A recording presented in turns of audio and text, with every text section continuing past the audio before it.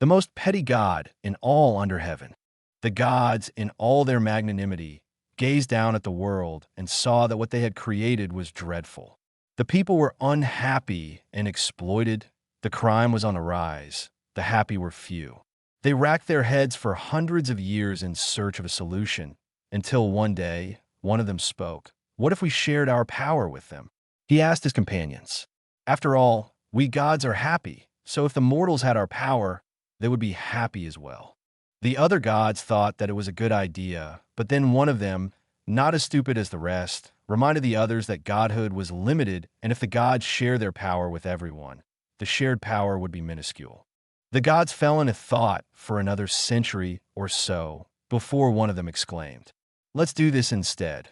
Let's grant all the power to one single person, the most unhappy and miserable person there is." The other gods agreed and began searching for the lucky candidate. What they found was a truly miserable being. The young man worked 3 jobs, but still went deeper into debt. He had no friends or family. In fact, neither one of his parents attended his birth. He lived alone in a rundown apartment, shunned by all. "This is it," the gods exclaimed. "He's perfect." But one of the smarter gods cautioned the rest. "Are you all sure about this?" He asked. What would happen if he misused the power given to him?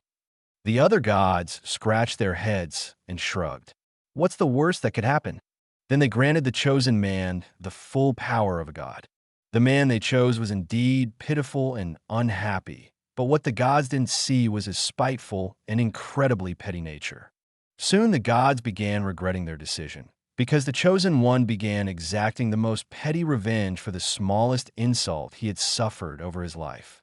He began his hilarious vengeance spree, while the gods tried their best to take back the power they granted, but because the power they had granted surpassed their own, they could not stop the chosen one. Chapter 1. The Weight of Guangzhou.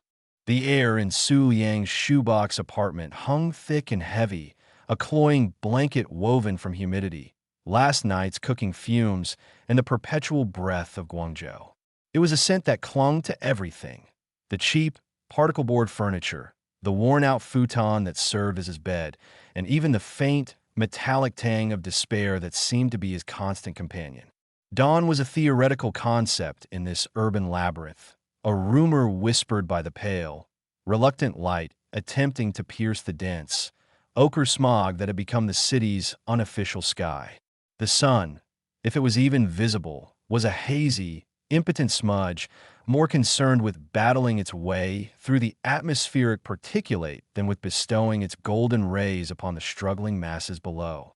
This dim, diffused illumination felt less like a promise of a new day and more like a weary sigh from the heavens, mirroring the perpetually overcast prospects of its inhabitants. Su Yang stirred, the movement a slow, agonizing unfurling of limbs stiff from sleeping in an unnatural position. His eyes, gritty with lack of sleep, fluttered open to a familiar vista of chipped paint and water stains on the ceiling. The persistent drip, drip, drip from the perpetually leaking faucet in the communal bathroom just outside his door was the city's unofficial alarm clock, a percussive soundtrack to his existence. It wasn't a gentle trickle. It was a defiant, rhythmic pronouncement of decay, each drop a tiny hammer blow against the fragile edifice of his dwindling sanity. He tried to fix it, of course, in that brief, optimistic phase before the reality of his financial situation truly set in. He'd wrestled with rusty pipes and uncooperative washers, all for the meager reward of a few hours of blessed silence before the inevitable relapse. Now, he simply accepted it, a constant reminder that even his immediate environment was in a state of slow, inexorable collapse. The aroma of cheap instant noodles, his breakfast, lunch, and often dinner, was a comforting, if deeply unglamorous, constant. It was a scent that spoke of quick fixes, of sustenance on a budget that couldn't afford anything more ambitious. He developed a connoisseurship for the various flavor packets: the garish red of the spicy beef, the muted green of the vegetable medley, the almost offensively artificial chicken. Each one was a miniature adventure, a brief escape from the blandness of his reality. Today, he'd opted for the fiery dragon flavor, a name that promised more than his current existence could possibly deliver, but which he hoped would at least jolt him awake with a much-needed kick. He boiled water in the ubiquitous electric kettle, its worn plastic casing a testament to countless boils and steams, the faint smell of burnt plastic adding another layer to the apartment's unique olfactory tapestry. As he stirred the noodles, a low, guttural rumble began to permeate the thin walls of his apartment. It wasn't the rumble of thunder, nor the growl of a hungry stomach. It was the city itself, a colossal, breathing entity that never truly slept. The distant hum of traffic, a constant, undulating wave of noise, was the city's heartbeat, a relentless pulse of engines, tires, and the occasional desperate blare of a horn. This wasn't just traffic. It was a symphony of frustration, a testament to the millions of lives crammed into this sprawling metropolis, all vying for space, for progress, for a moment of uninterrupted passage. Each horn blast was a tiny act of rebellion, a primal scream against the inertia of gridlock, a testament to the raw, unyielding pressure cooker that was Guangzhou. He ate his noodles standing by the window, the steam from the bowl fogging the grimy glass. Outside, the smog hung like a shroud, obscuring the usual vibrant chaos of the streets below. Buildings, once perhaps imposing, were now just indistinct monoliths lost in the haze, their upper floors dissolving into the murky atmosphere. The vibrant advertisements that plastered every available surface were muted, their neon glow struggling to penetrate the gloom. Even the relentless Guangzhou sun, when it managed to assert itself, did so with a sickly, jaundiced hue, casting long, distorted shadows that stretched and writhed like spectral fingers across the cracked concrete. The sunlight struggled to penetrate the urban haze, a metaphor, perhaps, for the dim, flickering prospects of its inhabitants.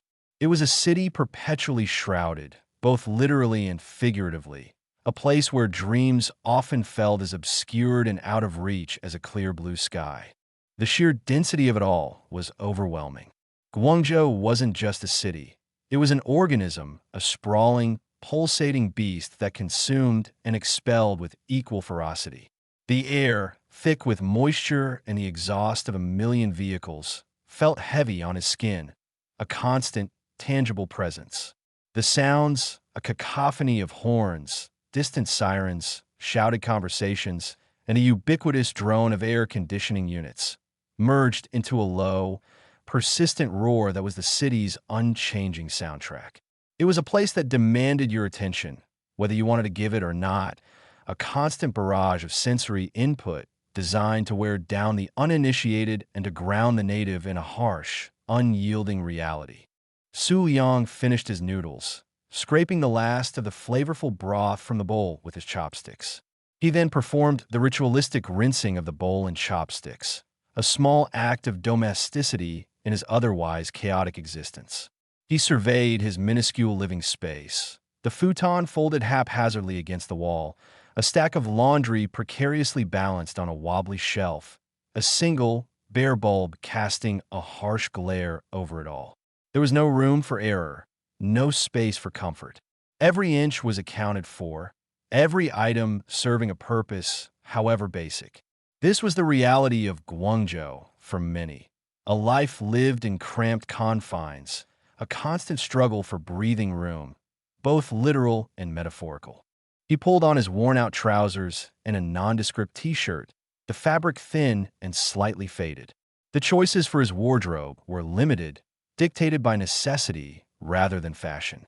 Each item had been purchased with frugality in mind, designed to withstand the rigors of his daily grind and the relentless humidity that seemed to sap the life out of everything. He glanced at the cracked mirror above a makeshift vanity, a smear of toothpaste still visible near the chipped edge. His reflection stared back, tired eyes, a perpetual frown etched between his brows, and a general air of weary resignation. He looked like just another face in the teeming millions, a ghost haunting the edges of a city that barely registered his existence. Stepping out of his apartment, He was immediately enveloped by the hallway's humid air, the scent of cooking and mildew stronger here. He descended the narrow, concrete stairs, the steps worn smooth by generations of feet. The building itself seemed to groan under the weight of its inhabitants, a symphony of creaks and groans accompanying his every step. As he reached the ground floor, the full force of the city's morning rush assaulted him. The roar of traffic was no longer distant. It was a deafening tidal wave, punctuated by the sharp, aggressive staccato of car horns, the impatient growl of engines, and the squeal of tires. Outside, the street was a chaotic ballet of vehicles and pedestrians. Delivery scooters, laden with precarious stacks of boxes, weaved through impossible gaps in traffic. Buses, packed to bursting, lumbered along, their brakes hissing like angry serpents. Cars, a blur of metal and glass, inched forward, their drivers locked in a silent battle of wills. Pedestrians, a surging river of humanity, navigated the sidewalks with a practiced urgency, their eyes darting between the traffic and their destinations, their faces a mask of determined focus. The air, if anything, was even thicker out here, the smog clinging to everything, muting the colors and blurring the edges of the urban landscape. The towering skyscrapers, symbols of Guangzhou's economic might, were mere specters in the haze, their upper reaches lost in the perpetual gloom. Even the sky, a pale, sickly gray, offered no respite, only a sense of oppressive weight. It was a relentless, all-encompassing atmosphere, a physical manifestation of the city's ceaseless energy and the invisible burdens that weighed down its inhabitants. Su Liang joined the throng, a solitary figure moving with the current. He didn't look left or right, his gaze fixed on the path ahead. There was no time for pleasantries, no room for distraction. Every second counted. Every step was a movement towards the inevitable demands of the day. The city, in its own indifferent way, was already demanding its pound of flesh, and he was just one of its countless, willing providers. The morning ritual was complete. The day's first act of navigating the oppressive, smog-choked reality of Guangzhou had begun. The sun, a weak suggestion behind the industrial veil, offered no warmth, no hope, only the stark, unblinking illumination of another day of toiling in the shadow of a city that never slept, a city that seemed to thrive on the very exhaustion it inflicted. And as he merged into the river of commuters, Su Liang felt the familiar, heavy weight settle upon his shoulders, the weight of Guangzhou, a weight that promised to be as enduring as the smog itself. The sheer, unrelenting noise of the city was a physical entity, pressing in on him from all sides. It wasn't just sound, it was vibration, a low-frequency thrum that resonated in his bones. The blare of horns, each one more aggressive than the last, seemed to be in a competition for who could be the most obnoxious, a soundtrack to the city's collective anxiety.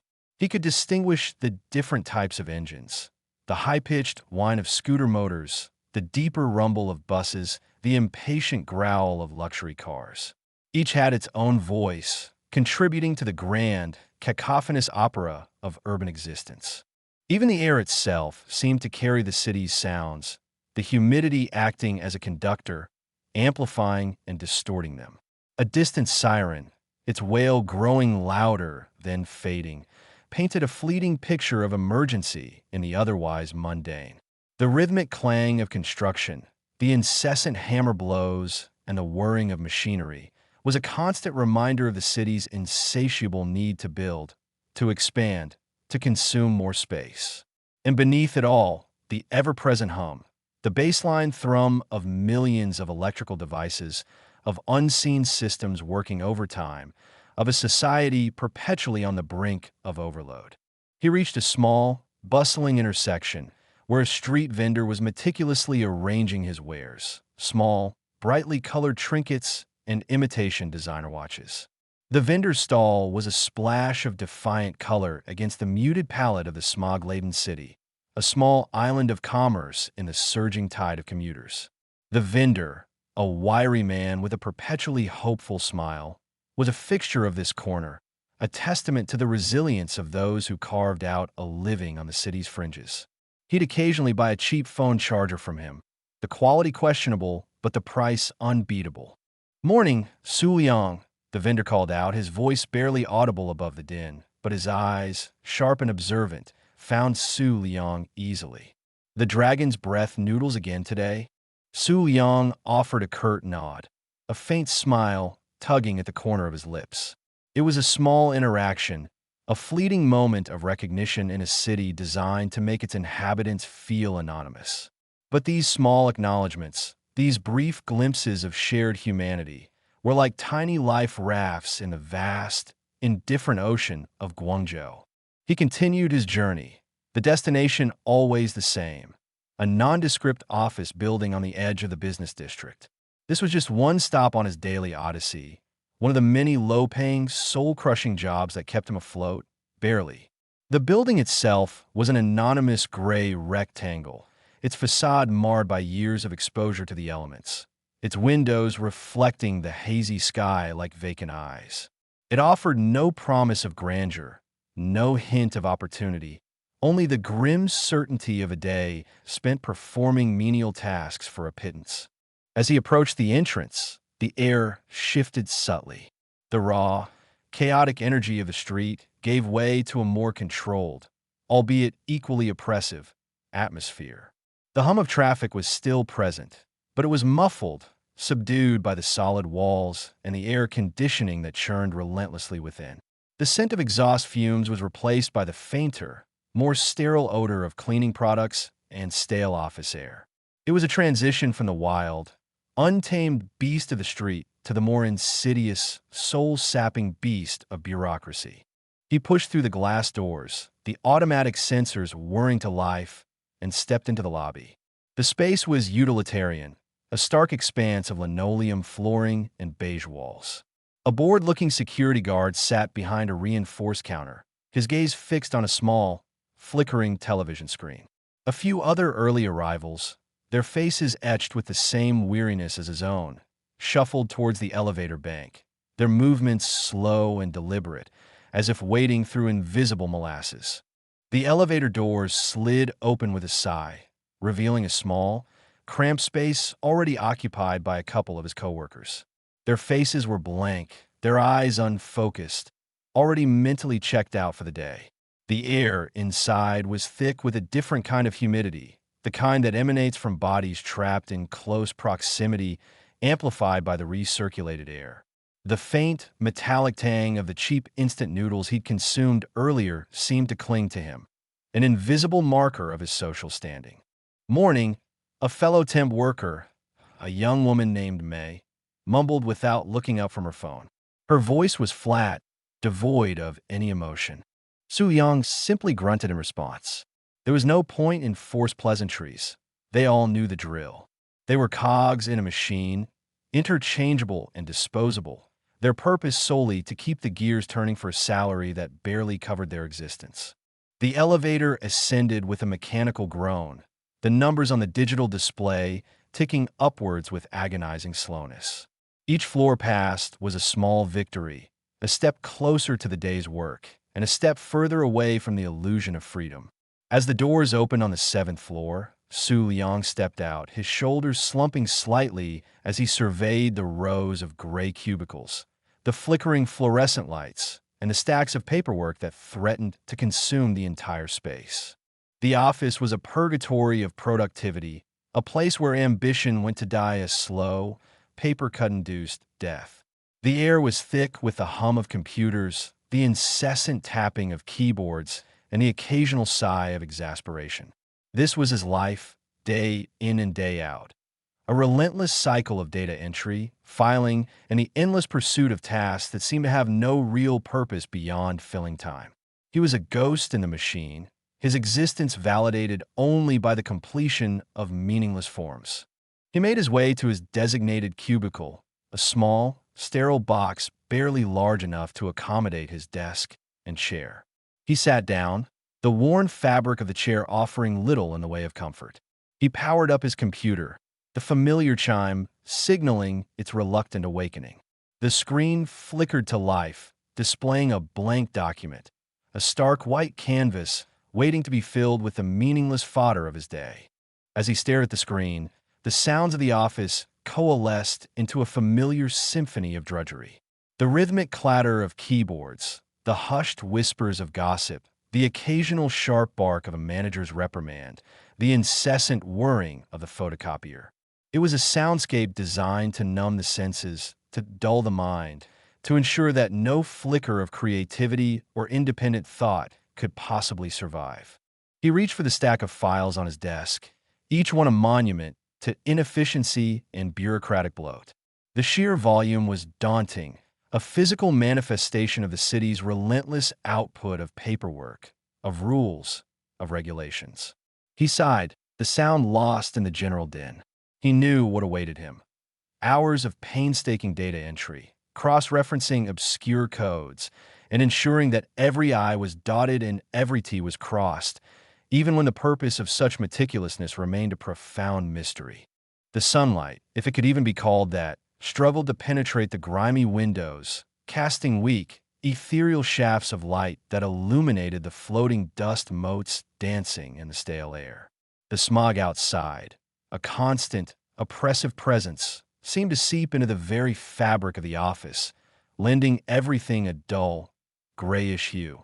It was a world painted in shades of beige and despair, a fitting backdrop for the lives being meticulously cataloged within. He picked up the first file, its cover creased and dog-eared. The contents were a jumble of numbers and abbreviations, a cryptic language he'd learned to decipher through sheer necessity. His fingers, accustomed to the rhythm of the keyboard, began to move, translating the handwritten scrawl into digital code. Each keystroke was a small concession, a surrender to the system. He worked in silence, his mind a blank slate, his focus solely on the task at hand. He'd long ago learned to compartmentalize, to shut off the part of his brain that questioned the purpose of it all. To do otherwise was to invite the crushing weight of despair, the overwhelming realization of his own insignificance. So he focused on the numbers, on the codes, on the meticulous process of inputting data that would likely be lost in the labyrinthine depths of some forgotten database. Occasionally, a manager would stride through the aisles, their footsteps echoing with an authority they probably didn't possess, casting disapproving glances at anyone caught slacking, however briefly. These were the enforcers, the arbiters of productivity, their presence designed to instill a sense of urgency, of constant surveillance. Su Yang kept his head down, his fingers flying across the keyboard, a model of quiet efficiency. The hours stretched on, each minute a tiny eternity. The hum of the office became a drone, the tapping of keyboards a relentless metronome. The smell of stale coffee and recycled air filled his nostrils. He felt a growing weariness, not just physical, but a profound, existential fatigue. It was the exhaustion of a soul slowly being chipped away, piece by agonizing piece, by the sheer, unrelenting monotony of it all. He glanced at the clock on his computer screen. Still hours to go. Hours of the same, unvarying routine. Hours of being a nameless, faceless worker bee, contributing his small, insignificant part to the vast, incomprehensible machinery of the city. The weight of Guangzhou pressed down on him, a tangible force that seemed to sap his energy, to steal his will. He was just another cog, slowly grinding down in the relentless gears of urban existence.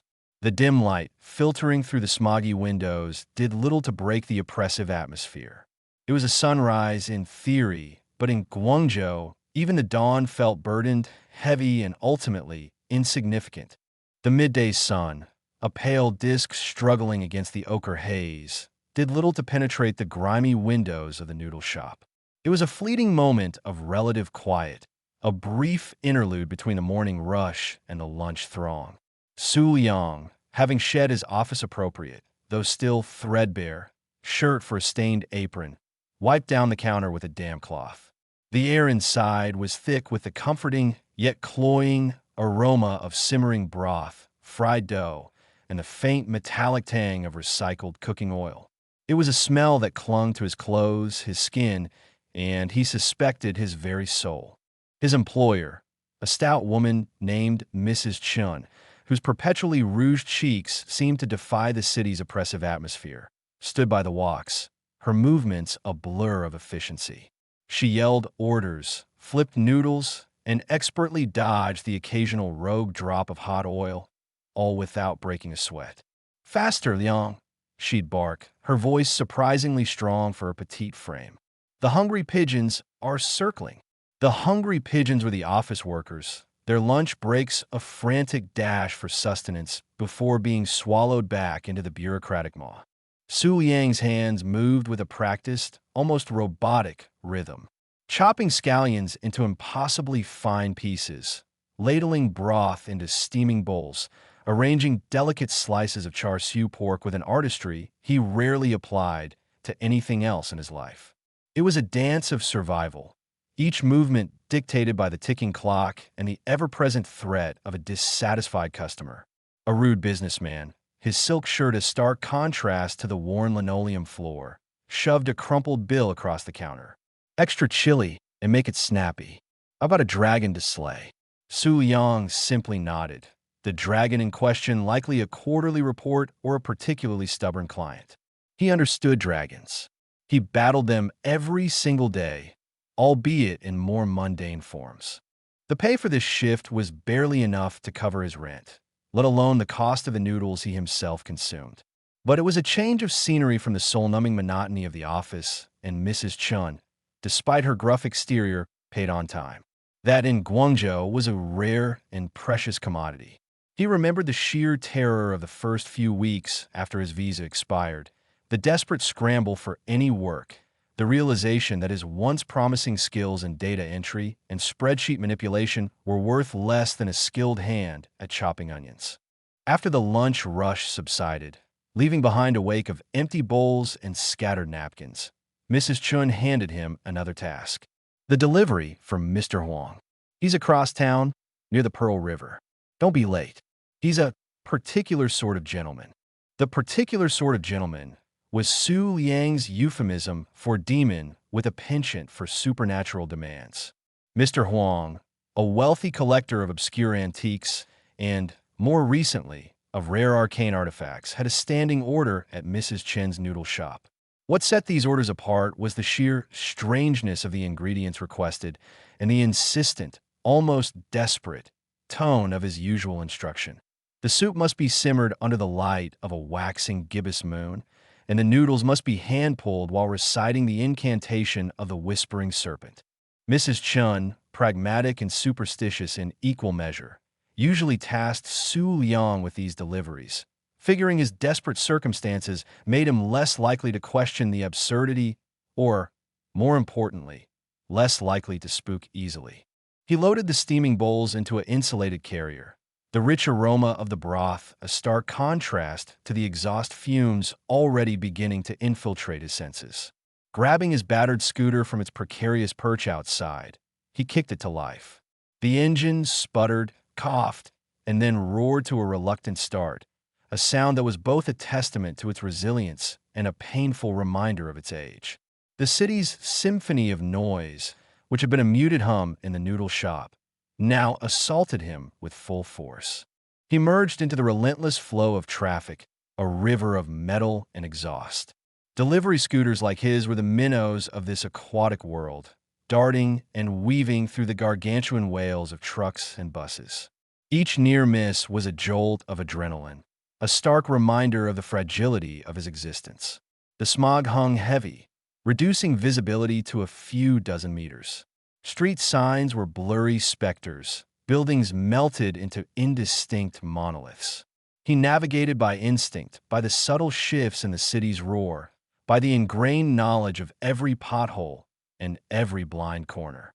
He passed a construction site, a gaping wound in the city's landscape, where cranes like skeletal giants clawed at the polluted sky.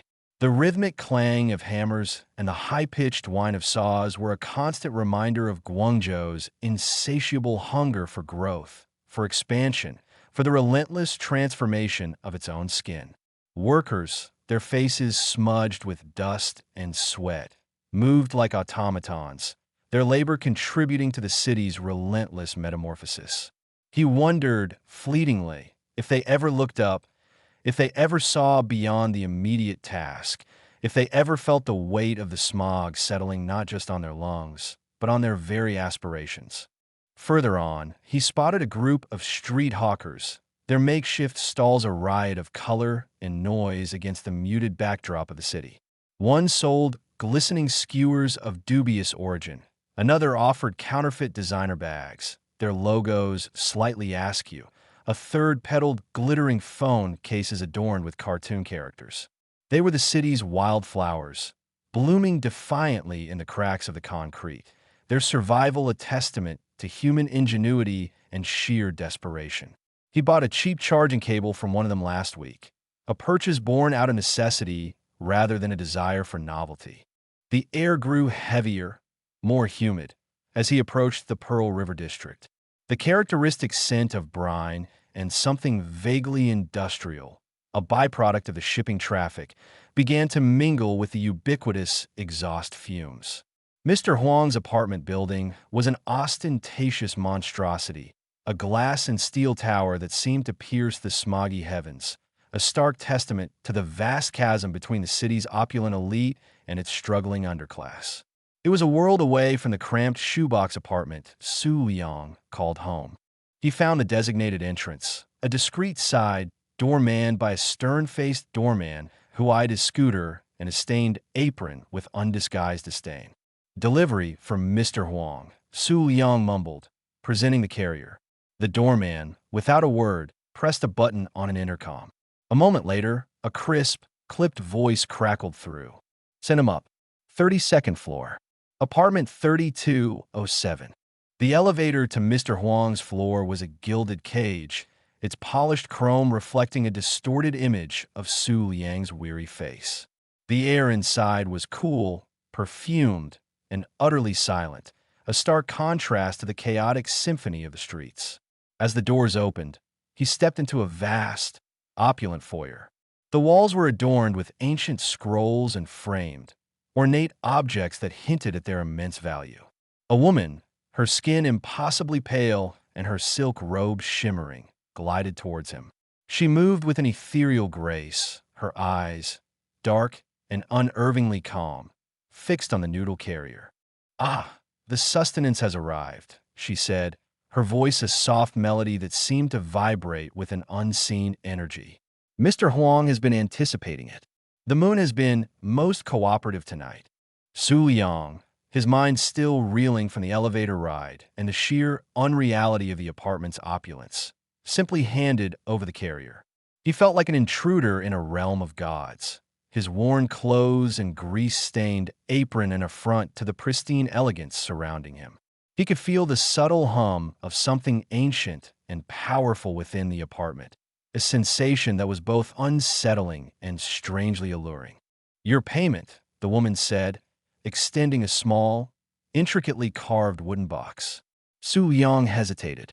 He'd been paid by Mrs. Chun, but there was an unspoken understanding that Mr. Huang compensated the delivery person directly for their specialized services.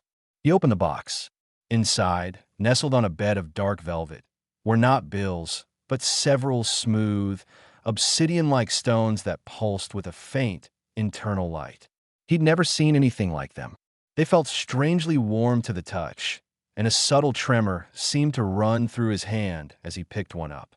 It was far more than he would have earned in a week of office work, or even a month at Mrs. Chen's. "These are," he began, his voice rough with a mixture of awe and apprehension. "Tokens of appreciation," the woman replied, her smile a faint, enigmatic curve of her lips. "For undertaking a task that requires a certain disposition. They hold a small measure of ambient energy, useful for those who navigate the dimmer paths of the world." He mumbled his thanks, his mind struggling to process the exchange. Ambient energy? Dimmer paths?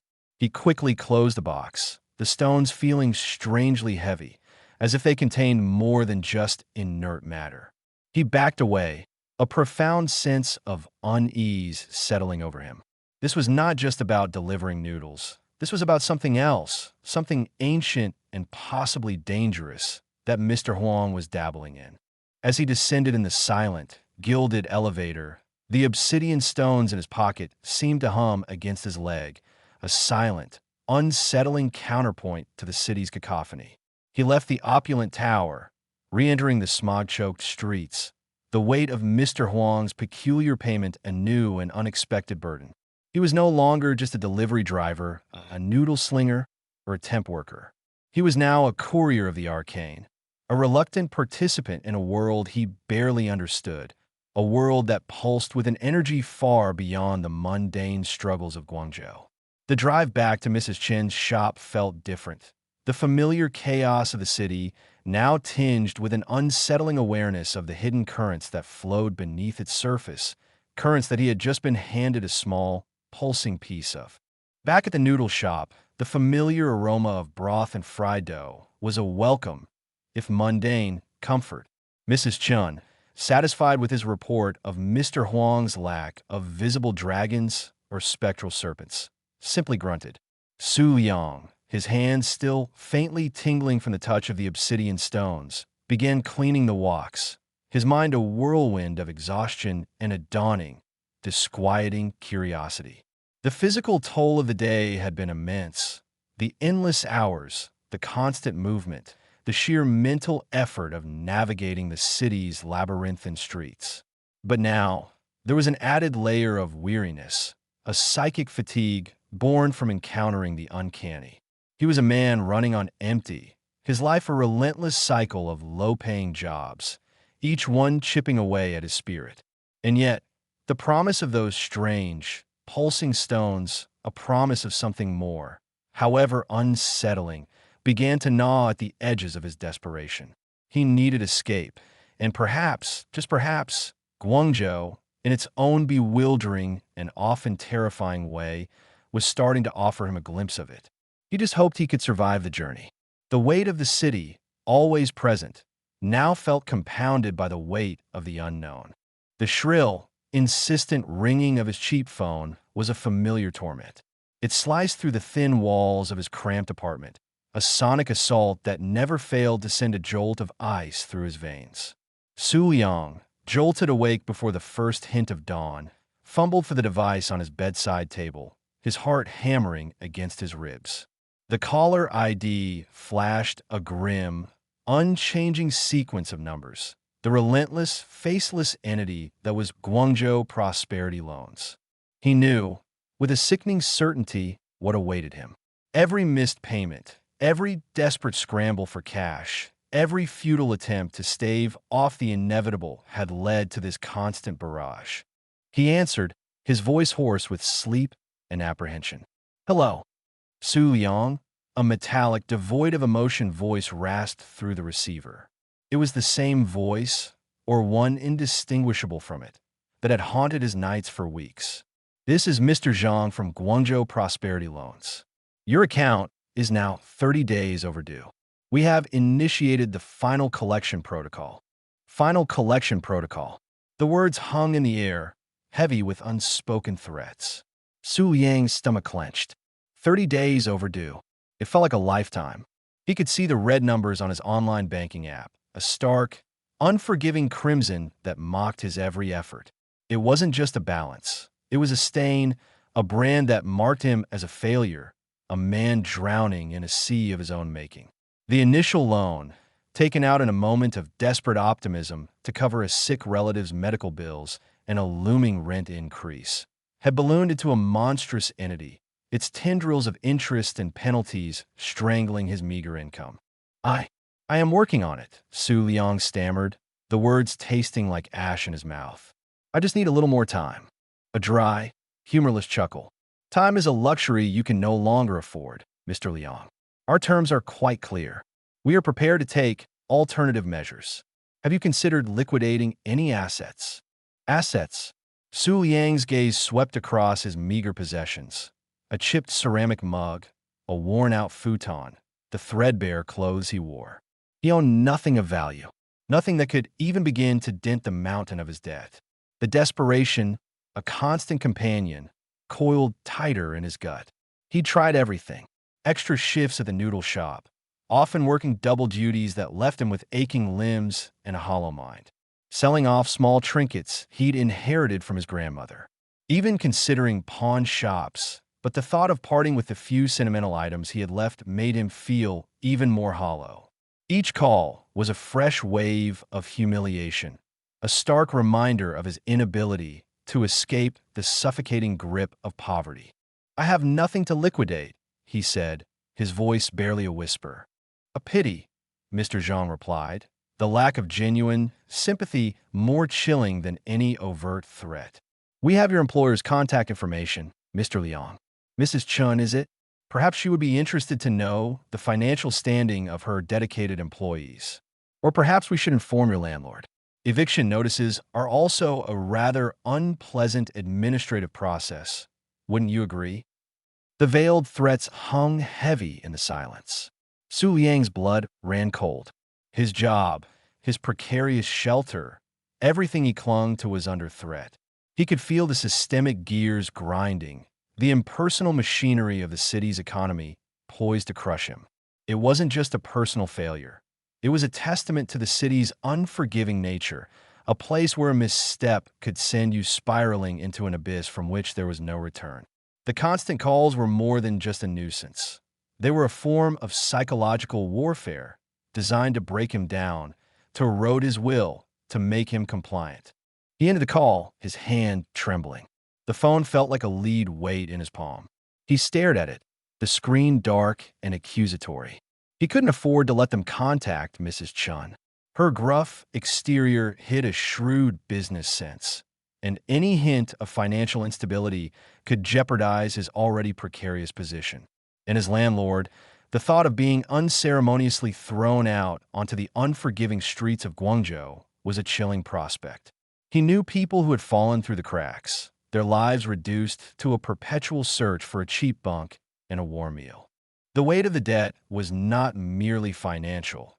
It was a suffocating shroud that permeated every aspect of his existence. It was the reason he worked tirelessly at the noodle shop, enduring Mrs. Chen's sharp rebukes and the acrid smell of stale cooking oil. It was the reason he lived in a shoebox apartment, the walls so thin he could hear his neighbors' arguments and their late-night coughs. It was the reason he perpetually felt a gnawing emptiness in his stomach, even after a meal, an emptiness that was a physical manifestation of his depleted bank account. He found himself replaying the day's interactions at the noodle shop, each small interaction a potential source of income, however meager. A few extra yuan here for a particularly polite customer, a slightly larger tip there for exceptional speed. But it was never enough. The interest rates on his loan were predatory, designed to ensnare the desperate and the unwary. He felt like a fly caught in a spider's web, each struggle only tightening the silken threads of his predicament. The red numbers on his bank balance were a recurring nightmare. He would check it obsessively, a masochistic ritual, hoping against hope for a miraculous influx of funds. But the numbers stubbornly refused to change, or worse, they decreased, chipped away by unseen fees and accrued interest. The knowledge that he was perpetually falling further behind, that the hole he was in was only getting deeper, bred a deep-seated resentment. Resentment towards the system, towards the lenders, and, shamefully, towards himself. He remembered a conversation he'd had with a fellow temp worker a few months prior, a man named Wei, whose eyes held a perpetual look of weary resignation. Wei had spoken of a short-term solution, a way to make some quick cash. Su Liang had politely declined, sensing a darkness in Wei's proposition, a hint of something that skirted the edges of legality. Now, however, the memory of Wei's words gnawed at him. Was he at a point where he needed to consider such desperate measures? The thought was terrifying, but the alternative, succumbing to the relentless pressure of the debt collectors, was equally so. The city itself seemed to conspire against him. The relentless pace of life in Guangzhou, the constant pressure to consume, to achieve, to be successful, felt like a taunt. Everywhere he looked, he saw displays of wealth, shimmering advertisements for luxury goods, bustling shops overflowing with merchandise. It was a world that felt perpetually out of his reach, a world that emphasized his own inadequacy. The smog that choked the city seemed to mirror the haze of despair that clouded his own mind. He thought of the strange, obsidian-like stones Mr. Huang had given him. They pulsed with a faint warmth, a subtle energy that had both intrigued and unnerved him. He'd kept them hidden in a small pouch, a secret he didn't dare share. Could they be of any use? He'd overheard whispers among Mrs. Chen's more superstitious regulars about energy stones and their supposed ability to bring luck or ward off ill fortune. It sounded like the ramblings of the desperate and the deluded, but in his current state, he was willing to grasp at any straw, however fragile. The thought was quickly dismissed, a fleeting moment of irrational hope quickly extinguished by the stark reality of his situation. These were not mystical talismans. They were simply strange, heavy stones. The constant calls were not just about money. They were an erosion of his peace, a chipping away at his very sense of self. Each ringing phone was a fresh wave of anxiety, a reminder that he was a target, a defaulter, a problem to be dealt with. He started to avoid answering his phone altogether, letting it ring until it stopped, only to face the mounting voicemails, each one a ticking time bomb. He felt hunted, trapped in a financial labyrinth with no apparent exit. The sheer mental exhaustion of constantly being on guard, of living with the perpetual dread of a knock on the door or a shrill phone call, was almost unbearable. It was a pressure cooker existence, and he felt the heat rising with every passing day. The dreams that haunted his sleep were no longer about escaping to a better life, but about being chased, cornered, and ultimately consumed by the insatiable maw of his debt. He was drowning, and the water was rising faster than he could comprehend. The oppressive weight of Guangzhou, a city that seemed to exhale smog and ambition in equal measure, pressed down on Su Liang like a physical burden. The relentless rhythm of his life, the early mornings of the noodle shop, the grueling shifts, the gnawing anxiety about the ever-growing debt, the hushed, fearful conversations with himself in his cramped apartment, was a suffocating symphony of despair. Yet, in the relentless march of his bleak existence, small, unexpected pockets of light would occasionally break through the oppressive gloom, offering a fleeting respite, a whisper of normalcy in a life that felt increasingly alien. One such moment arrived on a particularly sweltering afternoon. He was delivering a steaming bowl of noodles to a small stall on a bustling side street, the air thick with the aroma of spices and the cacophony of hawkers' calls. The vendor, an elderly woman with a face like a crinkled road map and eyes that sparkled with an almost mischievous warmth, was arranging a vibrant display of plastic flowers. As Su Liang set down the noodles, she chuckled, a sound like dry leaves rustling. "Ah, the noodle man. Your broth is always so fragrant. It makes these plastic petals jealous." Su Liang, usually reserved and prone to hurried greetings, found himself returning her smile. It was a genuine, unforced expression, a rare commodity in his daily interactions. "They are very bright flowers, madam," he replied, his voice softer than usual. The woman gestured with a gnarled finger. "Bright, yes, but they never wilt, do they? Unlike some things." She winked, and for a brief, glorious instant, the usual tension in Su Liang's shoulders eased. They exchanged a few more pleasantries, a fleeting conversation about the unpredictable weather and the price of vegetables, before he moved on to his next delivery. But the warmth of that brief encounter lingered, a small ember glowing against the cold reality of his debt. It was a reminder that beneath the relentless pursuit of commerce and survival, a flicker of human connection still existed, a fragile thread that bound him to the rest of the city. Another solace came in the form of the noodle shop itself, or rather, specific moments within its confines. Mrs. Chun, his employer, was a woman of formidable temper and sharp tongue, her constant criticisms a soundtrack to his workday. But there were times, often when the lunch rush had subsided and the kitchen was momentarily quiet, when a different side of her emerged.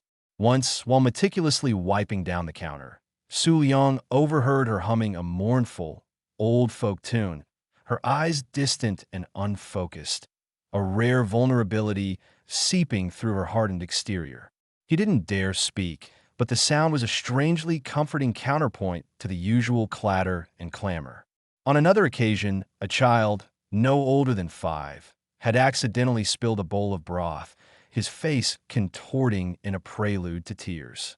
Before Su Liang could even react, Mrs. Chun, to his utter astonishment, had knelt down, her stern features softening, and gently soothed the boy, even sharing a small, sticky sweet from her own pocket. In that moment, she wasn't the intimidating proprietress, but simply a woman with a moment of unexpected kindness. These instances were rare, like finding a perfectly preserved pearl in a sea of gritty sand, but they served as vital anchors, reminding him that even in this demanding environment, glimmers of empathy and shared humanity could surface. Then there were the stolen moments of escape, a digital oasis in the arid landscape of his life. His phone, the very instrument of his torment through the incessant calls from Guangzhou Prosperity Loans, also offered a lifeline. When he finally had a few precious minutes to himself, often late at night after the city had begun to quiet its frantic pulse, he would delve into the anonymous labyrinth of the internet. He wasn't looking for solutions, not for practical advice or ways to earn more money. Instead, he sought pure, unadulterated distraction. He'd scroll through endless feeds of impossibly perfect lives, curated images of exotic vacations, dazzling cityscapes, and artfully arranged meals that were a universe away from his own meager fare. He'd watch short, absurd comedy clips, the kind that offered no intellectual stimulation but elicited genuine, unburdened laughter. He'd lose himself in fictional dramas, stories of love and loss, triumph and tragedy, where the stakes felt grand and sweeping, a stark contrast to the mundane, crushing weight of his own financial woes. These digital excursions were a form of temporary amnesia, a brief shedding of the skin of his debt-ridden reality. He knew it was a fleeting illusion, a passive indulgence that solved nothing, but in those moments, the world of Guangzhou Prosperity Loans and overdue payments receded, replaced by the fleeting allure of 1,000 other lives, 1,000 other stories. The simple act of eating, too, could offer moments of unexpected pleasure. He was a noodle man. After all, his life inextricably linked to the humble dish. While his own cooking was basic, dictated by necessity and limited ingredients, there were times when he'd indulge in a bowl from a different vendor, a small treat he saved for when he'd managed to scrape together an extra few yuan. He had a particular fondness for a small, nondescript stall tucked away in a narrow alleyway, run by a quiet man who made the most incredible wonton noodles. The broth was a deep, savory elixir, rich with the subtle essence of pork and ginger. The wontons themselves were plump and perfectly formed, the delicate wrappers yielding to a tender, flavorful filling. As he savored each spoonful, the warmth spreading through his body, the anxieties of his life would momentarily recede. The silky noodles, the delicate dumplings, the fragrant broth, they were a symphony of simple, unadulterated pleasure, a sensory experience that demanded his full attention, pushing the intrusive thoughts of debt to the periphery. It was a grounding sensation, a tactile reminder of the simple, physical joys that life could still offer, even to someone as beleaguered as he. Even the act of walking through certain parts of the city could, paradoxically, bring a strange sense of solace. There were areas, away from the gleaming skyscrapers and the bustling commercial districts, where the pace of life seemed to slow, where the air held a different scent, a mix of damp earth, drying laundry, and the faint aroma of cooking fires. He'd find himself wandering through these older neighborhoods, the narrow streets lined with traditional courtyard houses, their tiled roofs adorned with weather carvings. Here, the constant pressure of modernity seemed to recede. He'd observe the rhythm of daily life unfolding, women chatting on doorsteps, children playing hopscotch on dusty pavements, elderly men gathered around tables playing mahjong. It was a glimpse into a different Guangzhou, a city with a past, a city where time seemed to move at a more human pace. These walks were not about escapism in the same way as his phone scrolling. They were about finding a sense of continuity, a connection to something older and more enduring than the relentless march of economic progress that seemed determined to crush him. It was in these quiet corners that he could sometimes feel a sense of belonging, a sense that he was part of something larger and more complex than his individual struggle. He even found a peculiar comfort in observing the city's stray animals.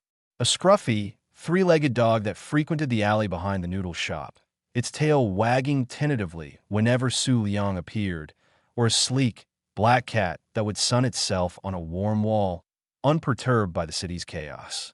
These creatures surviving on the fringes, finding their own ways to navigate the urban jungle, seemed to embody a primal resilience that resonated with his own hidden strength. He would sometimes leave out a small portion of his own meager meal for the dog, a silent offering of solidarity. Their quiet struggle for survival, their ability to find sustenance and a place to rest amidst the city's indifference, served as a subtle, unspoken lesson. They asked for nothing, yet they persevered. These moments, these fleeting instances of grace, were not solutions. They did not erase the red numbers on his bank statement, nor did they silence the incessant ringing of his phone. But they were crucial. They were the tiny cracks in the monolithic facade of his despair, the brief breaths of fresh air in a suffocating atmosphere.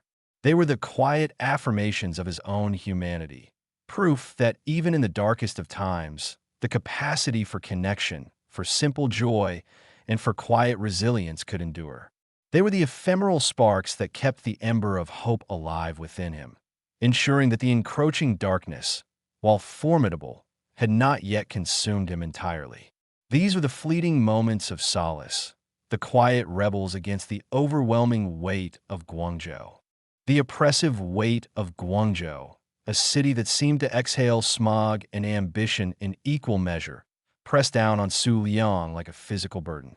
The relentless rhythm of his life, the early mornings of the noodle shop, the grueling shifts, the gnawing anxiety about the ever-growing debt, the hushed, fearful conversations with himself in his cramped apartment, was a suffocating symphony of despair. Yet, in the relentless march of his bleak existence, small, unexpected pockets of light would occasionally break through the oppressive gloom, offering a fleeting respite, a whisper of normalcy in a life that felt increasingly alien. One such moment arrived on a particularly sweltering afternoon. He was delivering a steaming bowl of noodles to a small stall on a bustling side street, the air thick with the aroma of spices and the cacophony of hawkers' calls. The vendor, an elderly woman with a face like a crinkled road map and eyes that sparkled with an almost mischievous warmth, was arranging a vibrant display of plastic flowers. As Su Yang set down the noodles, she chuckled, a sound like dry leaves rustling. "Ah, the noodle man, your broth is always so fragrant. It makes these plastic petals jealous." Su Yang, usually reserved and prone to hurried greetings, found himself returning her smile. It was a genuine, unforced expression, a rare commodity in his daily interactions. "They are very bright flowers, madam," he replied, his voice softer than usual. The woman gestured with a gnarled finger. "Bright, yes, but they never wilt, do they? Unlike some things." She winked, and for a brief, glorious instant, the usual tension in Su Yang's shoulders eased. They exchanged a few more pleasantries, a fleeting conversation about the unpredictable weather and the price of vegetables, before he moved on to his next delivery. But the warmth of that brief encounter lingered, a small ember glowing against the cold reality of his debt. It was a reminder that beneath the relentless pursuit of commerce and survival, a flicker of human connection still existed, a fragile thread that bound him to the rest of the city. Another solace came in the form of the noodle shop itself, or rather, specific moments within its confines. Mrs. Chun, his employer, was a woman of formidable temper and sharp tongue, her constant criticisms a soundtrack to his workday. But there were times, often when the lunch rush had subsided and the kitchen was momentarily quiet, when a different side of her emerged. Once, while meticulously wiping down the counter, Su Liang overheard her humming a mournful, old folk tune, her eyes distant and unfocused, a rare vulnerability seeping through her hardened exterior.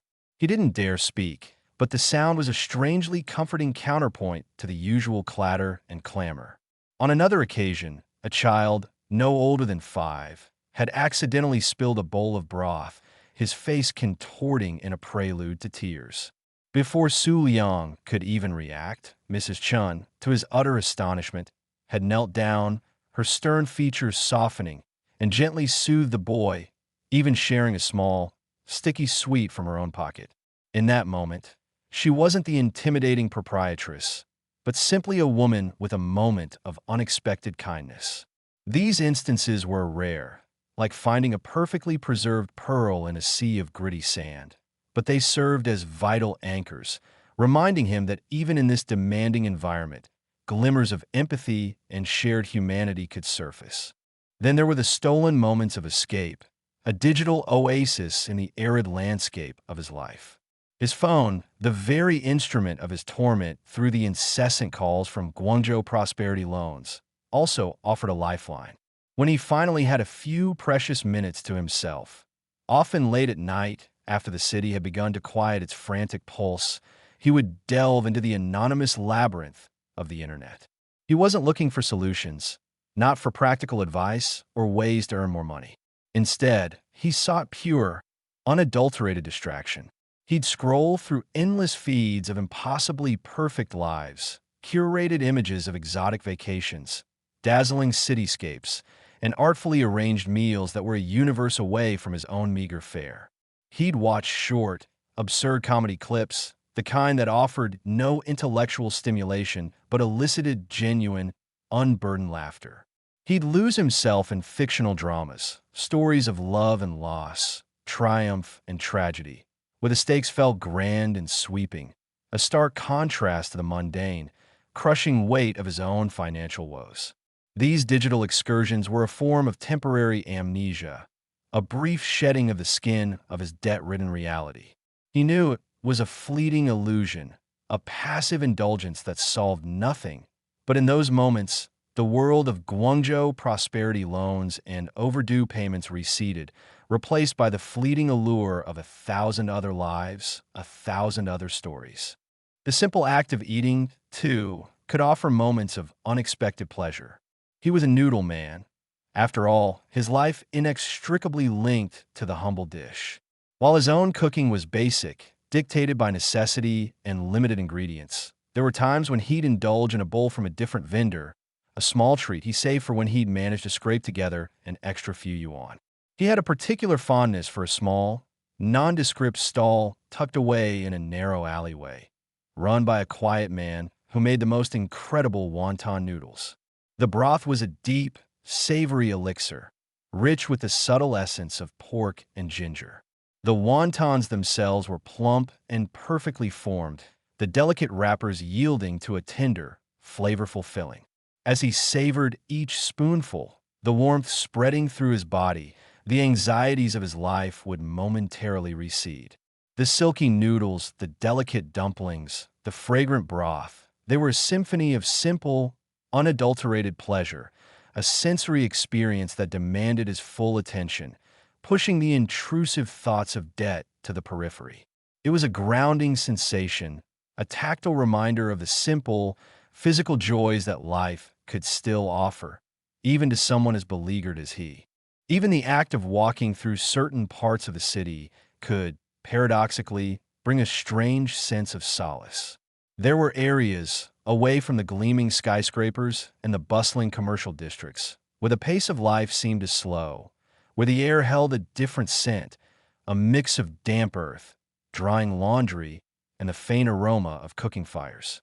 He'd find himself wandering through these older neighborhoods, the narrow streets lined with traditional courtyard houses, their tiled roofs adorned with weather carvings. Here, the constant pressure of modernity seemed to recede. He'd observe the rhythm of daily life unfolding. Women chatting on doorsteps, children playing hopscotch on dusty pavements, elderly men gathered around tables playing mahjong. It was a glimpse into a different Guangzhou, a city with a past, a city where time seemed to move at a more human pace. These walks were not about escapism in the same way as his phone scrolling. They were about finding a sense of continuity, a connection to something older and more enduring than the relentless march of economic progress that seemed determined to crush him.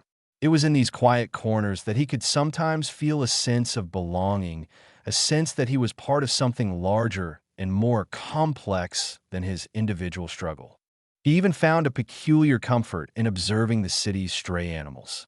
A scruffy, three-legged dog that frequented the alley behind the noodle shop, its tail wagging tentatively whenever Su Liang appeared, or a sleek, black cat that would sun itself on a warm wall, unperturbed by the city's chaos. These creatures surviving on the fringes, finding their own ways to navigate the urban jungle, seemed to embody a primal resilience that resonated with his own hidden strength. He would sometimes leave out a small portion of his own meager meal for the dog, a silent offering of solidarity. Their quiet struggle for survival, their ability to find sustenance and a place to rest amidst the city's indifference, served as a subtle, unspoken lesson. They asked for nothing, yet they persevered. These moments, these fleeting instances of grace, were not solutions. They did not erase the red numbers on his bank statement, nor did they silence the incessant ringing of his phone. But they were crucial. They were the tiny cracks in the monolithic facade of his despair, the brief breaths of fresh air in a suffocating atmosphere. They were the quiet affirmations of his own humanity, proof that even in the darkest of times, the capacity for connection, for simple joy, and for quiet resilience could endure. They were the ephemeral sparks that kept the ember of hope alive within him, ensuring that the encroaching darkness, while formidable, had not yet consumed him entirely. These were the fleeting moments of solace, the quiet rebels against the overwhelming weight of Guangzhou. High above the perpetual haze and the ceaseless hum of Guangzhou, in a realm where light dripped like liquid gold and the very air thrummed with an ancient, unhurried melody, resided the unseen celestial court. It was a place of unimaginable opulence, of crystalline spires that pierced nebulae and gardens where flowers bloomed with starlight. Yet, for all its grandeur, a palpable ennui permeated the ethereal halls. The gods, beings of immense power and ageless existence, drifted through their celestial abode with a languid grace that bordered on apathy. Their immortality, a blessing for mortals, had become a gilded cage, trapping them in an endless cycle of predictable days and unchallenging nights. In the hall of perpetual dawn, bathed in the soft glow of 1,000 captured sunsets, the Olympians of the East, a pantheon far removed from the grumbling mortals below, convened, not for matters of cosmic import, nor for the weighty decisions that shaped destinies, but for what they termed the monthly mortal murmur. This was their primary engagement with the world they supposedly governed, a ritual of detached observation and mild amusement. Elder God Chong, his beard a shimmering cascade of silver threads, idly juggled miniature suns, his eyes half closed. Another famine in the southern provinces, I hear, he mused, his voice like the rustling of cosmic silk. Rather inconvenient for the rice harvests. Wouldn't you agree, Goddess May? Goddess May, whose laughter tinkled like wind chimes made of ice, was meticulously arranging iridescent clouds into abstract sculptures. Famine? Oh dear, that does sound distressing. Did they forget to offer their appeasements at the usual celestial shrines? Or perhaps the rains were simply uncouth this cycle. She paused, tilting her head. Did you see that rather amusing spectacle last week? A mortal attempted to fly using a kite fashioned from chicken feathers. Utterly preposterous. It lasted all of 3 seconds before he plummeted into a particularly pungent dung heap. A ripple of faint amusement, like a sigh from the void, passed through the assembled deities. They were not cruel, not in the way mortals understood cruelty. Their detachment was so profound that the suffering of billions was akin to a mild itch, a fleeting distraction from their eternal ennui. The struggles of humanity were the cosmic equivalent of watching ants navigate a particularly complex ant farm. Mildly interesting for a moment, then utterly forgettable. Speaking of interventions, boomed the thunder god lay, his voice rattling the foundations of the celestial palace. I received a rather insistent plea from a sect of mountain hermits. They wish for a localized earthquake to discourage a neighboring warlord. He rolled his eyes, a gesture that caused minor tremors in the astral plane. Honestly, the petty squabbles. It's exhausting. Why can't they simply agree on territorial boundaries and cease their tiresome bickering? Perhaps, interjected the Weaver of Fates, a being whose form was as fluid as starlight, her voice a whisper that carried across the vast expanse. If we were to intervene more directly, a gentle nudge, a well-placed omen, a significant celestial alignment to inspire reconciliation. Elder God Chong caught a stray sun with a practiced flick of his wrist. Intervene? My dear Weaver, that sounds like a great deal of effort. And for what? A temporary reprieve? They'll simply find new reasons to quarrel. Remember the Great Harmony Decree of the Third Epoch? Lasted all of 50 years before they were back to throwing rocks at each other. Goddess May's cloud sculpture shimmered, forming the shape of a bewildered rabbit. Precisely. It's like trying to tidy a room that 1,000 hyperactive children have just ransacked. They will only make a mess again. Better to let them sort it out themselves.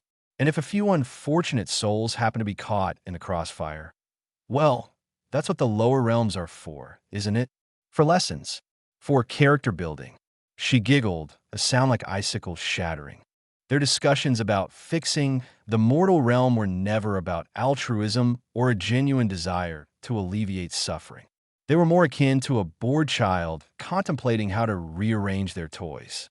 The concept of consequence, of the delicate web of causality that bound mortal lives, was a foreign one, or rather, one they had long since grown too detached to comprehend.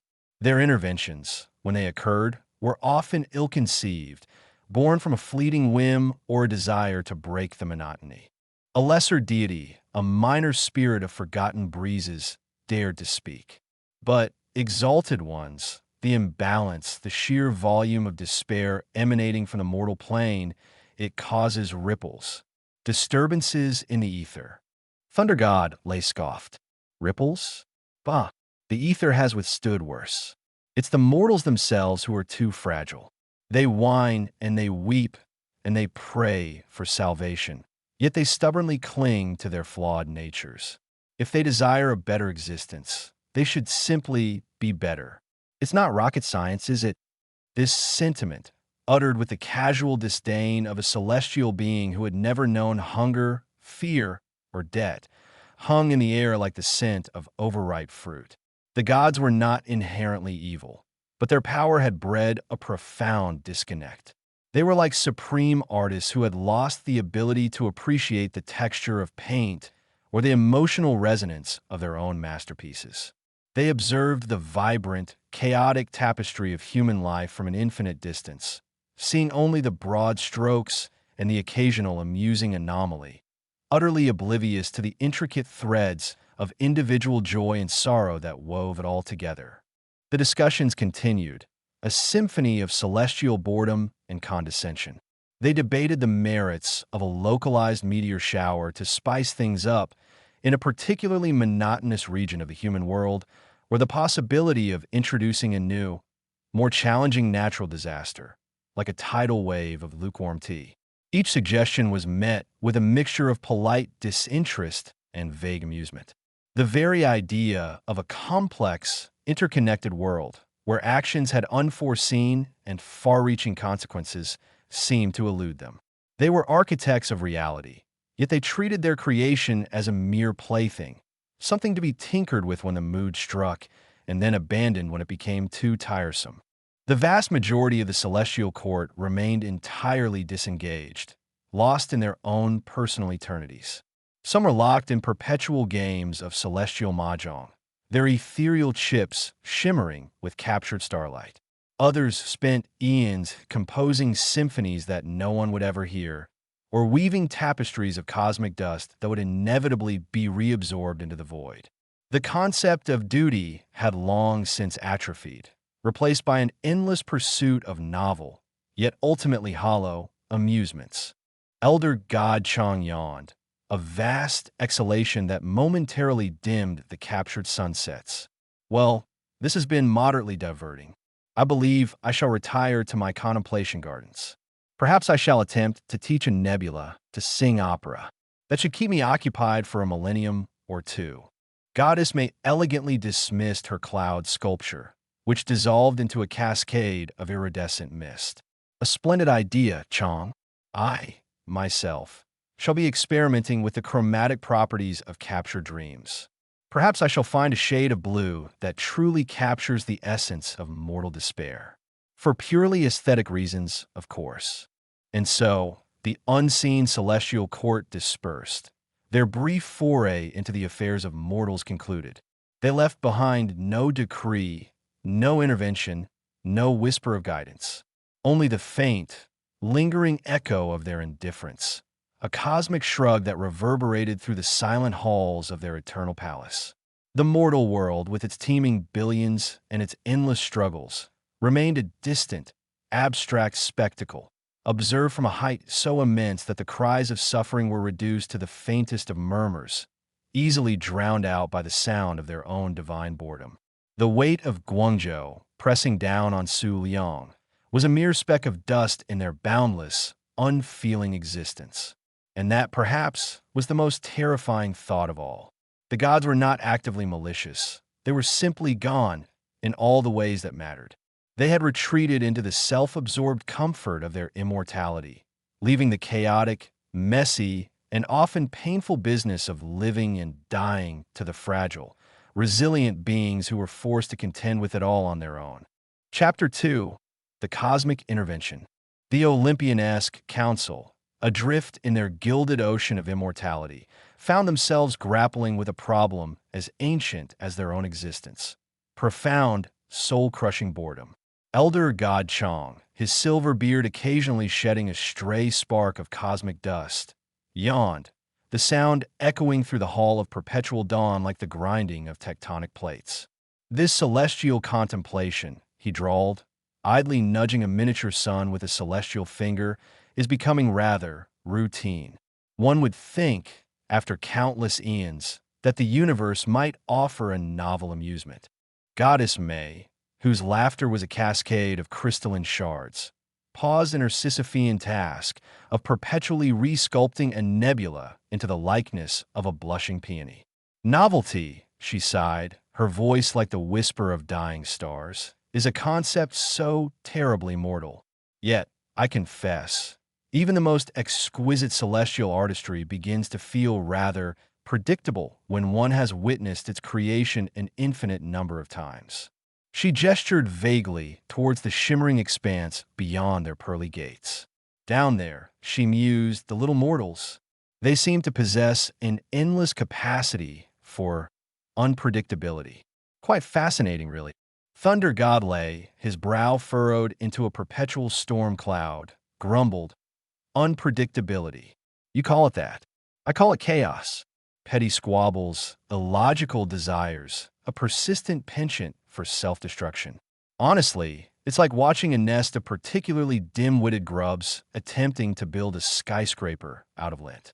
He punctuated his statement with a thunderclap that rattled the celestial chandeliers. They're so earnest in their suffering. It's almost pitiable. And after a while, even pity becomes tiresome. The weaver of fates, her voice a silken thread woven through the fabric of existence, offered a subtle shift in the cosmic tapestry.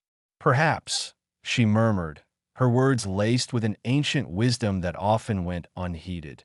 Their earnestness is a reflection of a vitality we have misplaced. A fire that, though often destructive, burns with a purpose we no longer understand. Elder God Chang waved a dismissive hand, sending a shower of stardust cascading around him. Purpose? My dear Weaver, their purpose often seems to involve tripping over their own feet and blaming the nearest inanimate object. No. What we require is not mere observation, but engagement. A little drama. A a spark to ignite the stagnant air of our eternal existence. He looked at the other deities, a glint of something akin to inspiration, or perhaps just a fleeting flicker of interest in his ancient eyes.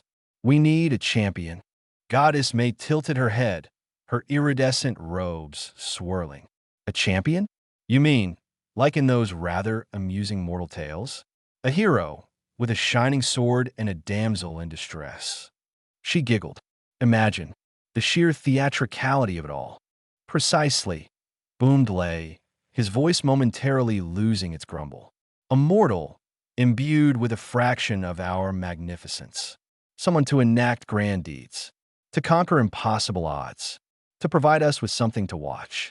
He rubbed his hands together, a gesture that caused a minor aurora borealis to erupt in the western sky. Think of the spectacle, the triumphs, the inevitable stumbles, the heart-wrenching betrayals. It would be far more engaging than another millennium of watching nebulae blush. The Weaver of Fates remained silent, her gaze fixed on the intricate patterns of fate unfolding before her. She saw the potential for unintended consequences, the ripples that even the most carefully orchestrated event could create. But her voice, when she finally spoke, was gentle. A champion. And who, pray tell, would bear such a burden? And more importantly, who would choose them? Your deliberations often lack nuance, great ones. Nuance is for philosophers and accountants. Weaver, Chang replied dismissively. We are gods. We decree. We select. And our selection criteria, he added, a sly smile playing on his lips, will be based on entertainment value. Who would be the most amusing to watch? Who has the most potential for dramatic flair? Perhaps the one who dreams of flying despite possessing no wings? Or the one who argues with inanimate objects? The possibilities are endless. Goddess May's eyes sparkled. Oh, I adore this. It's like casting a celestial play. We must have a villain, of course. A truly formidable antagonist. Someone with a tragic backstory, perhaps? Or a villain who is simply misunderstood. That always adds such layers. Lay snorted. Villains are easy.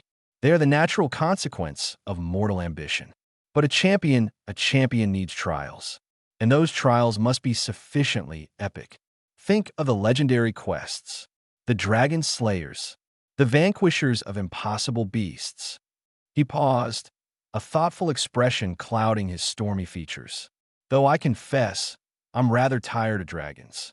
Perhaps we could introduce a celestial squid, or a creature made entirely of existential dread. The discussion continued, devolving into a chaotic brainstorming session that was more akin to a child's fantastical ramblings than a divine counsel. They spoke of bestowing powers with little understanding of their impact, of orchestrating impossible challenges with no grasp of mortal limitations.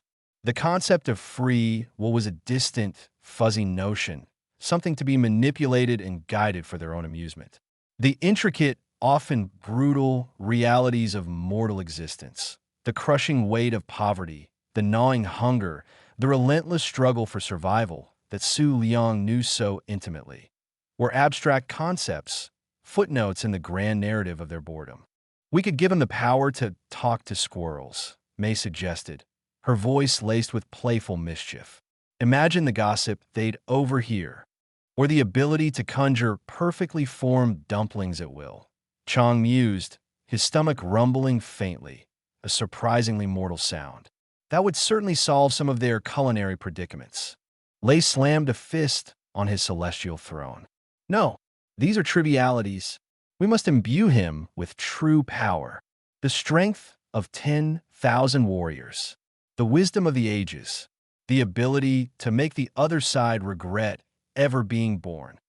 He paused, a flicker of genuine, albeit self-serving, enthusiasm in his eyes. And when he inevitably faces his greatest challenge, we can subtly interfere, offer a cryptic clue, or perhaps a strategically placed boulder. Just enough to keep things interesting, you understand? The Weaver of Fates watched them, a silent observer of their celestial games.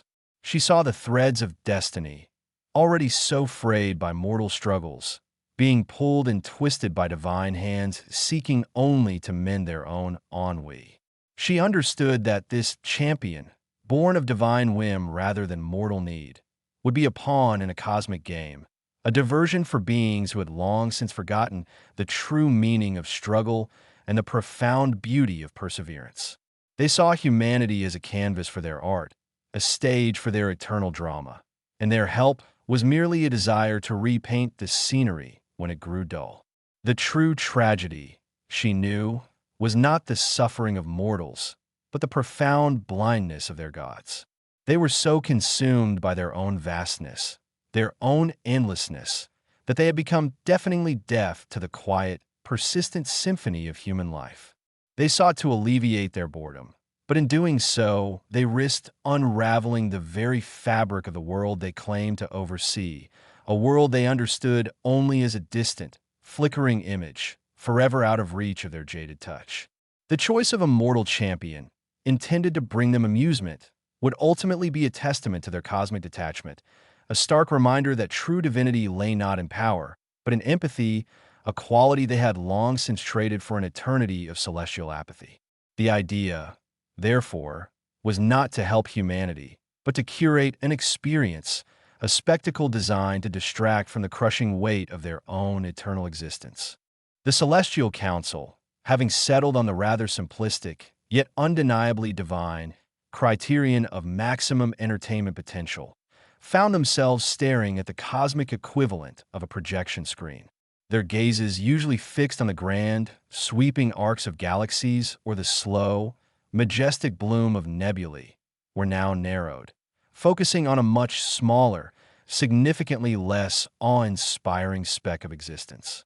The weaver of fates, ever the pragmatist, had subtly shifted the threads of their attention, guiding their collective gaze towards a particular corner of the mortal realm, a sprawling metropolis that pulsed with a frantic, often desperate energy. Elder God Chang, his ancient eyes, which had witnessed the birth and death of countless stars, now squinted at the flickering image.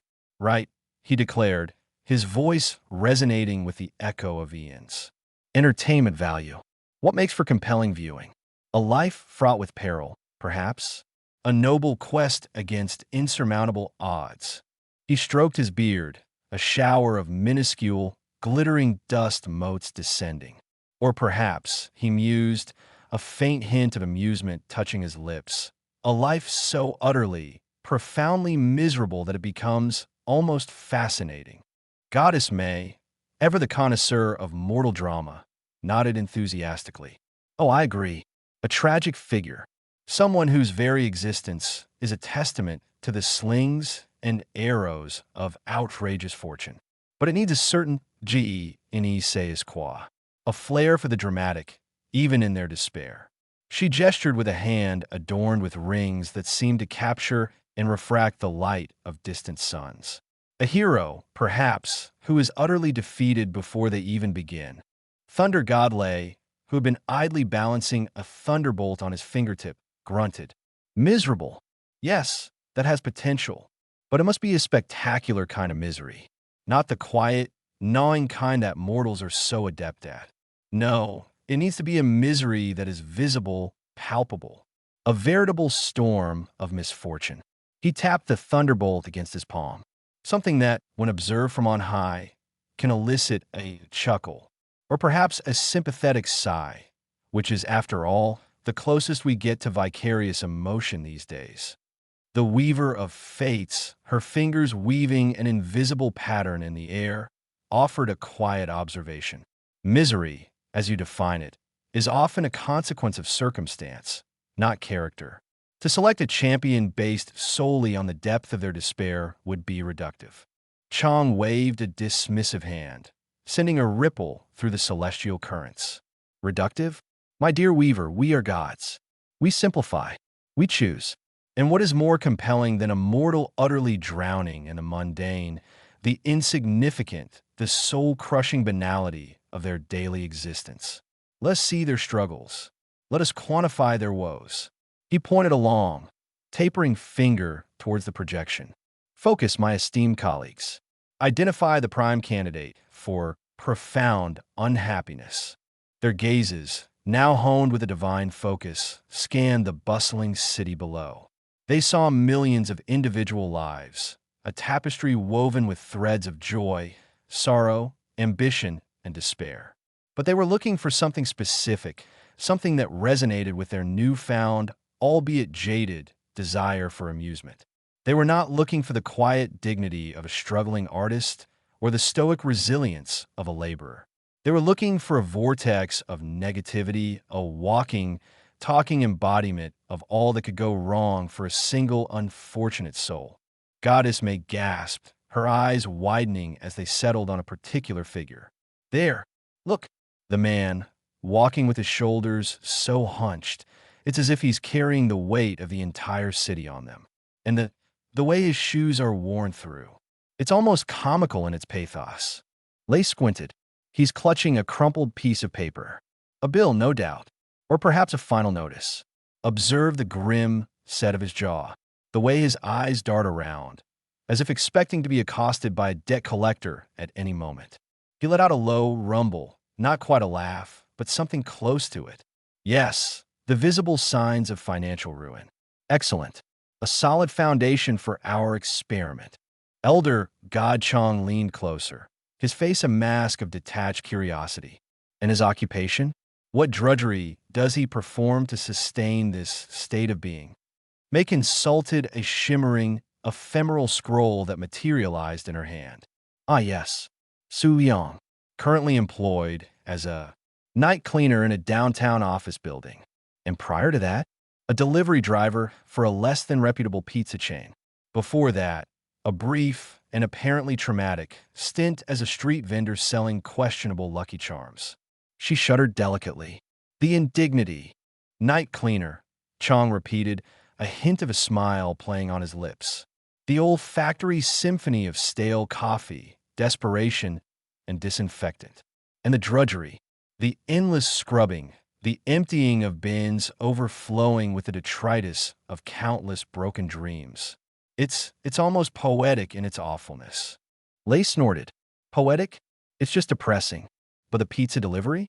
Now, that has potential. Imagine the insults endured, the wrong addresses, the customers who pay in loose change and demand extra toppings. The sheer, unadulterated ingratitude of the mortal palate. And the Lucky Charms. What a wonderfully desperate attempt at self-improvement. Clearly, it failed spectacularly. The Weaver of Fates observed the scene with a quiet sadness. She saw not just a collection of unfortunate circumstances, but the erosion of a spirit. Su Liang was a man not defined by malice or grand ambition, but by a relentless, grinding poverty that chipped away at his very essence. His debts were not just figures on a ledger. They were chains that bound him, preventing any flicker of hope from taking root. His demeaning jobs were not merely tasks to be completed. They were constant reminders of his perceived worthlessness in the eyes of society that valued profit above all else. Observe his posture, Chong instructed, his tone pedagogical. The perpetual hunch. It's a physical manifestation of his burden. He walks as if expecting to be struck by lightning, or, more accurately, by the bailiff. May giggled, or perhaps a stray pigeon. Imagine a divine messenger, a celestial omen, and he mistakes it for a common urban pest with a penchant for, well, you know.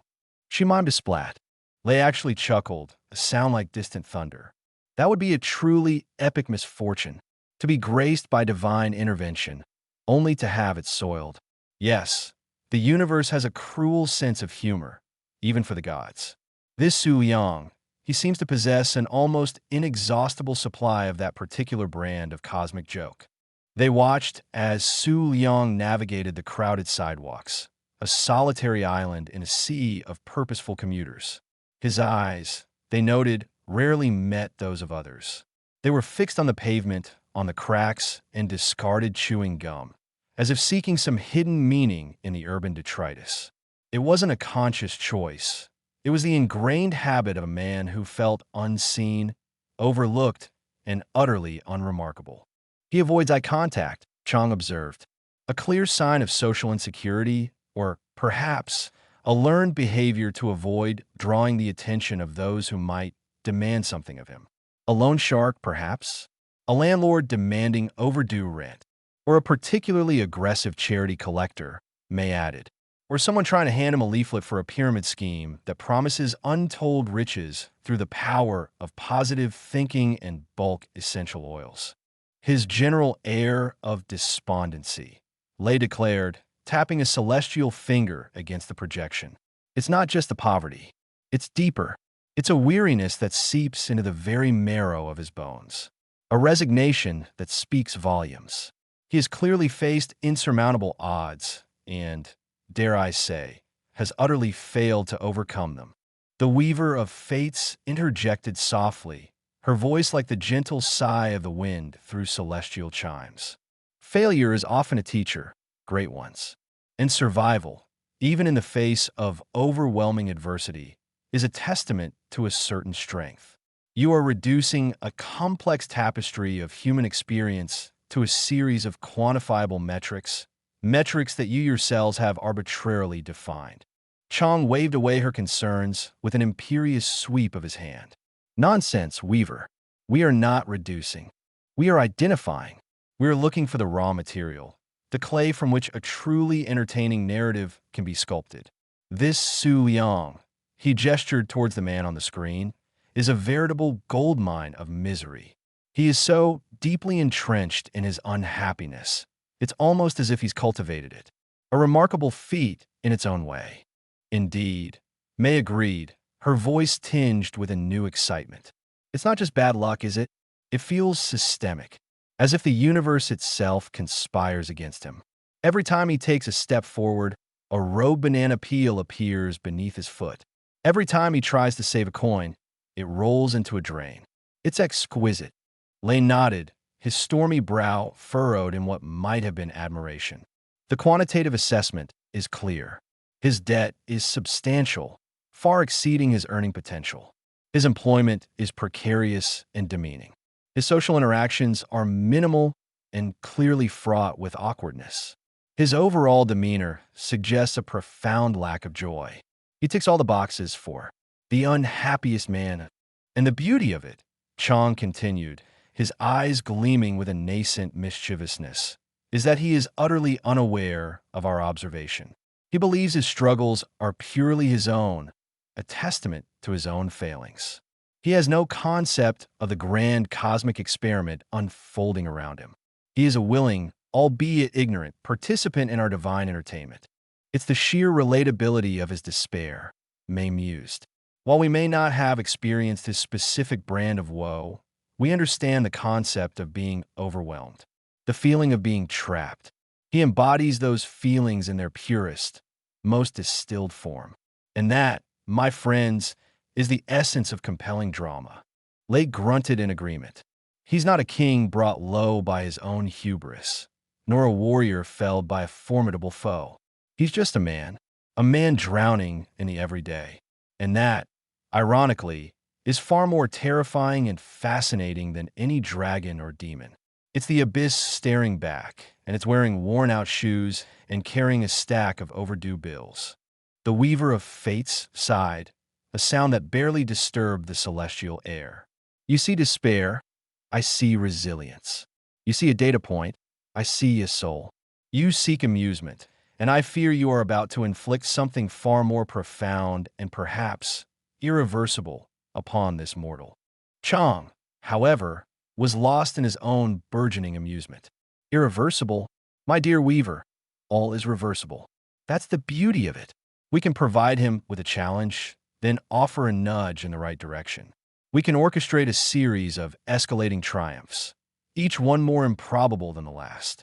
We can transform this picture of utter misery into a spectacle of cosmic proportion. Think of a narrative arc, the redemption, the triumphant rise from the ashes of his own despair. May clapped her hands together, a sound like distant bells. Oh yes, and we can give him a quirky sidekick, a talking cat perhaps, or a wise old mentor who dispenses cryptic advice and riddles. And a nemesis, someone truly vile, who embodies all the injustices he has suffered, amplified 1,000-fold. Lay, caught up in the burgeoning enthusiasm, boomed, And the trials, they must be grand. He must face the ultimate test of his newfound unhappiness. Perhaps he will have to conquer his fear of public speaking by delivering a rousing oration to a crowd of sentient dust bunnies.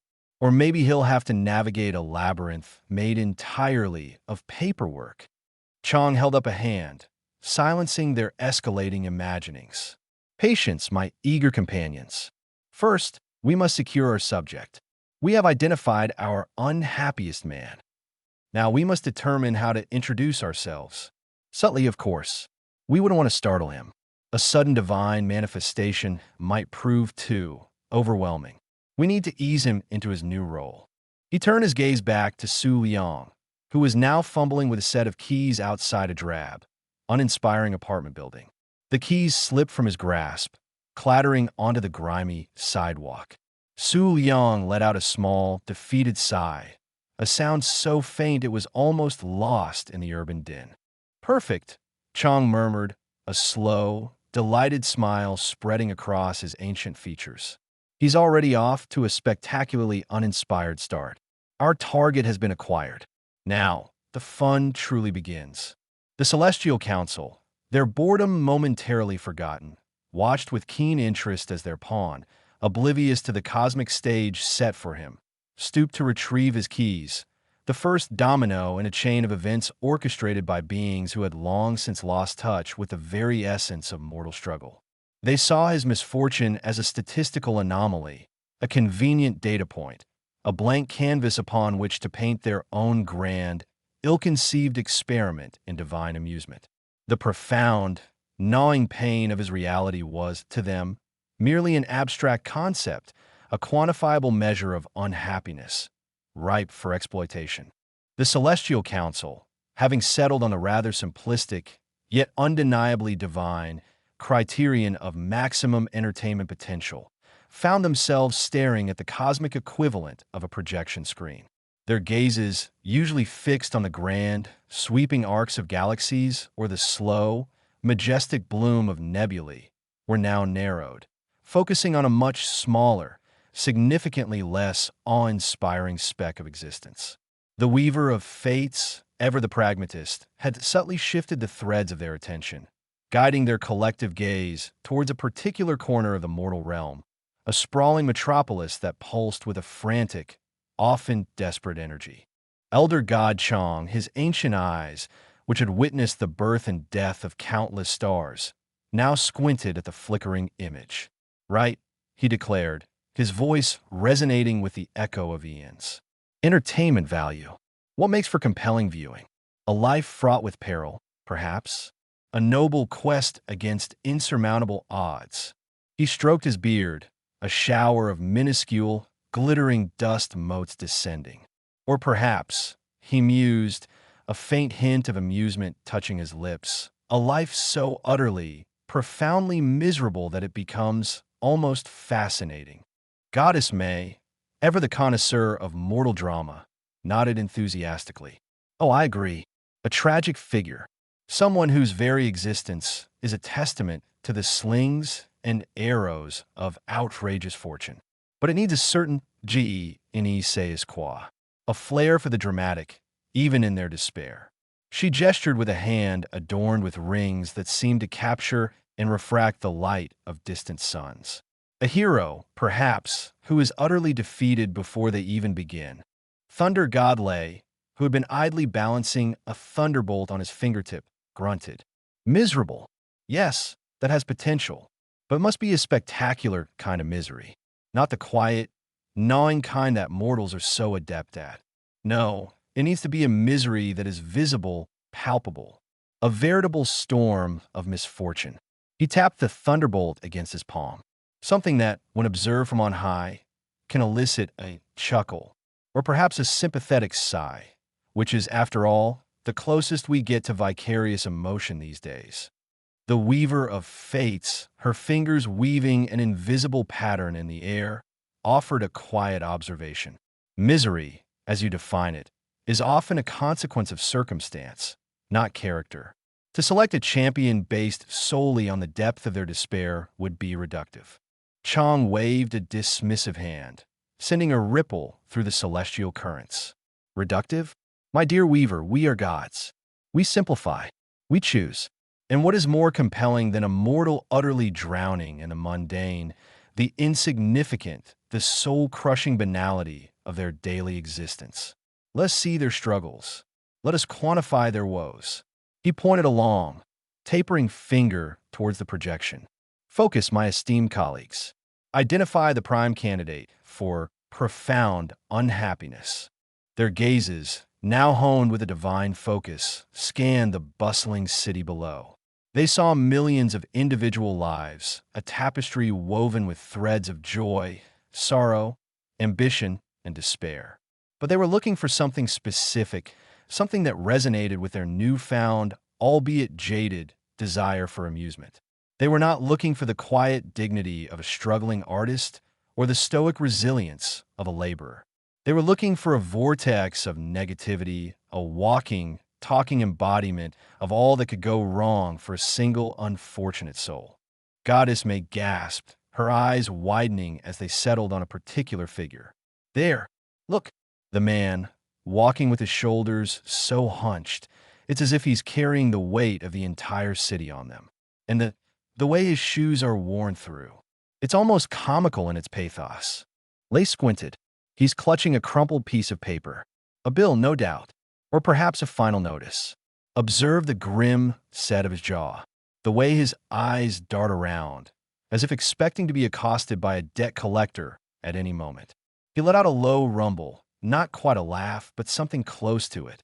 Yes, the visible signs of financial ruin. Excellent. A solid foundation for our experiment. Elder God Chong leaned closer, his face a mask of detached curiosity. And his occupation? What drudgery does he perform to sustain this state of being? May consulted a shimmering, ephemeral scroll that materialized in her hand.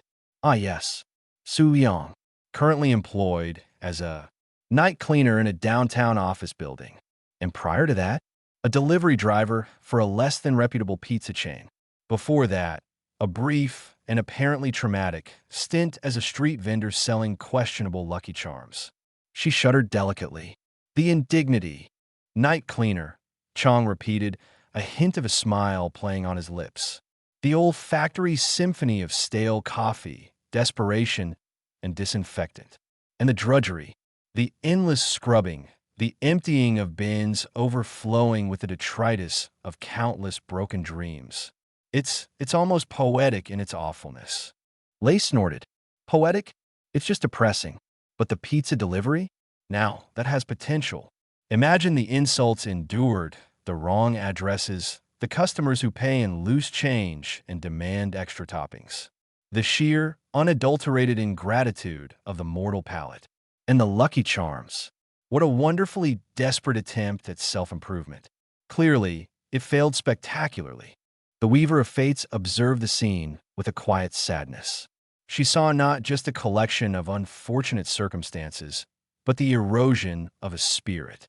Su Yang was a man not defined by malice or grand ambition, but by a relentless, grinding poverty that chipped away at his very essence. His debts were not just figures on a ledger. They were chains that bound him, preventing any flicker of hope from taking root. His demeaning jobs were not merely tasks to be completed. They were constant reminders of his perceived worthlessness in the eyes of a society that valued profit above all else. Observe his posture, Chong instructed, his tone pedagogical. The perpetual hunch. It's a physical manifestation of his burden. He walks as if expecting to be struck by lightning. Or, more accurately, by the bailiff. May giggled. Or perhaps a stray pigeon. Imagine a divine messenger, a celestial omen, and he mistakes it for a common urban pest with a penchant for, well, you know. She mimed a splat. Lay actually chuckled, a sound like distant thunder. That would be a truly epic misfortune, to be graced by divine intervention, only to have it soiled. Yes, the universe has a cruel sense of humor, even for the gods. This Su Yang, he seems to possess an almost inexhaustible supply of that particular brand of cosmic joke. They watched as Su Yang navigated the crowded sidewalks, a solitary island in a sea of purposeful commuters. His eyes, they noted, rarely met those of others. They were fixed on the pavement, on the cracks and discarded chewing gum, as if seeking some hidden meaning in the urban detritus. It wasn't a conscious choice. It was the ingrained habit of a man who felt unseen, overlooked, and utterly unremarkable. He avoids eye contact, Chang observed, a clear sign of social insecurity, or perhaps a learned behavior to avoid drawing the attention of those who might demand something of him. A loan shark, perhaps? A landlord demanding overdue rent? Or a particularly aggressive charity collector, May added. Or someone trying to hand him a leaflet for a pyramid scheme that promises untold riches through the power of positive thinking and bulk essential oils.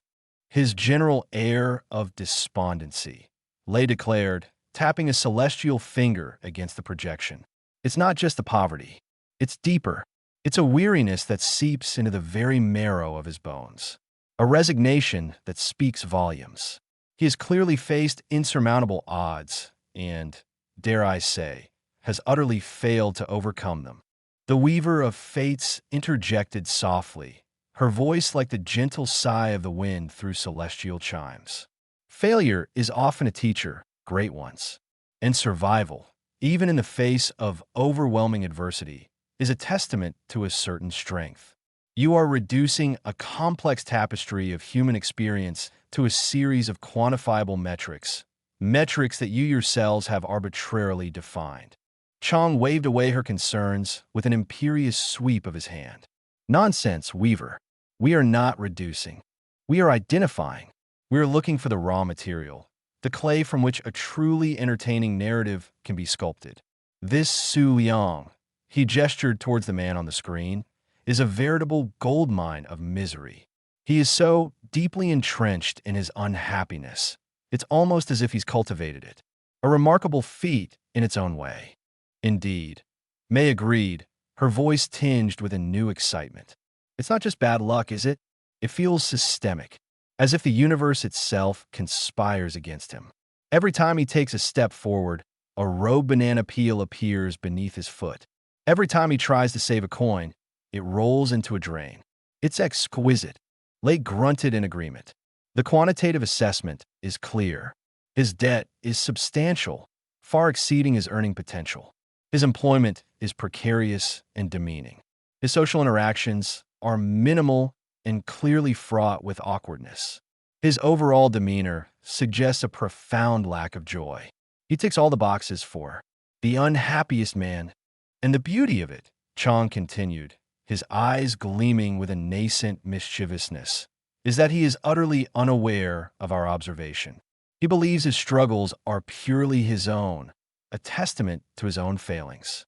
He has no concept of the grand cosmic experiment unfolding around him. He is a willing, albeit ignorant, participant in our divine entertainment. It's the sheer relatability of his despair, May mused.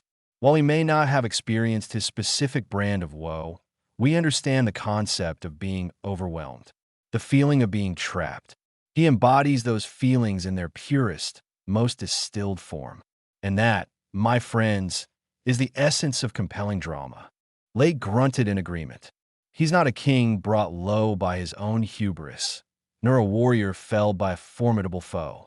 He's just a man drowning in the everyday. And that, ironically, is far more terrifying and fascinating than any dragon or demon. It's the abyss staring back, and it's wearing worn-out shoes and carrying a stack of overdue bills. The weaver of fate sighed, a sound that barely disturbed the celestial air. You see despair, I see resilience. You see a data point, I see a soul. You seek amusement, and I fear you are about to inflict something far more profound and perhaps irreversible upon this mortal. Chang, however, was lost in his own burgeoning amusement. Irreversible? My dear Weaver, all is reversible. That's the beauty of it. We can provide him with a challenge, then offer a nudge in the right direction. We can orchestrate a series of escalating triumphs, each one more improbable than the last. We can transform this picture of utter misery into a spectacle of cosmic proportion. Think of a narrative arc. The redemption, the triumphant rise from the ashes of his own despair. May clapped her hands together, a sound like distant bells. Oh, yes. And we can give him a quirky sidekick, a talking cat, perhaps, or a wise old mentor who dispenses cryptic advice and riddles. And a nemesis, someone truly vile, who embodies all the injustices he has suffered, amplified 1,000-fold. Lay, caught up in the burgeoning enthusiasm, boomed.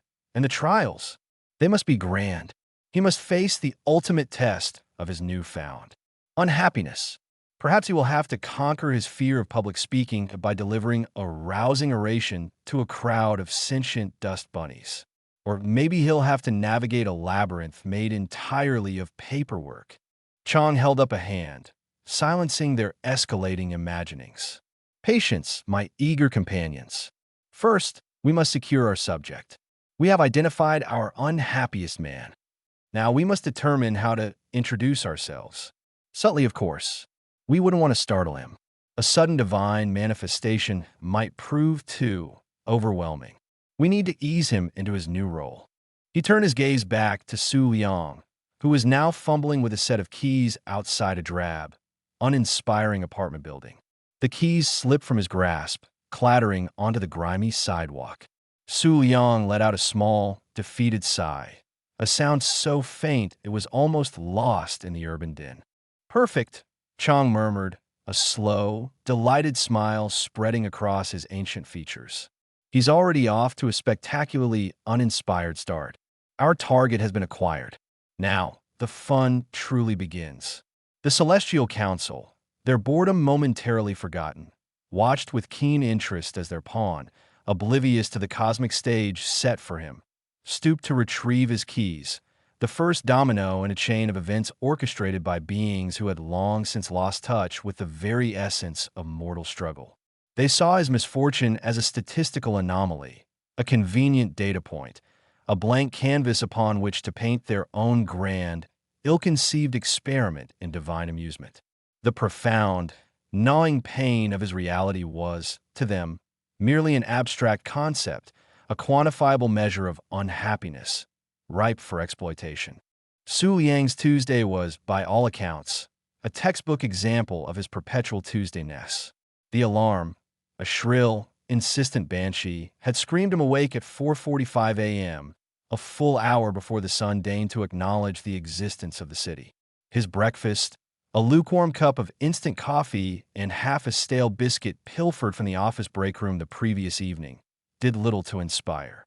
The commute, a sardine can experience on a bus that smelled vaguely of despair and cheap disinfectant, was precisely as soul-crushing as ever. His job, the thankless task of wrestling grime from corporate cubicles under the watchful, spectral gaze of flickering fluorescent lights, was the main course of his daily misery buffet. But today, as he trudged home, the weight of his sodden canvas bag heavy on his shoulder, something felt off. It wasn't a grand, apocalyptic premonition or a chorus of angelic choirs heralding a divine intervention. It was far more mundane, and therefore, in Su Liang's experience, far more sinister. He'd been queuing at the bus stop, a place where hope went to die and pigeons congregated with unnerving regularity, when it happened. Amidst the usual detritus of discarded gum, crumpled flyers, and the occasional rogue chicken bone, a small, plastic packet lay nestled. It was a sachet of instant noodles, specifically the spicy shrimp explosion flavor, a brand Su Liang hadn't seen since his brief, ill-fated stint as a convenience store clerk 3 years prior. What made it peculiar wasn't just its presence, but its packaging. The vibrant red and yellow hues seemed to thrum with an unnatural intensity, and the cartoon shrimp on the front, usually depicted with a jovial, if slightly manic grin, now sported an expression that was unsettlingly knowing. Its beady little eyes seemed to follow him. Su Liang, a man whose default setting was cautious pessimism, eyed it with suspicion. It wasn't his usual brand. He was more of a mushroom broth man, a flavor that promised mild comfort without the accompanying existential dread of spicy shrimp explosion. But the packet seemed to pulse, a subtle luminescence emanating from its plastic shell, as if beckoning him closer. A curious thing, he thought, for a cheap noodle packet. Perhaps it was a promotion. Or perhaps, he mused with a familiar pang of self-deprecation, it was a trap. He nudged it with the toe of his worn-out sneaker. The plastic felt oddly warm. Hesitantly, he bent down. His fingers, calloused from years of scrubbing and handling dubious packages, brushed against the material. It felt like normal plastic. Yet, as he picked it up, a faint, almost imperceptible tremor ran through his fingertips. He examined it closer. The expiry date read forever. That was unusual. In the ingredients list, instead of the usual monosodium glutamate and artificial flavoring, was a cryptic string of symbols that looked suspiciously like ancient runes. "Bloody marketing stunts," he muttered, stuffing the packet into his already overflowing bag, dismissing it as another inexplicable oddity in a city teeming with them.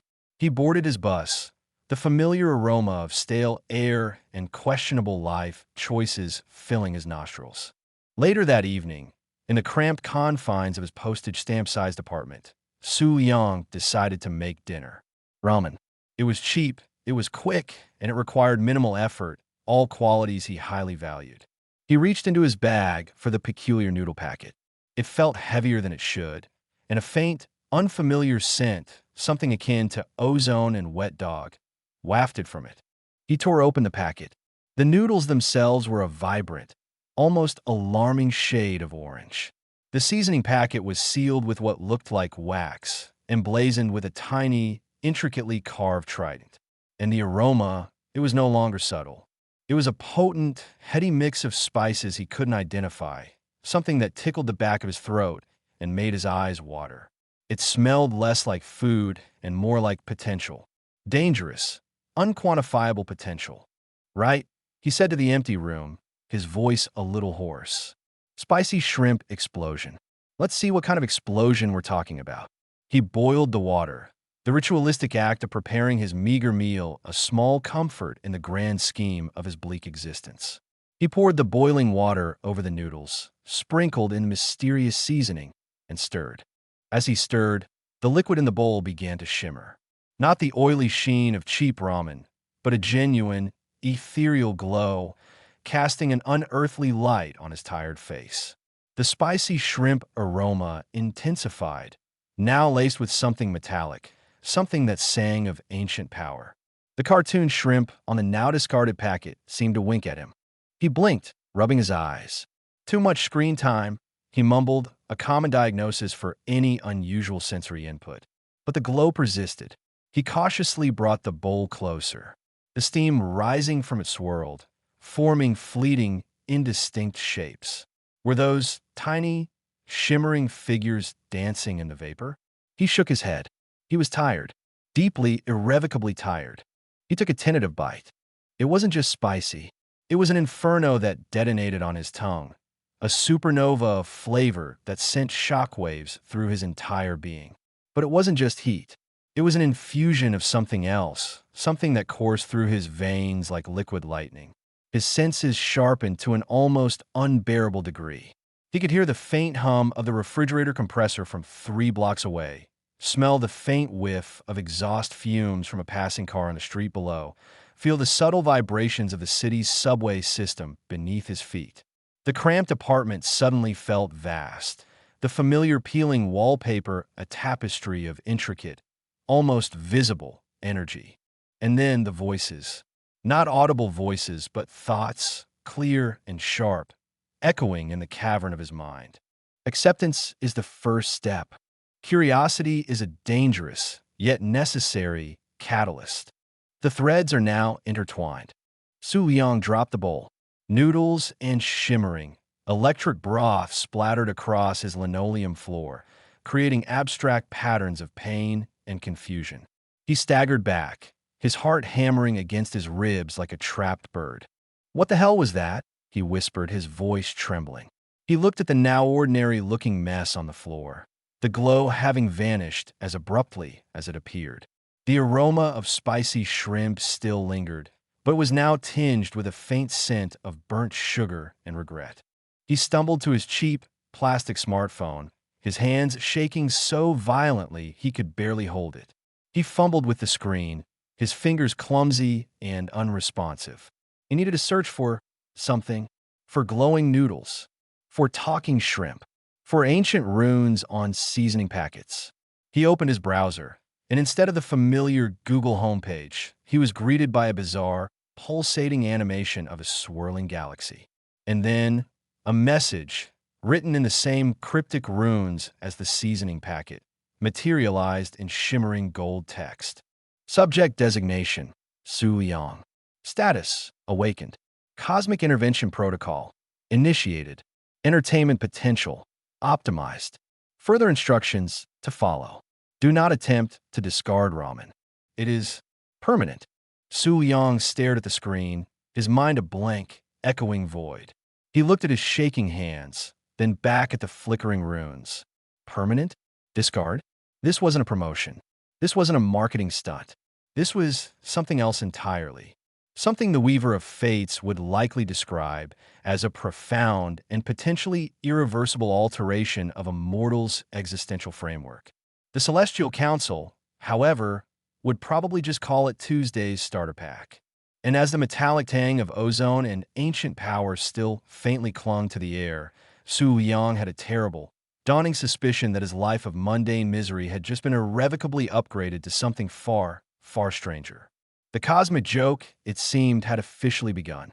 The aftershock of the ramen experience, if one could call a subtle internal hum an aftershock, lingered in Su Yang's apartment like the phantom scent of an overzealous air freshener. He spent the rest of the evening in a state of bewildered paralysis, occasionally poking at the noodle-strewn linoleum as if expecting it to sprout tentacles. The permanent notification on his phone, a digital harbinger of cosmic absurdity, was both terrifying and oddly specific. His landlord, Mr. Henderson, a man whose perpetually pursed lips suggested he'd just swallowed a lemon whole, was due to collect the rent at the end of the week. The thought of that inevitable, joyless confrontation was usually enough to induce a low-grade hum of anxiety in Su Yang's gut. Today, however, the hum was different. It was expectant. He was still contemplating the existential implications of magically vanishing rent money when a sharp, insistent knocking echoed through his thin apartment door. His heart leaped into his throat. Mr. Henderson, 2 days early? Impossible. Perhaps it was a neighbor complaining about the ramen incident. He'd always suspected Mrs. Petrov, the chain-smoking matriarch on the 3rd floor, had ears that could pick up a spider's sigh. He tiptoed to the door, peering through the peephole. It wasn't Mr. Henderson. It wasn't Mrs. Petrov. It was a young woman, perhaps in her early 20s, dressed in a garish neon pink tracksuit that seemed to defy the laws of physics in its sheer vibrancy. Her hair was a shocking shade of electric blue, and she wore an expression of profound, almost theatrical, indignation. Su Yang hesitated. His social interactions were usually limited to mumbled apologies to colleagues and curt exchanges with bus drivers. This woman, radiating an energy that suggested she'd just won an argument with a unicorn, was outside his orbit. The knocking came again, louder this time, accompanied by a frustrated huff. "Open up, you. I know you're in there. My cat saw you drop that glowing goo." Cat? Glowing goo? Su Yang's mind, already operating on fumes of disbelief, sputtered. He cautiously opened the door just a crack. "Your cat?" He managed, his voice raspy. The young woman rolled her eyes, a gesture so practiced it could have been a professional sport. "Yes, my cat. Mittens. She has heightened senses. More than just yours, apparently. And she's very particular about what she sees. So spill. What was that stuff? Some kind of experimental cooking oil?" Mittens, apparently. A cat with an unusually discerning eye for interdimensional culinary mishaps.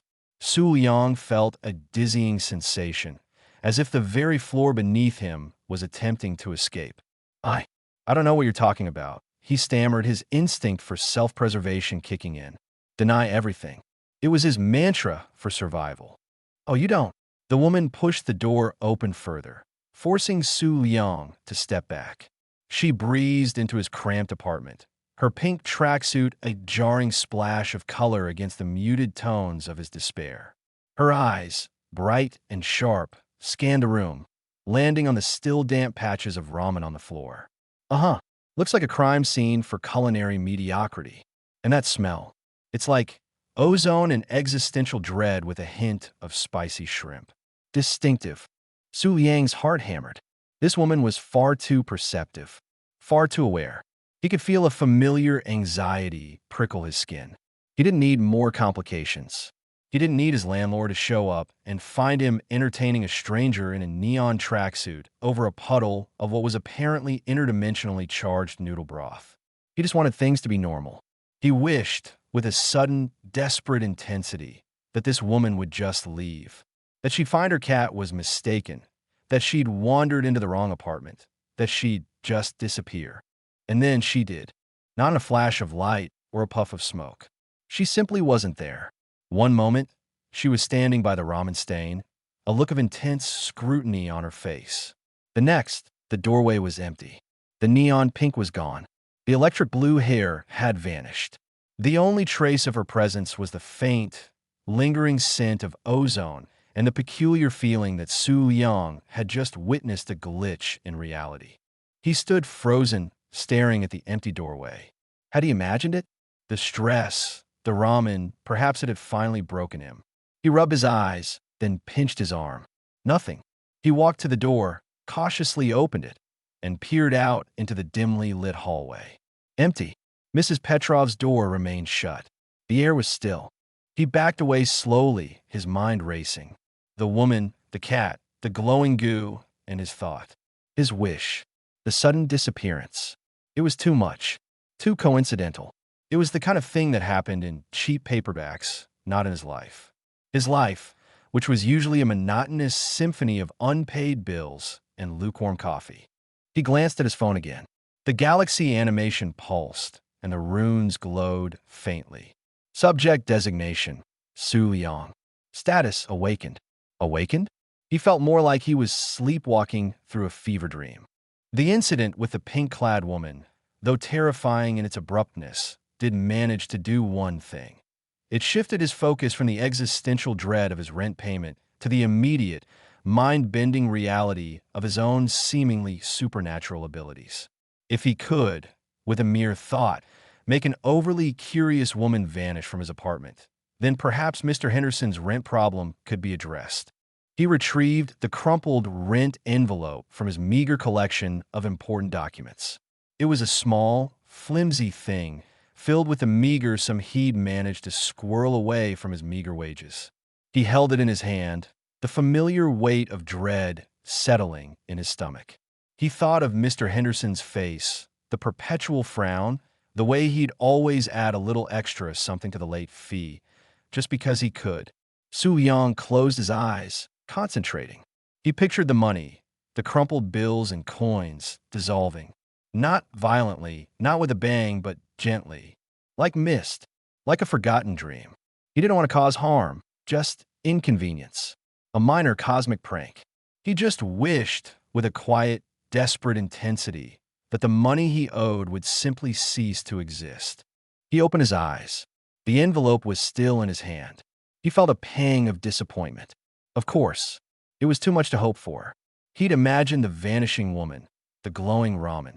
He was clearly losing his grip. He sighed, a sound of pure, unadulterated resignation. He reached into his pocket to retrieve the small stack of bills he'd placed there for the eventual, inevitable transaction. His fingers brushed against nothing.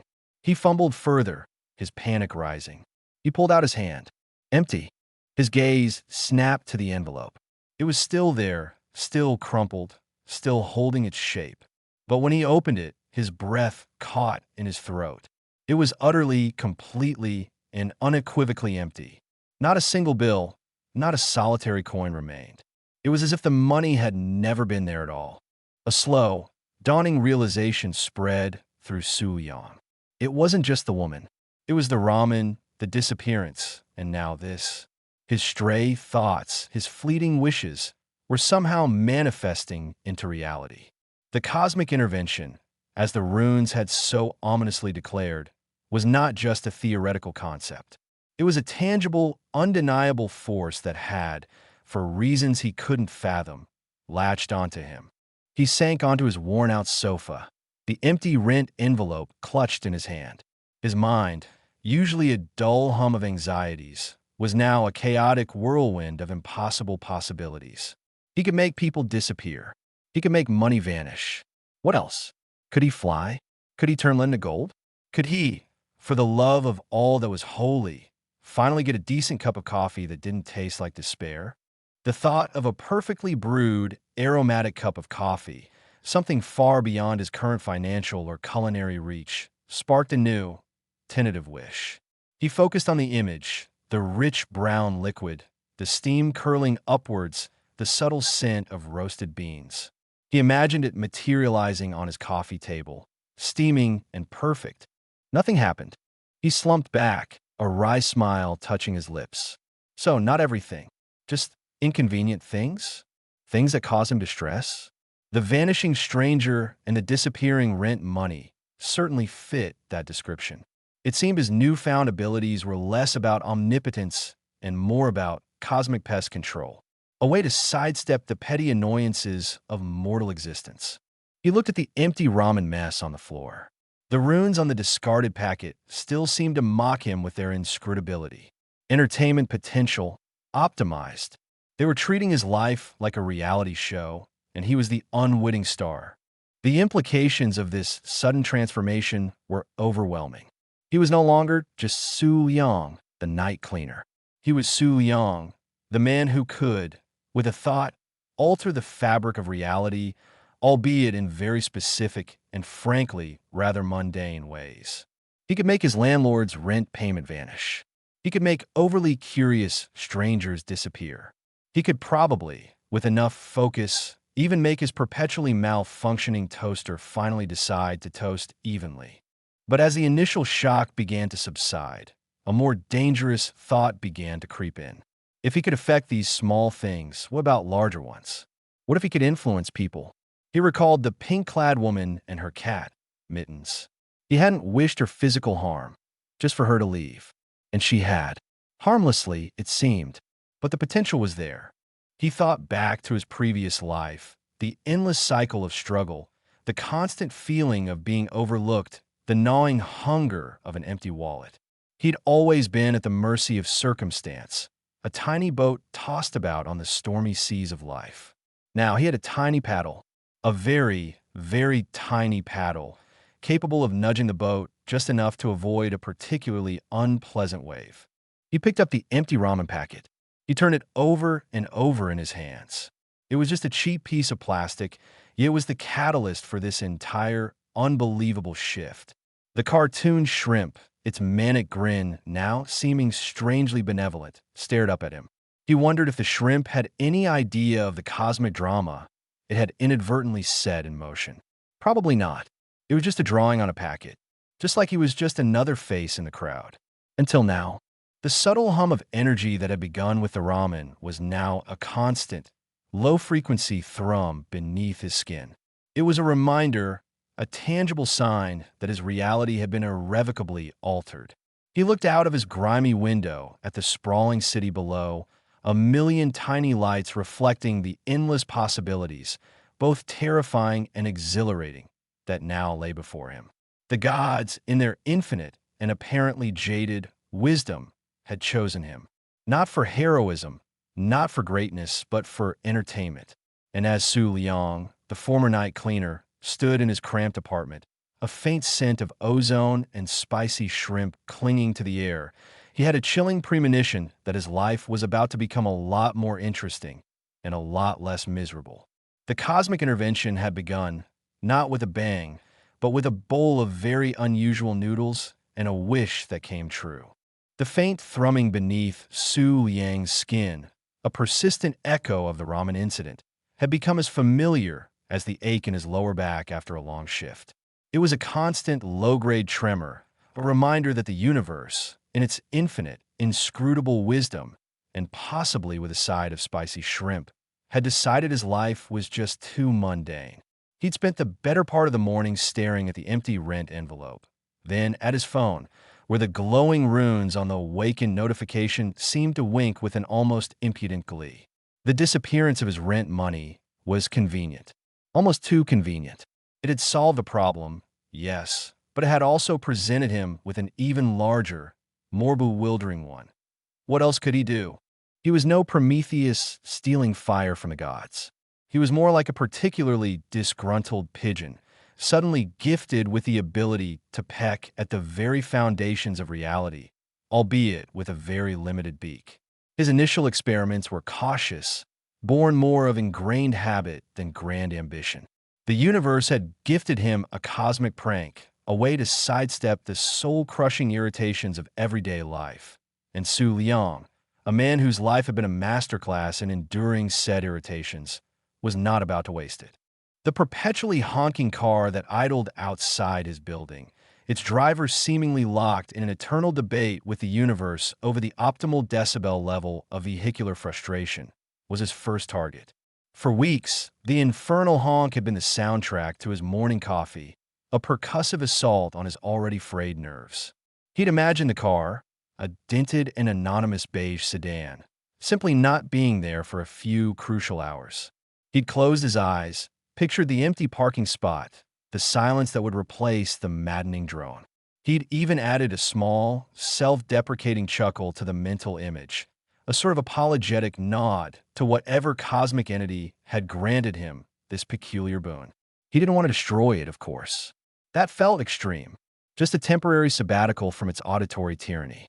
He'd opened his eyes, a faint ozone scent tickling his nostrils, and listened. Silence. Glorious, unadulterated silence. The parking spot was indeed empty. The car, and its aggressively vocal occupant, had vanished. He stood there for a full minute, savoring the quiet, before a wave of apprehension washed over him. What if it didn't come back? What if he'd accidentally unraveled the very fabric of automotive existence, at least for one driver? He pictured the owner, stranded, a look of bewildered confusion on his face. Su Liang felt a flicker of something, not quite guilt, more like a mild inconvenience born of a minor cosmic faux pas. He focused again, picturing the beige sedan reappearing, perhaps a few blocks down the street, its engine mysteriously stalled. A soft thump echoed from outside, followed by the distinct sound of an engine refusing to ignite. Satisfied, Su Liang retreated into his apartment, a small, triumphant smirk playing on his lips. His next foray into petty power was more personal, more self-serving. The corner bodega, a haven of stale chips and questionable hot dogs, was his usual haunt for late-night sustenance. However, the proprietor, a perpetually scowling man named Manny, had a peculiar habit of always being out of Su Liang's preferred brand of instant ramen.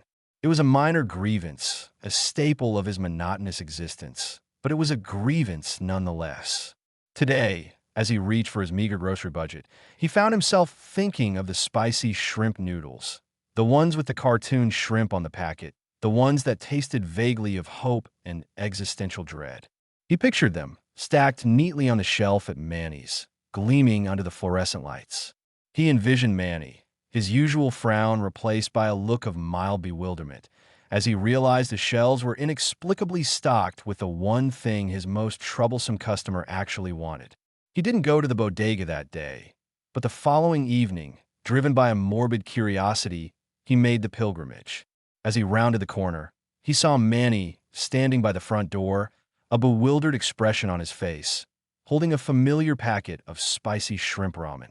Strange, Manny muttered, more to himself than to Su Liang. Had a whole case just appear. Never seen so many of these. Must be a shipment error. Su Liang just nodded, a silent observer of his own small miracle. He bought 2 packets, a small victory against the universe's indifference. He began to see his abilities not as a grand calling, but as a series of strategically placed potholes in the road of his own misfortune. He could nudge things, not dramatically, not world-shatteringly, but just enough to make his own journey a little less arduous. He found he could ensure the bus he needed would arrive just as he reached the stop, eliminating the agonizing wait in the rain. He could make that one coworker who always hummed off-key suddenly develop a temporary aversion to melodic sound. He could even, with a concentrated effort, ensure that the last slice of pizza in the break room remained untouched by anyone but him. These were not the feats of a demigod. They were the subtle manipulations of a celestial accountant, balancing the cosmic ledger in his favor, one minor annoyance at a time. The sheer pettiness of it all was what truly defined his burgeoning power. There are no grand pronouncements, no world-saving quests. His interventions were born from personal grievances, from the ingrained irritations that had shaped his life. He wasn't going to stop wars or cure diseases. He was going to make sure his landlord couldn't collect rent, that the rude driver would experience a brief moment of mechanical inconvenience, that his favorite snack was readily available. He was a god of minor inconveniences, a deity of personal comfort. As these small acts of power became more frequent, a new understanding began to dawn. His abilities weren't about brute force or flashy displays.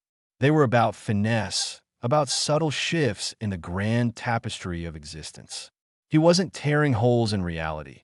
He was meticulously reweaving a few loose threads, always with his own comfort and convenience as the primary motivation. The cosmic intervention, it seemed, was less about destiny and more about a divine prankster with a mischievous streak and an affinity for spicy noodles. He was the universe's way of saying, "Here, have a slightly less miserable Tuesday. You deserve it." And Su Liang, for the first time in a long time, felt a strange sense of entitlement to that slightly less miserable Tuesday. He was no longer just a passive observer of his own life. He was becoming its editor, its silent, petty architect. The power, he realized, wasn't about changing the world, but about subtly, and perhaps vindicatively, making his small corner of it a little bit better for himself. The journey into his own godhood was not one of thunderous revelations, but of quiet, almost shy, acts of personal empowerment, driven by a lifetime of accumulated annoyances. He was like a toddler discovering their voice, but instead of screaming, they were making cars temporarily vanish and ensuring their snack supply remained uninterrupted. It was a humble and profoundly satisfying beginning. Chapter 3: The Revenge Begins. The persistent, low-grade hum beneath Su Liang's skin had evolved. It was no longer just an echo of the ramen incident. It was a finely tuned instrument, capable of playing melodies of mild chaos. His newfound abilities, initially employed for the mundane task of securing a better parking spot or ensuring a timely bus arrival, were now being sharpened on a far more satisfying and infinitely more infuriating target: Mr. Henderson. Mr. Henderson. The name itself was a bitter pill, laced with the phantom taste of overdue rent notices and passive-aggressive comments about the volume of his music, which, for the record, had never exceeded the barely audible hum of his refrigerator. Henderson was a man built of sharp angles and even sharper words, a landlord whose idea of customer service involved a sneer and a lecture. His office, a cramped space perpetually smelling of stale-pipe tobacco and existential despair, was a place Su Liang tried to avoid with the same fervor he reserved for root canals and mandatory office holiday parties. For years, Henderson had been the architect of Su Liang's minor financial anxieties. He was the phantom behind the rent increase that never seemed to align with any tangible improvement in the building's dilapidated state. He was the silencer of maintenance requests, the master of the vague promise that never materialized.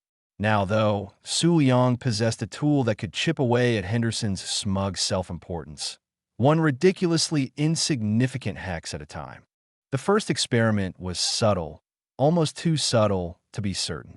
Henderson was a man of routine, and a crucial part of that routine involved his morning cigarette on the fire escape, directly outside Su Liang's bedroom window.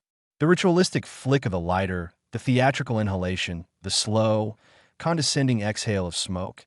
It was a daily affront. Su Liang, armed with nothing but a lukewarm mug of coffee and a burgeoning sense of vindictive glee, focused his intent. He imagined, with a clarity that surprised even himself, that Henderson's favorite brand of menthol cigarettes had suddenly, inexplicably, become unlit. Not just unlit, but actively resistant to ignition. He pictured the little red tip of the tobacco refusing to catch, the lighter's flame dancing uselessly against it, like a moth trying to woo a statue. The next morning, the silence was deafening. No flick of the lighter, no telltale hiss of ignition, no wisps of smoke curling through the air.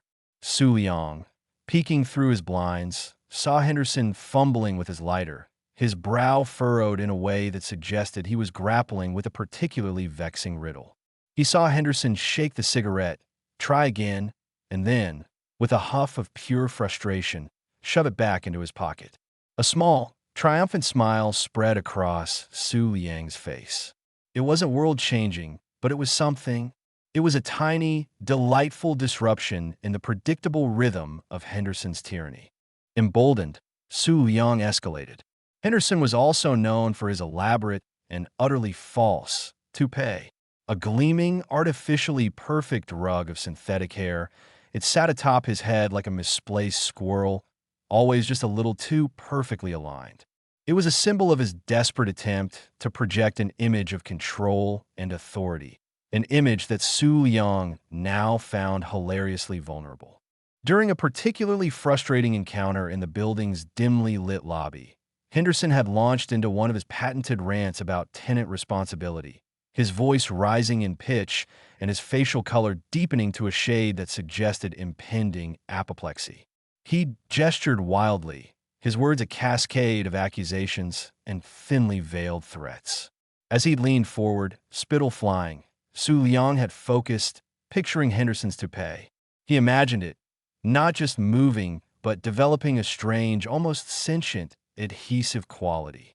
He envisioned it becoming one with the very essence of Henderson's scalp, a permanent fixture, fused by a force beyond mortal comprehension. He added a secondary mental image, a flock of particularly aggressive pigeons, drawn by the scent of cheap hairspray. Henderson, oblivious to the cosmic shenanigans unfolding above him, finished his tirade with a triumphant puff of his chest. He turned to storm away, but as he did, something shifted. His toupee, instead of remaining in its usual precarious perch, seemed to cling to his head with an unnatural tenacity. He reached up, intending to give it a reassuring pat, and recoiled as if he'd touched a live wire. He tugged. Nothing. He pulled harder. A faint, unearthly sound, like 1,000 tiny suction cups being peeled from a damp surface, emanated from his scalp. His eyes widened in panic, darting around the lobby as if expecting a prank. But there was no one. Only Su Liang, leaning against the wall, a picture of feigned innocence, a subtle smirk playing on his lips. The screams started a few minutes later, echoing from Henderson's apartment. Su Liang, stirring his instant ramen, heard the muffled cries of a man in utter despair. He imagined Henderson in front of his bathroom mirror, desperately trying to pry the toupee from his head, only to discover it was as attached as his own eyebrows, perhaps more so. He pictured the frantic calls to dermatologists, to stylists, to anyone who might offer a solution, only to be met with baffled silence or outright disbelief. The sheer indignity of all was a symphony to Su Liang's ears. The next day, Henderson was noticeably absent. His usual sneering presence at the mailboxes was replaced by a palpable void. Whispers circulated among the other tenants. Someone mentioned hearing Henderson at the emergency room, complaining of an unremovable scalp anomaly. Another swore they'd seen him, his head completely bare and glistening, looking like a boiled egg, his face a mask of pure, unadulterated mortification. Su Liang, meanwhile, found a small, almost imperceptible bonus. His electricity bill, usually a source of dread, had mysteriously decreased by a significant amount. A cosmic tax rebate, perhaps, for services rendered in the realm of petty justice. He found himself increasingly drawn to this new form of power, a power that wasn't about grand gestures or world domination, but about the exquisite pleasure of inflicting minor, yet deeply humiliating, consequences. He wasn't a superhero. He He was a celestial mischief maker, a cosmic prankster whose arsenal consisted of absurd curses and hilariously inconvenient hexes. He turned his attention to Henderson's prized pet, a pampered poodle named Princess Fluffy But 3.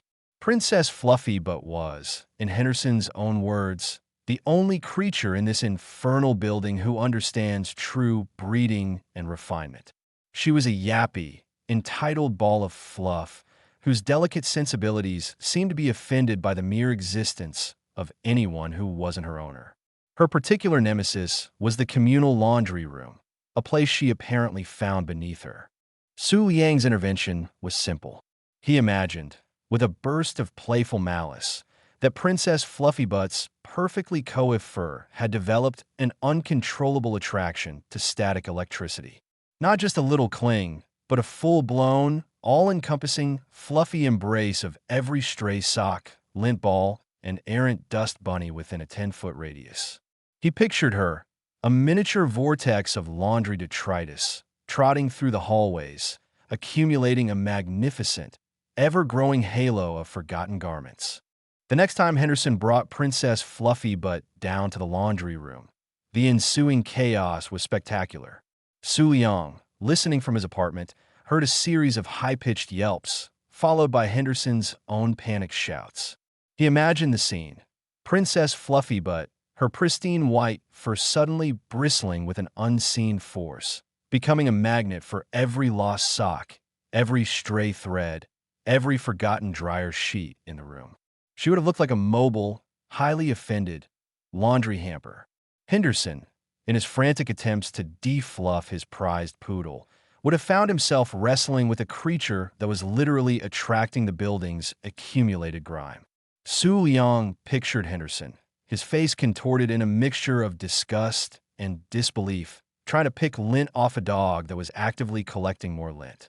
The image was almost too perfect.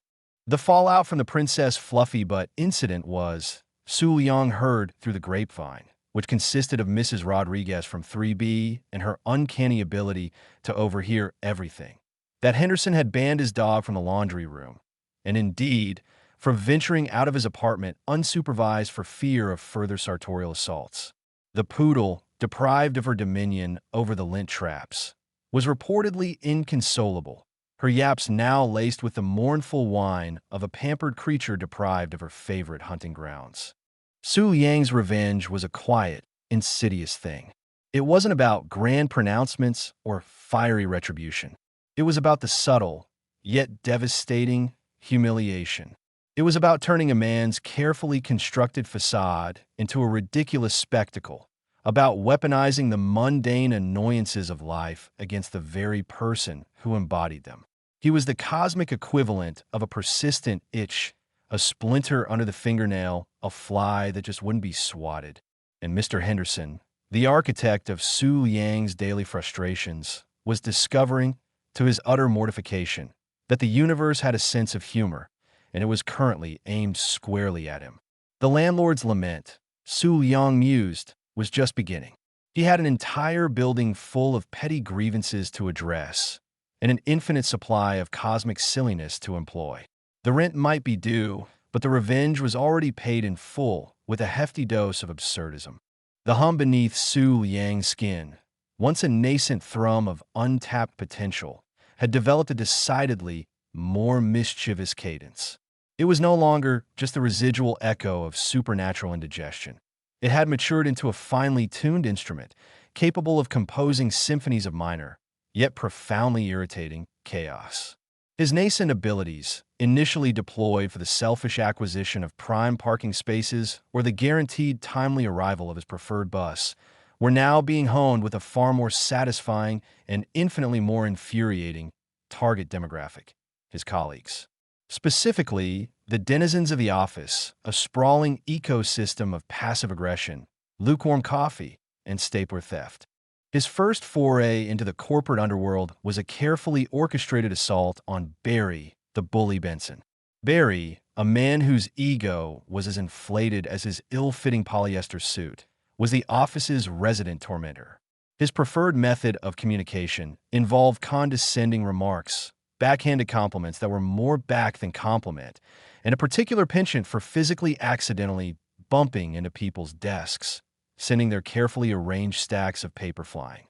Barry's keyboard, a stained and sticky monument to years of furious, unproductive typing, was his weapon of choice. It was from this digital pulpit that he dispensed his daily dose of venom, his fingers flying across the keys as he crafted emails designed to undermine, belittle, and generally make everyone else's workday a misery. Su Liang, nursing a tepid cup of office-issue tea, watched Barry at work from the strategic vantage point of his own cubicle. Barry was currently engaged in his favorite pastime, composing a lengthy, passive-aggressive email to Brenda in accounting about a misplaced expense report, a report that Barry himself had likely misplaced. Su Liang focused his intent, picturing Barry's keyboard, not as a tool of communication, but as a playground for linguistic anarchy. He imagined each keystroke, as Barry's pudgy fingers hammered away, being subtly warped, twisted, and recontextualized. He pictured the letters on the keys shimmering, momentarily transforming into a chaotic jumble of symbols, only to revert back just as Barry's finger descended. The result was both immediate and hilarious. Barry's brow furrowed. He retyped a sentence, then retyped it again. A bewildered look spread across his face. He was typing. He was sure he was typing, but the words appearing on his screen were not the words he intended. Instead of, "I am deeply concerned about the current status of your expense report, Brenda, and require immediate clarification," Barry's screen blinked. "I require immediate lint removal from Brenda's expense report." He tried to delete it, but his backspace key seemed to have developed a peculiar affinity for inserting extra characters, turning delete into delete. Barry let out a frustrated growl, his face turning a shade of puce that rivaled his tie. He tried again, aiming for urgent follow-up, but his keyboard, with a mischievous twist of fate, offered up urgent follow-fart. Barry slammed his fist on the desk, making his entire monitor wobble precariously. The sound of his escalating frustration was a sweet, sweet melody to Su Liang's ears. This initial success emboldened Su Liang. The office, it seemed, was ripe for supernatural intervention. His next target was Sarah Jenkins, a woman whose social life was as vibrant and well-documented as her questionable fashion choices. Sarah was a notorious gossip, her phone a constant companion, buzzing and chirping with the latest office tittle-tattle. She had a knack for overhearing conversations from across the room, for interpreting every sideways glance as a coded message, and for disseminating these interpretations with the speed and accuracy of a wildfire. Her phone, a gaudy pink monstrosity adorned with rhinestones, was the epicenter of this information highway. Su Liang decided to give Sarah's mobile gossip network a minor, but highly embarrassing, upgrade. He envisioned Sarah's phone not as a conduit for juicy rumors, but as a personal jukebox of deeply mortifying tunes. He focused on the phone's speaker, imagining it developing a peculiar and highly selective audio output. Whenever Sarah attempted to send a text, make a call, or even just scroll through social media, the phone would, instead, blast a random, yet undeniably humiliating song at full volume. The first inkling of Su Liang's handiwork came during a particularly hushed departmental meeting. Sarah, perched on the edge of her seat, was attempting to discreetly check her notifications. Suddenly, the air was pierced by the unmistakable and frankly awful opening chords of Never Gonna Give You Up by Rick Astley. The entire room froze, eyes darting towards Sarah, whose face had gone from pale to a shade of beet red that could rival Barry's. She fumbled with the phone, desperately trying to silence it, but the song, as if imbued with a life of its own, continued to play, its cheerful synth intro mocking her mortification. The meeting, needless to say, was derailed. Over the next few days, Sarah's phone continued its musical insurrection. During a quiet moment in the break room, as she was showing a picture of her cat to a bewildered colleague, her phone erupted with the high-pitched, saccharine vocals of Barbie Girl by Aqua. Later, while trying to explain a complex financial report to their stoic manager, Mr. Abernathy, her phone decided to serenade the room with the timeless classic, Macarena. The sheer, unadulterated embarrassment radiating from Sarah was palpable. She tried changing her ringtones, turning off notifications, even contemplating throwing the offending device out the window, but the curse, it seemed, was tenacious. Her phone had become a walking, talking, or rather, singing embodiment of her most secret, embarrassing musical tastes, broadcast for all the world to hear. But the true piece to resistance, the crowning achievement of Su Yang's office-based vendetta, was reserved for Mr. Abernathy himself. Abernathy was the epitome of corporate mediocrity, a man whose life seemed to revolve around spreadsheets, lukewarm coffee, and the precise moment he could escape the office for his afternoon nap. He was prone to fits of sudden, inexplicable demands, to micromanaging projects with the enthusiasm of a sloth on sedatives, and to a general air of quiet desperation that permeated his every interaction. His voice, a monotone drone, rarely rose above a conversational whisper, even when delivering pronouncements of doom. Su Yang, observing Abernathy's predictable trajectory through the day, the early arrival, the endless paperwork, the mid-afternoon slump, conceived of a particularly insidious hex. He imagined Abernathy's vocal cords, normally as exciting as watching paint dry, developing a sudden, uncontrollable urge for musical theater. Not just any musical theater, but for the most over-the-top, show-stopping numbers imaginable, erupting at the most inappropriate moments. The first indication that something was amiss occurred during a critical budget review. Abernathy was droning on about projected quarterly losses, his voice as flat as a deflated balloon. Suddenly, mid-sentence, his voice cracked, and instead of continuing his lament, he launched into a booming, off-key rendition of Don't Cry for Me Argentina from Evita. The room fell silent, stunned. Abernathy himself looked utterly bewildered, his mouth hanging open as if he'd just uttered words in a foreign language. He cleared his throat, red-faced, and attempted to resume his budget speech, but the damage was done. The spell had been cast. From that day forward, Abernathy's life became a reluctant Broadway production. During a tense client call, he suddenly burst into an impassioned, if slightly shaky, version of Defying Gravity from Wicked. While signing off on a crucial document, he found himself belting out Memory from Cats, his eyes watering inexplicably. The most dramatic incident occurred during the company's annual performance review meeting. As he was delivering a particularly scathing critique of a junior employee's performance, Abernathy's voice suddenly soared, erupting into a full-throated, emotionally charged rendition of I Will Always Love You, complete with a wobbly high note that made several people wince. The office, once a bastion of mundane predictability, had transformed into a surreal cabaret. Colleagues tiptoed around Abernathy, unsure when the next musical outburst would occur. Barry the bully Benson found his digital tirades devolving into nonsensical pronouncements about Lent, while Sarah Jenkins's phone had become a mobile shrine to embarrassing pop anthems. Su Yang, meanwhile, sat at his desk, a quiet observer of the delightful chaos he had orchestrated, the hum beneath his skin now a contented purr. He had discovered that revenge, when administered with a healthy dose of absurdity and a touch of the supernatural, was not only satisfying but also surprisingly effective at improving the general office ambience. The petty grievances of the workplace, it turned out, were fertile ground for a truly cosmic brand of justice. The hum beneath Su Yang's skin, once a nascent thrum of untapped potential, had developed a decidedly more mischievous cadence. It was no longer just the residual echo of supernatural indigestion. It had matured into a finely tuned instrument, capable of composing symphonies of minor, yet profoundly irritating, chaos.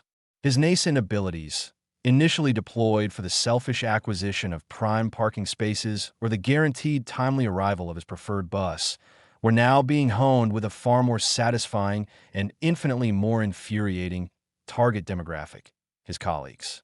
Specifically, the denizens of the office, a sprawling ecosystem of passive aggression, lukewarm coffee, and stapler theft. His first foray into the corporate underworld was a carefully orchestrated assault on Barry, the bully Benson. Barry, a man whose ego was as inflated as his ill-fitting polyester suit, was the office's resident tormentor. His preferred method of communication involved condescending remarks, backhanded compliments that were more back than compliment, and a particular penchant for physically, accidentally bumping into people's desks, sending their carefully arranged stacks of paper flying. Barry's keyboard, a stained and sticky monument to years of furious, unproductive typing, was his weapon of choice. It was from this digital pulpit that he dispensed his daily dose of venom, his fingers flying across the keys as he crafted emails designed to undermine, belittle, and generally make everyone else's workday a misery. Su Yang, nursing a tepid cup of office-issue tea, watched Barry at work from the strategic vantage point of his own cubicle. Barry was currently engaged in his favorite pastime, composing a lengthy, passive-aggressive email to Brenda in accounting about a misplaced expense report, a report that Barry himself had likely misplaced. Su Yang focused his intent, picturing Barry's keyboard, not as a tool of communication, but as a playground for linguistic anarchy. He imagined each keystroke, as Barry's pudgy fingers hammered away, being subtly warped, twisted, and recontextualized.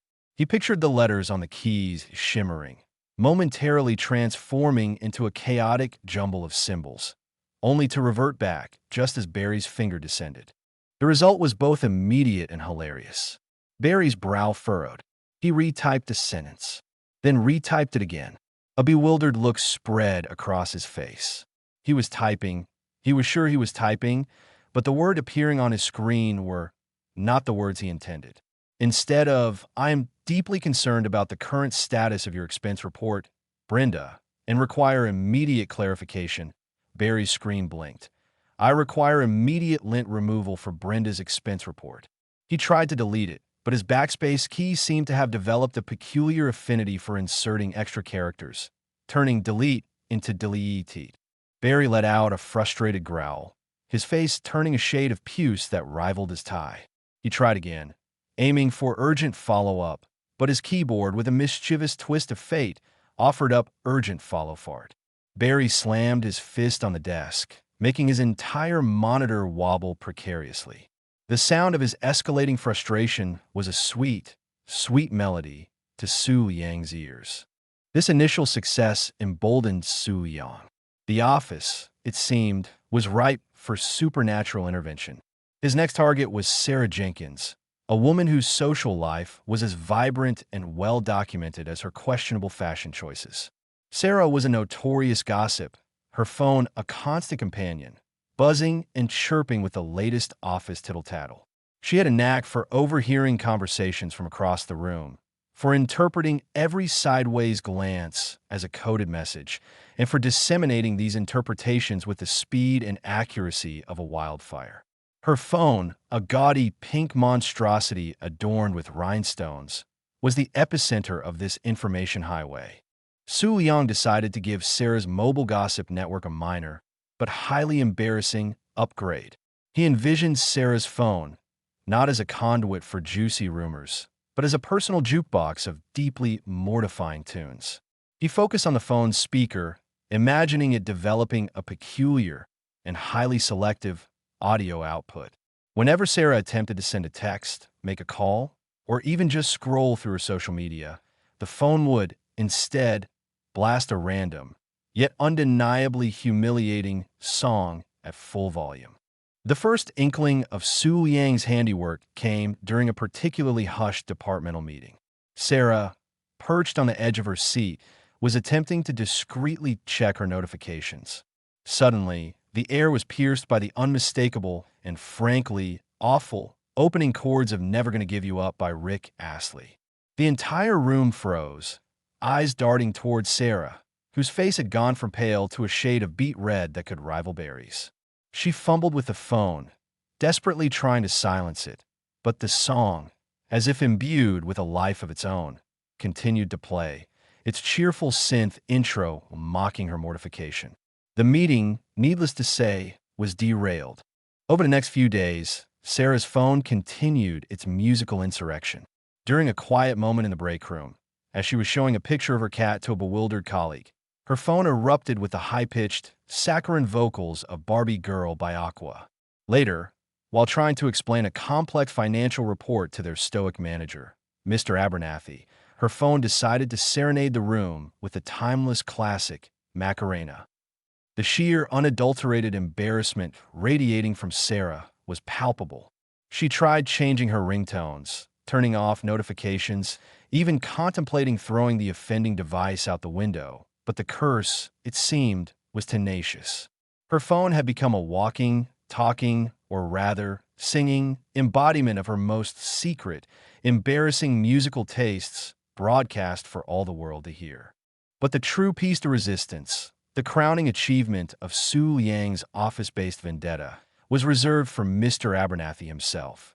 Abernathy was the epitome of corporate mediocrity, a man whose life seemed to revolve around spreadsheets, lukewarm coffee, and the precise moment he could escape the office for his afternoon nap. He was prone to fits of sudden, inexplicable demands, to micromanaging projects with the enthusiasm of a sloth on sedatives, and to a general air of quiet desperation that permeated his every interaction.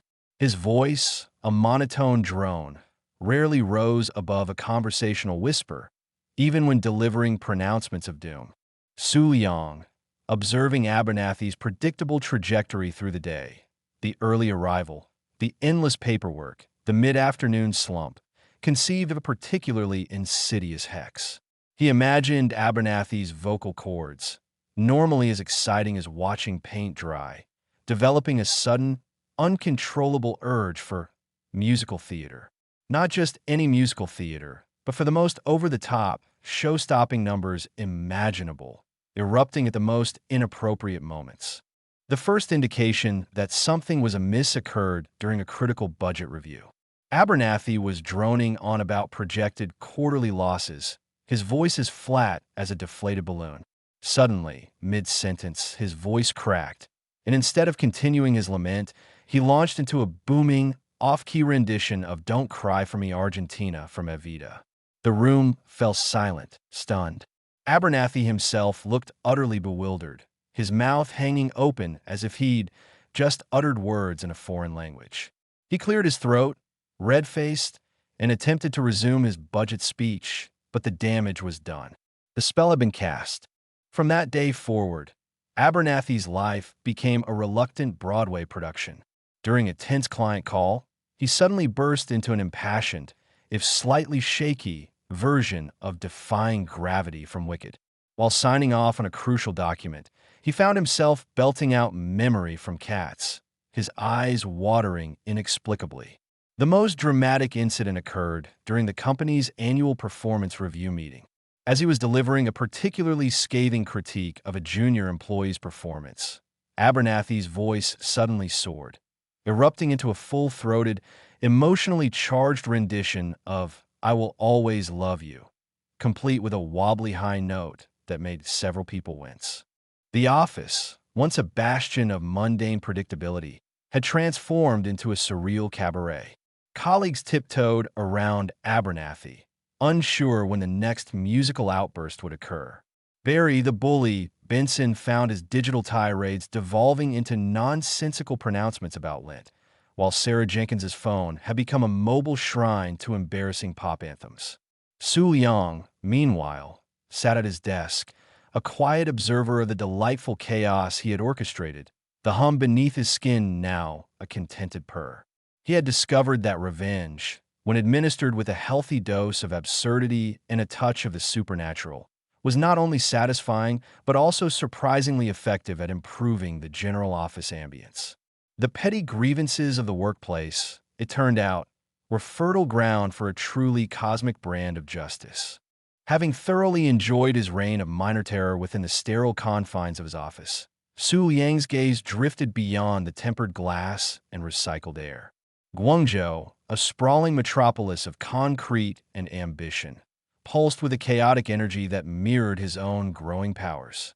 But this energy was often stifled, choked by the sheer, unyielding volume of humanity and its insatiable thirst for mobility. The traffic. Oh, the traffic.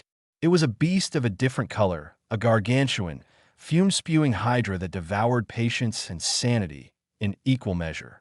His commute, a daily ritual of bumper-to-bumper despair, had become a particular source of irritation. The honking, the aggressive lane-changing, the sheer unadulterated time it all consumed. He would sit there, the hum beneath his skin vibrating with a low-grade fury, watching the minutes tick by, the progress measured in inches rather than kilometers. It was an affront to his newfound sense of controlled chaos, a stark reminder that his supernatural prowess, while effective against a stapler-hoarding colleague, was currently impotent against the sheer inertia of a million automobiles. "This is unacceptable," he muttered, the words lost in the drone of the engine and the cacophony of horns. He imagined a world where traffic flowed, where every driver was a paragon of courtesy and efficiency. But that was a utopia, and Su Liang, at this juncture, was far more interested in the sweet, sweet nectar of well-orchestrated pandemonium. He yearned for an outlet for his amplified abilities, a grander stage for his burgeoning talents. The city, it seemed, was his oyster, albeit a rather congested one. He decided to start small. With a particularly notorious intersection he navigated daily on his way home. It was a confluence of several major arteries, a point where frustrated commuters converged with the singular goal of reaching their destination, a goal often thwarted by the erratic ballet of traffic lights and the sheer, overwhelming density of vehicles. Today, as he approached, the light was green, a glorious, beckoning green. He accelerated, a small smile playing on his lips. He was almost there. He could practically taste the solitude of his apartment. And then it happened, not with a dramatic flash of light or a thunderous boom, but with a subtle, almost imperceptible shift in the fabric of reality. The asphalt beneath his tires, for a fleeting, unexplainable moment, seemed to soften, to buckle. It wasn't a sinkhole, not a dramatic chasm. It was more like a miniature, perfectly formed pothole, just large enough, just deep enough to catch the front tire of the car behind him. The driver, caught by surprise, swerved violently, his horn blaring in a frantic, staccato burst. This, in turn, caused the car behind him to brake sharply, and the chain reaction began. A symphony of surprised honks, frustrated shouts, and the screech of tires filled the air. Su Liang, gliding through the now unimpeded green light, allowed himself a small, satisfied chuckle.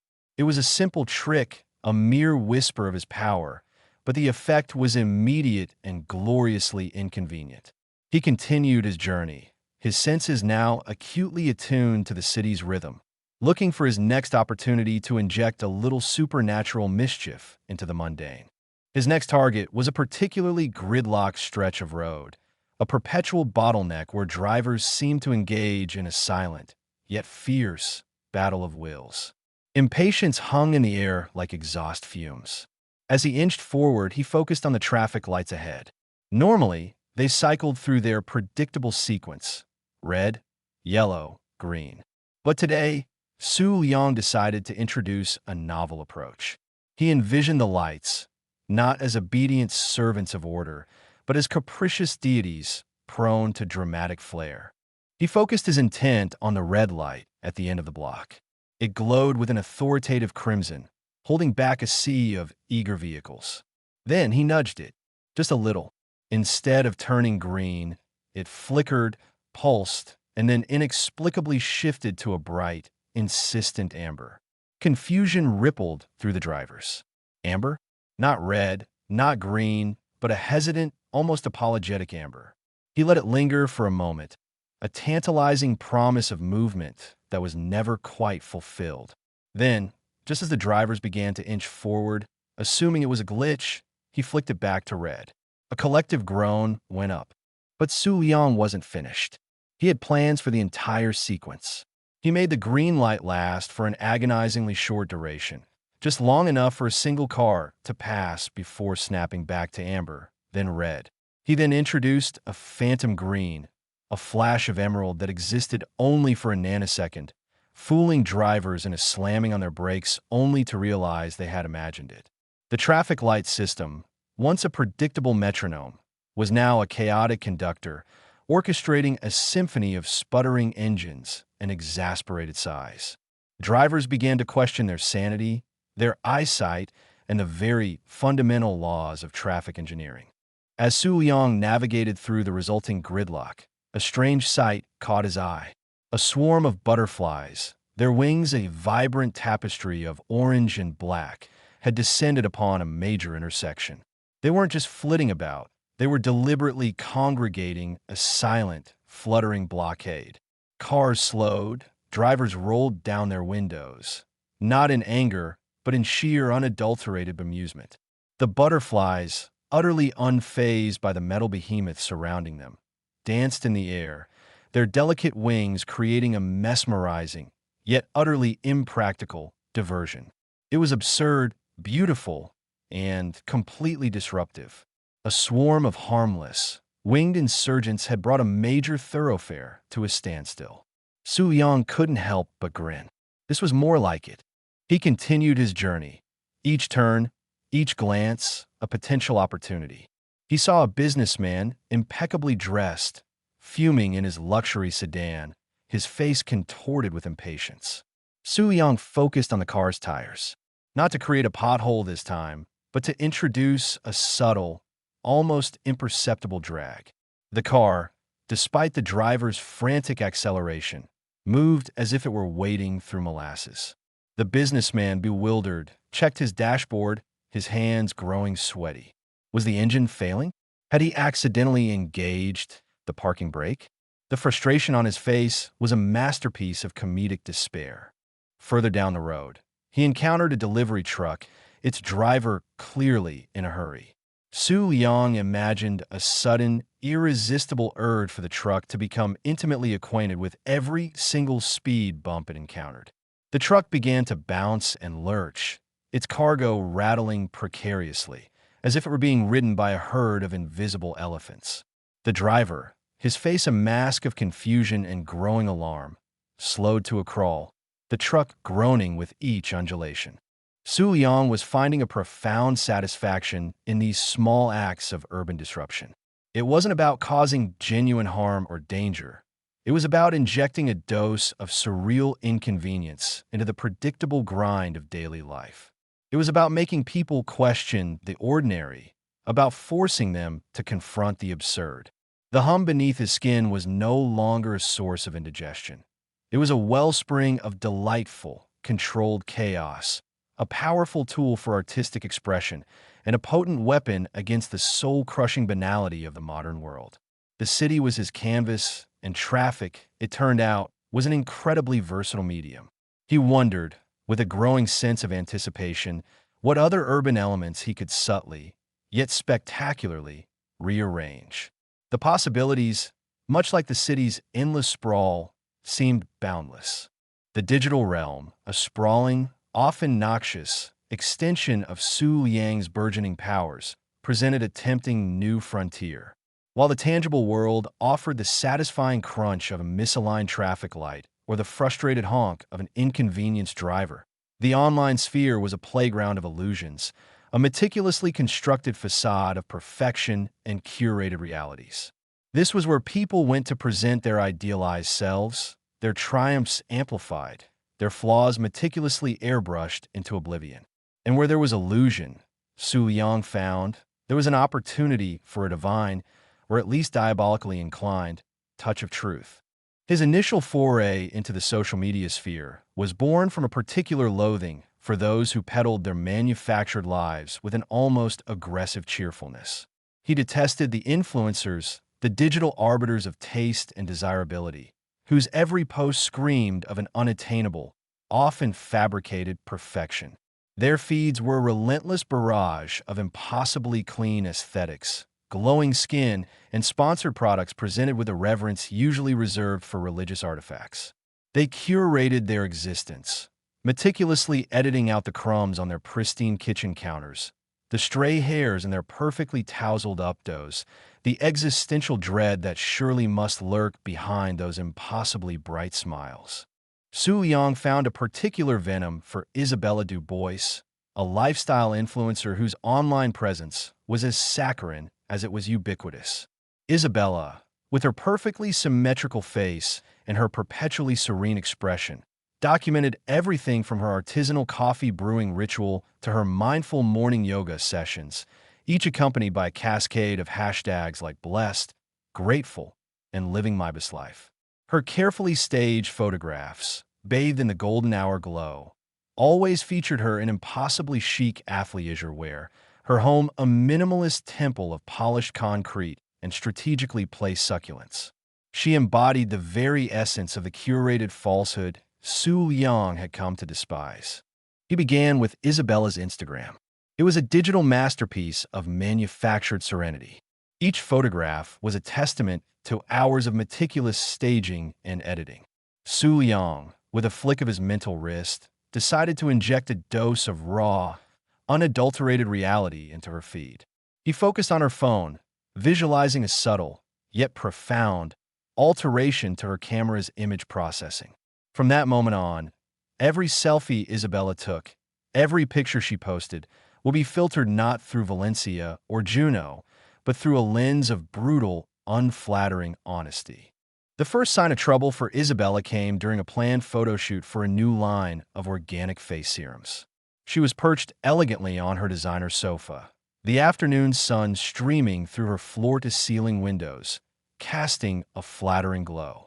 She held up a bottle of the serum, her smile serene, her eyes sparkling.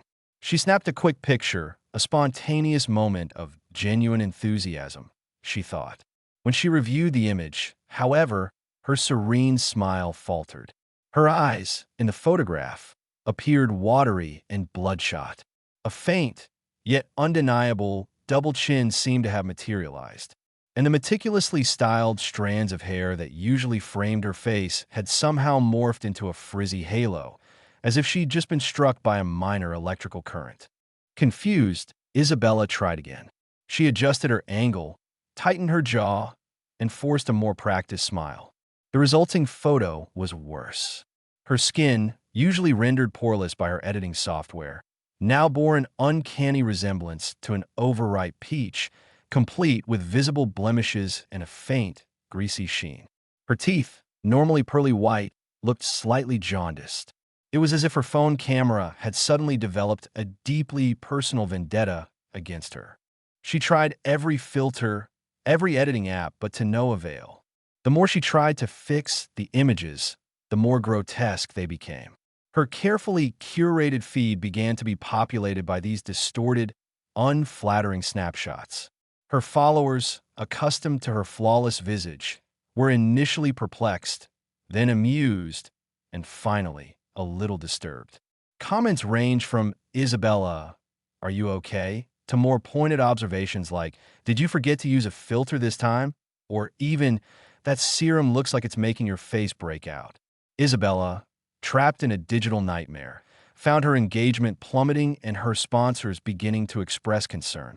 The carefully constructed edifice of her online persona was beginning to crumble, not under the weight of scandal, but under the relentless gaze of unflattering realism. But Su Yang wasn't finished with the digital detritus of the internet. He turned his attention to another particularly irritating breed of online dweller, the trolls. These were the keyboard warriors, the anonymous avatars of negativity, who lurked in comment sections and forums, spewing vitriol, engaging in petty arguments, and generally making the online world a more unpleasant place. They thrived on confrontation, on eliciting emotional responses, and on the anonymity that allowed them to act with impunity. Su Yang found a special disdain for a particularly prolific troll named TruthSeeker77, a user notorious for his lengthy, often nonsensical, rants against anything and anyone that deviated from his own narrow worldview. TruthSeeker77's avatar was a grainy picture of a man with a scowl, and his comments were invariably peppered with aggressive capitalization and copious exclamation points. He attacked everything from scientific consensus to popular culture with the same unbridled and often ill-informed fury. Su Liang decided to subject Truth Seeker 77 to a special kind of torment, the overwhelming tedium of the utterly mundane. He imagined Truth Seeker 77's social media feeds, his private messages, his entire online existence, being flooded with an endless stream of images depicting the most uninspiring visual content imaginable. Not just beige paint drying, but that was a good starting point. He focused on the trolls' online activity, visualizing a digital deluge. Every time Truth Seeker 77 opened his social media, instead of the usual cacophony of outrage and debate, he was met with an avalanche of meticulously cataloged images. There were hours of footage of plain, unvarnished beige paint drying on a wall, each frame offering an almost imperceptible shift in sheen. There were extended video clips of plain white rice being cooked, each grain indistinguishable from the next. There were high-resolution photographs of untextured plaster, of unblemished gray concrete, of the blandest possible upholstery fabric. Truth Seeker 77's inbox, once a battleground of online arguments, was suddenly filled with messages containing nothing but attachments of subtly different shades of off-white. His notifications were a relentless ping of new posts, each one showcasing a single, unblinking eye of a perfectly neutral-colored kitten or a lengthy discourse on the aerodynamics of a perfectly spherical pebble. He tried to block the sender, but it was as if Su Liang had woven himself into the very fabric of the internet, his influence spreading like an unseen virus. The troll's frustration grew with each passing hour. He couldn't understand why his usual online adversaries had suddenly gone silent, replaced by this bizarre, monotonous invasion. He tried to engage, to provoke, but his comments were met with nothing but more images of uninteresting objects. He found himself staring, hypnotized, at a 30-minute video of a single, unopened cardboard box. His carefully constructed online persona, built on aggression and inflammatory rhetoric, was being systematically dismantled by an onslaught of overwhelming, soul-crushing blandness. He, who thrived on chaos, was being defeated by an ocean of utter, unadulterated sameness. Su Liang's reign of digital justice extended to those who preyed on vulnerability, the online bullies who used the anonymity of the internet to inflict their cruelty.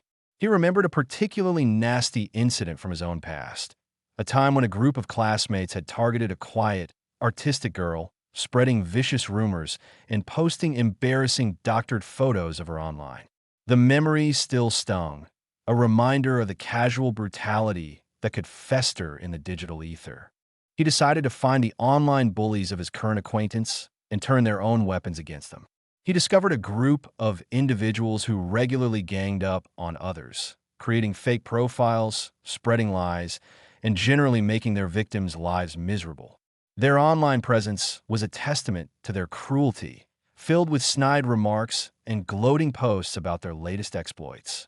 Su Liang focused his power on their accounts, visualizing a rapid and public exposure of their own most embarrassing secrets. He didn't just want to silence them.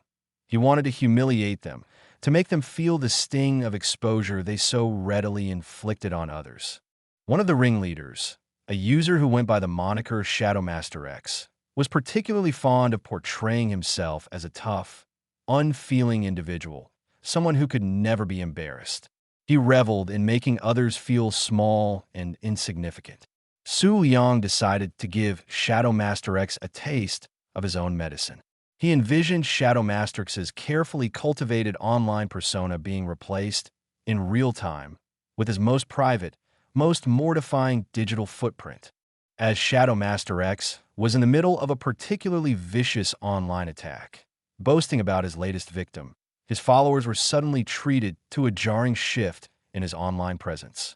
His usual aggressive pronouncements were replaced by a series of heartfelt and deeply embarrassing diary entries he had apparently written years ago as a teenager. These entries detailed his unrequited crush on the school librarian, his awkward attempts at writing poetry, and his secret obsession with a cartoon character. Then his profile picture, which had always been a snarling wolf, transformed into a series of photographs from his awkward adolescent years. Braces, bad haircuts, and a penchant for brightly colored, ill-fitting sweaters. His online feed, once a testament to his supposed toughness, became a chronological archive of his most vulnerable and embarrassing moments. His followers, initially confused, quickly descended into a frenzy of mockery and ridicule. Shadow Mastrix's attempts to regain control of his account were futile. It was as if Su Liang had taken up permanent residence in his digital life, constantly revealing new layers of his past shame. The other members of the bullying group soon found themselves experiencing similar digital indignities. One user, who had been spreading rumors about a classmate's weight, suddenly found her own meticulously filtered photos being replaced by unflastering, unedited images of herself from a particularly embarrassing karaoke night. Another, who had been impersonating someone to send cruel messages, found her own private chat logs, filled with her most embarrassing confessions and petty grievances, being broadcast to her entire friend list. The effect was immediate and widespread. The online bullying community, so accustomed to operating in the shadows, found themselves exposed and ridiculed. Their carefully constructed personas of invincibility crumbled under the weight of their own revealed vulnerabilities. The internet, which they had used as a weapon, had turned against them, revealing their own insecurities and petty dramas to the world. Su Yang watched the digital fallout with a quiet satisfaction. He saw the stunned silence in comment sections, the panicked attempts to delete embarrassing posts, the flurry of bewildered messages exchanged between the bullies. It was a modern-day witch hunt, but instead of pitchforks and torches, the weapons were screenshots and viral hashtags. He had tapped into the collective anxiety surrounding online personas, the fear of exposure, the dread of having one's curated reality shattered by the unvarnished truth. He understood that the digital world was a complex ecosystem, a place where reputations were built and destroyed with frightening speed. But it was also a place where genuine connection could be fostered, where communities could thrive, and where knowledge could be shared. His interventions, he believed, were not about destroying the internet, but about injecting a much-needed dose of accountability and realism into its often deceptive landscape. He wasn't a destroyer. He was, in his own peculiar way, a digital decontaminator, sanitizing the online world of its most toxic elements, one embarrassing selfie and one exposed diary entry at a time. The hum beneath his skin resonated with a newfound purpose, a digital current flowing through him, ready to expose the truth, however uncomfortable, in the vast, shimmering expanse of the World Wide Web. The digital realm had been a playground, a canvas for Su Liang's nascent and admittedly mischievous divine intervention. He'd tweaked the digital lives of the insufferably perfect and exposed the pathetic fictions of online trolls with a flick of his mental wrist. The satisfaction had been profound, a sweet, digital revenge served cold. Yet, as the dust settled in the ethereal plane of the internet, the real world, stubbornly tethered to physics and causality, began to echo his interventions in ways he hadn't quite anticipated. The ripples, it turned out, were far more substantial than a few disgruntled influencers or a troll's existential crisis. His initial foray into disrupting traffic had been a minor, albeit satisfying, act of retribution. The sleek, black sedan, its driver, a man whose smug self-importance had practically radiated from his expensive suit, had cut him off with an arrogance that screamed entitlement. A moment's focus, a whispered suggestion to the city's intricate network of traffic lights, and the sedan found itself ensnared in a sudden, inexplicable gridlock. A symphony of horns erupted, a testament to the universe's collective frustration. Su Liang had watched from his perch, a phantom maestro conducting an orchestra of automotive discontent, feeling a surge of righteous amusement. He hadn't considered the broader implications, the downstream effects of such a localized temporal anomaly. The man in the black sedan, one Bartholomew Finch, was not just any businessman. He was a man on the cusp of securing a deal that would reshape the skyline of the city, a multi-billion-dollar acquisition that hinged on a crucial meeting at that precise moment. The traffic jam, a seemingly minor inconvenience, had stranded him, his phone stubbornly refusing to connect to a signal in the urban canyon. By the time he'd finally disentangled himself from the metallic serpent of stalled vehicles, the window of opportunity had slammed shut. The opposing party, unimpressed by Finch's breathless, apologetic arrival, had already moved on, their interest piqued by a more punctual competitor. Finch's empire, built on precisely timed maneuvers, had suffered a significant and utterly unforeseen blow, all because of Su Liang's desire for a less arrogant commute. The news of Finch's faltering deal, whispered in the hushed tones of high finance, began to weave its way through the city's underbelly, a subtle tremor in the bedrock of commerce. Then there was the politician. Senator Sterling, a man whose public pronouncements were as verbose as they were hollow, had become a recent target of Su Liang's ire.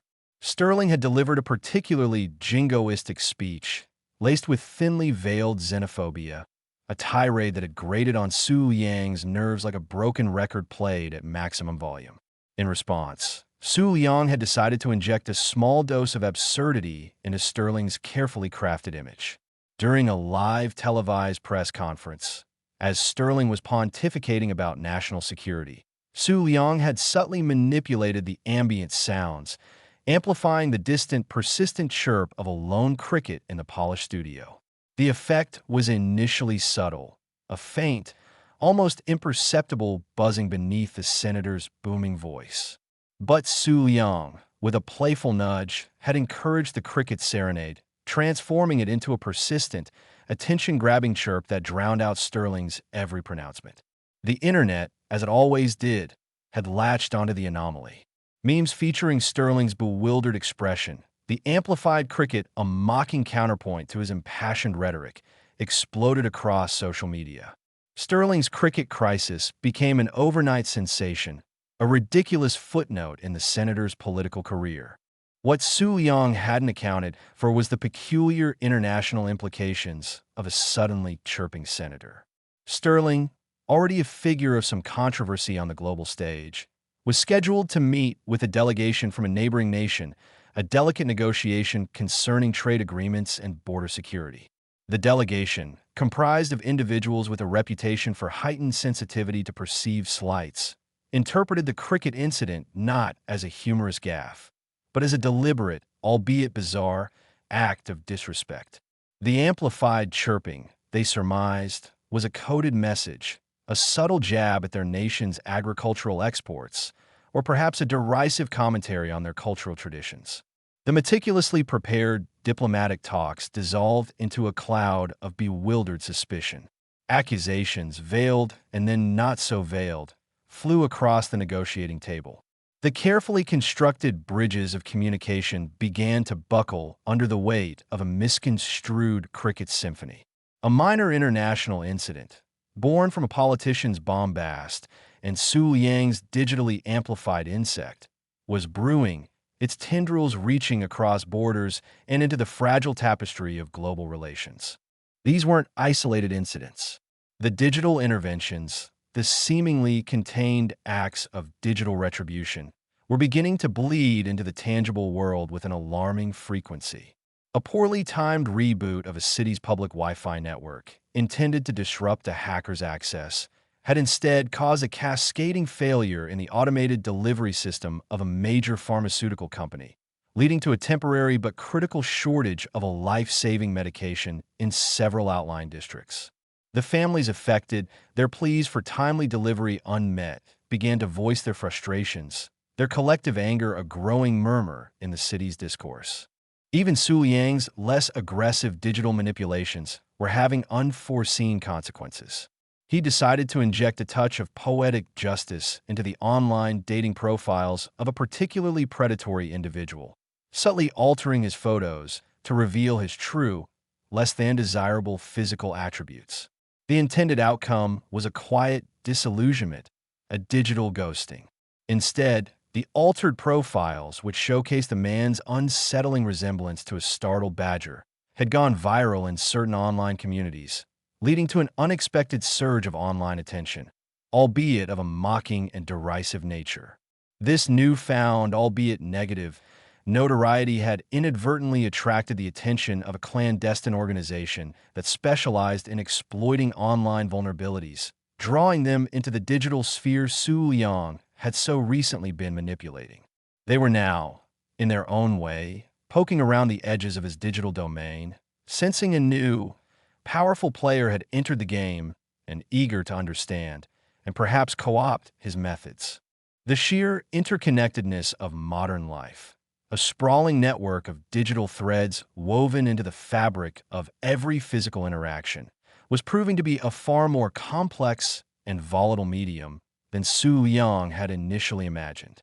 His actions, though originating from a place of personal grievance and a desire for a more just digital existence, were creating a series of unpredictable chain reactions, like a careless pebble dropped into a vast, still lake. The subtle shifts in financial markets, the minor diplomatic tensions, the logistical disruptions, these were not mere inconveniences. They were the early warning signs, the first noticeable tremors of a far greater disturbance. He began to notice it in the collective hum of the city, a subtle dissonance that hadn't been there before. The digital whispers of discontent, the hushed anxieties that seeped from the online world into the streets, were growing louder. News reports, once focused on mundane civic matters, were now tinged with a growing sense of unease. Experts, interviewed on television, spoke of inexplicable anomalies, of statistical outliers that defied rational explanation. They theorized about solar flares, about sophisticated cyber attacks, about the burgeoning complexities of globalized systems. They were, of course, looking in all the wrong places. Su Liang, while relishing the newfound power that coursed through him, also felt a prickle of concern.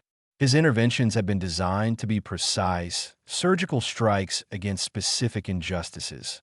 He had sought to redress imbalances, to bring a measure of truth to a world often drowning in artifice. But the reality was proving to be far messier. The interconnectedness he'd so easily manipulated also meant that his actions, no matter how localized in intent, were resonating outwards, creating unforeseen consequences that were beginning to draw attention. He saw it in the increased chatter among the city's supernatural denizens. Whispers of unusual energy fluctuations, of temporal anomalies that defied the natural order, were circulating in the hidden corners of the city. The old guardians, the unseen forces that maintained the delicate balance between the mundane and the magical, were beginning to stir.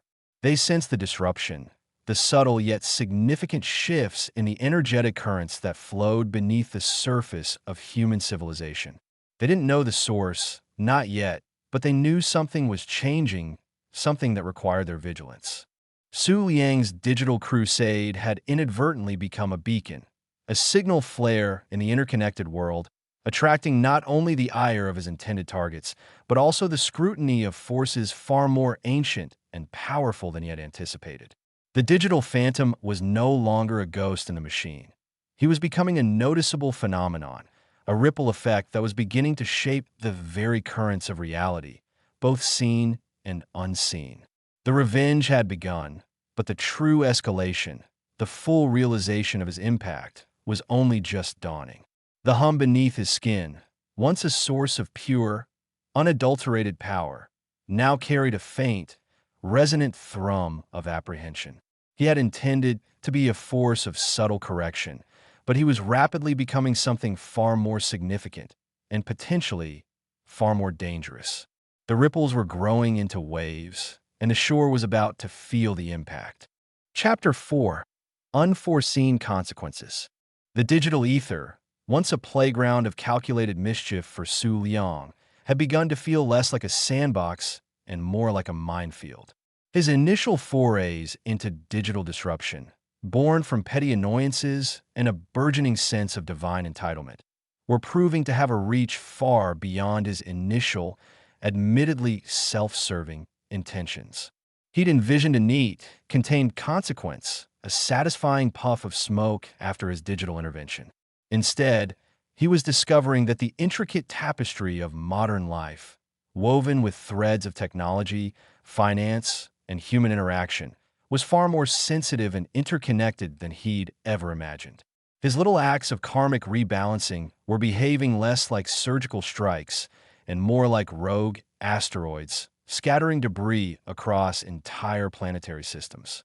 Take, for instance, his brief and frankly rather gleeful decision to subtly sabotage the meticulously curated online presence of Biff Sterling, a minor television personality known for his perpetually tanned skin and equally artificial personality.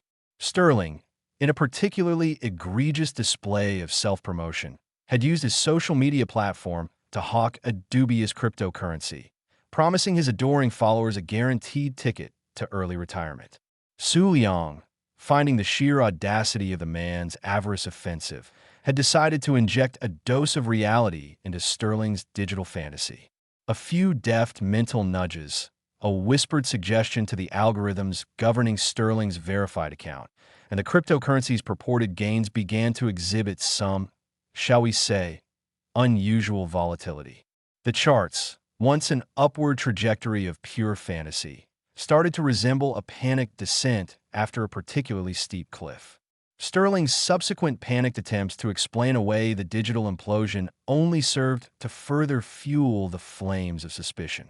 The immediate aftermath was precisely what Su Liang had anticipated: a flurry of outraged comments, a cascade of unfollows, and Sterling's public face twisting into a mask of bewildered fury.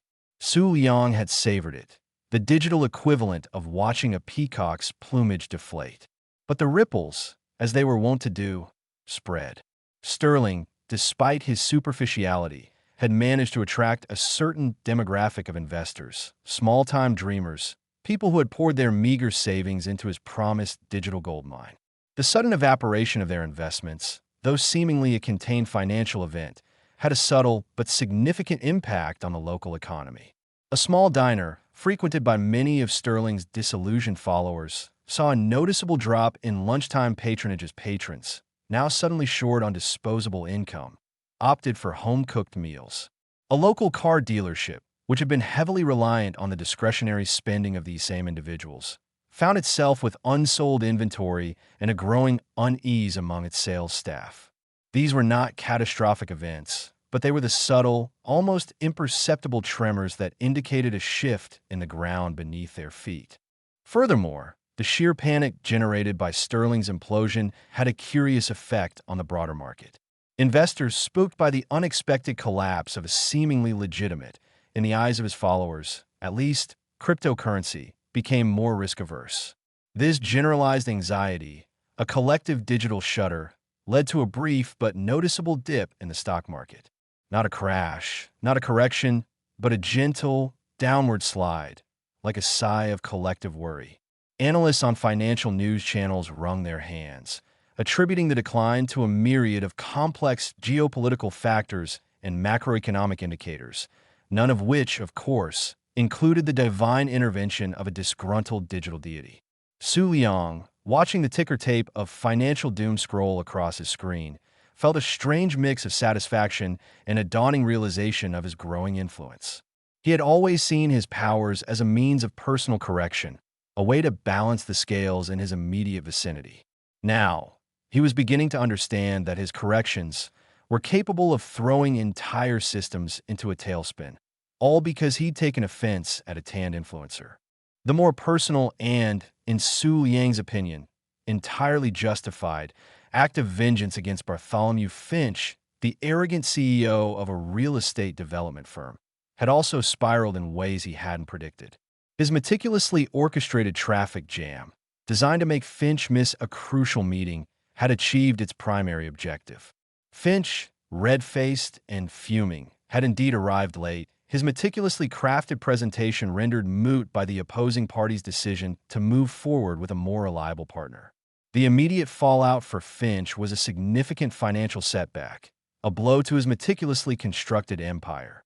But the delay, the sheer disruption to the city's arterial traffic, had had more far-reaching consequences, particularly for the upcoming annual Sunstone Festival, a beloved regional celebration that was a significant boon to the local economy. The vital shipment of artisanal crafts and specialized performance equipment, destined for the festival's main stage, had been caught in the very gridlock Su Liang had conjured. The trucks, laden with everything from hand-carved wooden instruments to elaborate costume elements, had been stranded for hours.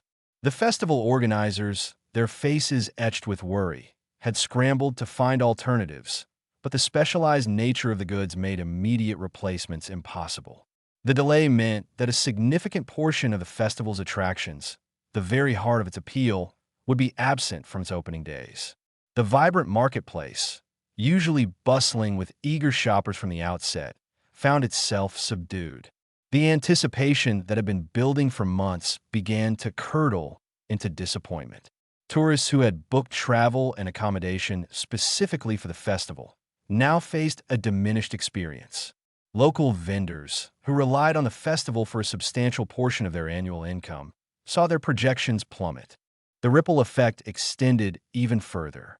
The Sunstone Festival, beyond its economic impact, was a vital cultural touchstone for the region.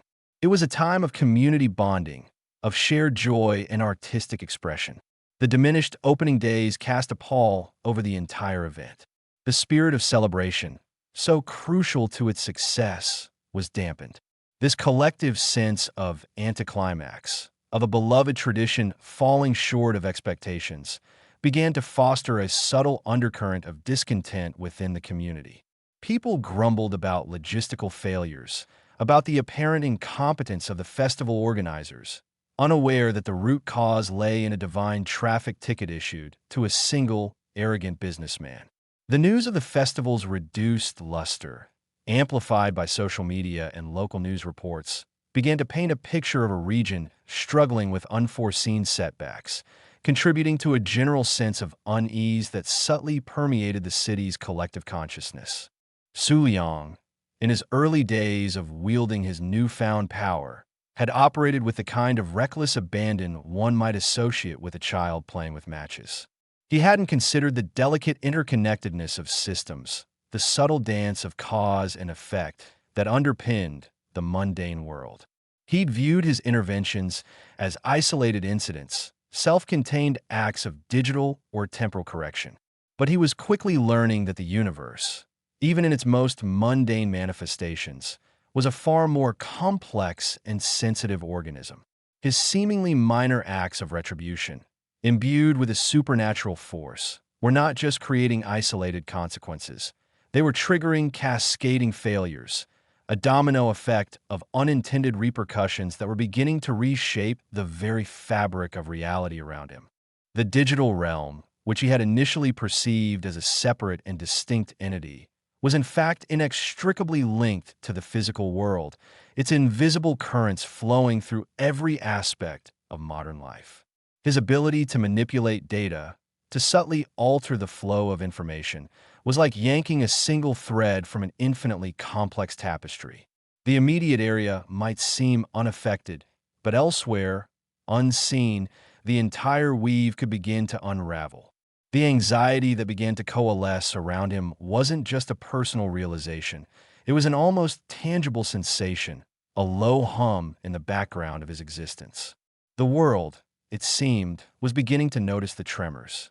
The carefully constructed edifice of normalcy was showing cracks, and Su Liang, the architect of these subtle destructions, was starting to feel the weight of his own unintended power. The satisfaction he had once derived from his digital machinations was slowly giving way to a gnawing apprehension. He had sought to play God in the digital sphere, and he was discovering that the responsibilities and the unforeseen consequences of such an endeavor were far more profound than he had ever imagined. The butterfly, it turned out, had a much bigger wingspan than he'd given it credit for, and its flapping was starting to whip up a storm. The labyrinthine corridors of the Bureau of Administrative Oversight, a monolithic edifice dedicated to the meticulous cataloging of societal minutiae, were beginning to echo with more than just the shuffling of papers and the drone of fluorescent lights. A subtle disquiet had begun to permeate the air, a low-frequency hum of confusion that was gradually coalescing into something more substantial. For months, the department had been awash in a tide of anomalies, a deluge of complaints and reports that, individually seemed to defy logical explanation, yet collectively painted a picture so outlandish it risked being dismissed out of hand. It started, as many bureaucratic nightmares do, with a spreadsheet. Not a particularly exciting one, mind you. This particular document tracked consumer complaints related to household appliances. Suddenly, a peculiar trend emerged. An inexplicable surge in reports of refrigerators spontaneously defrosting, washing machines exhibiting an unsettling aversion to spinning clockwise, and toaster ovens emitting a faint, mournful sigh before refusing to toast. The initial analysis, a bleary-eyed intern named Brenda, who subsisted on lukewarm coffee and existential dread, flagged it as a potential manufacturing defect.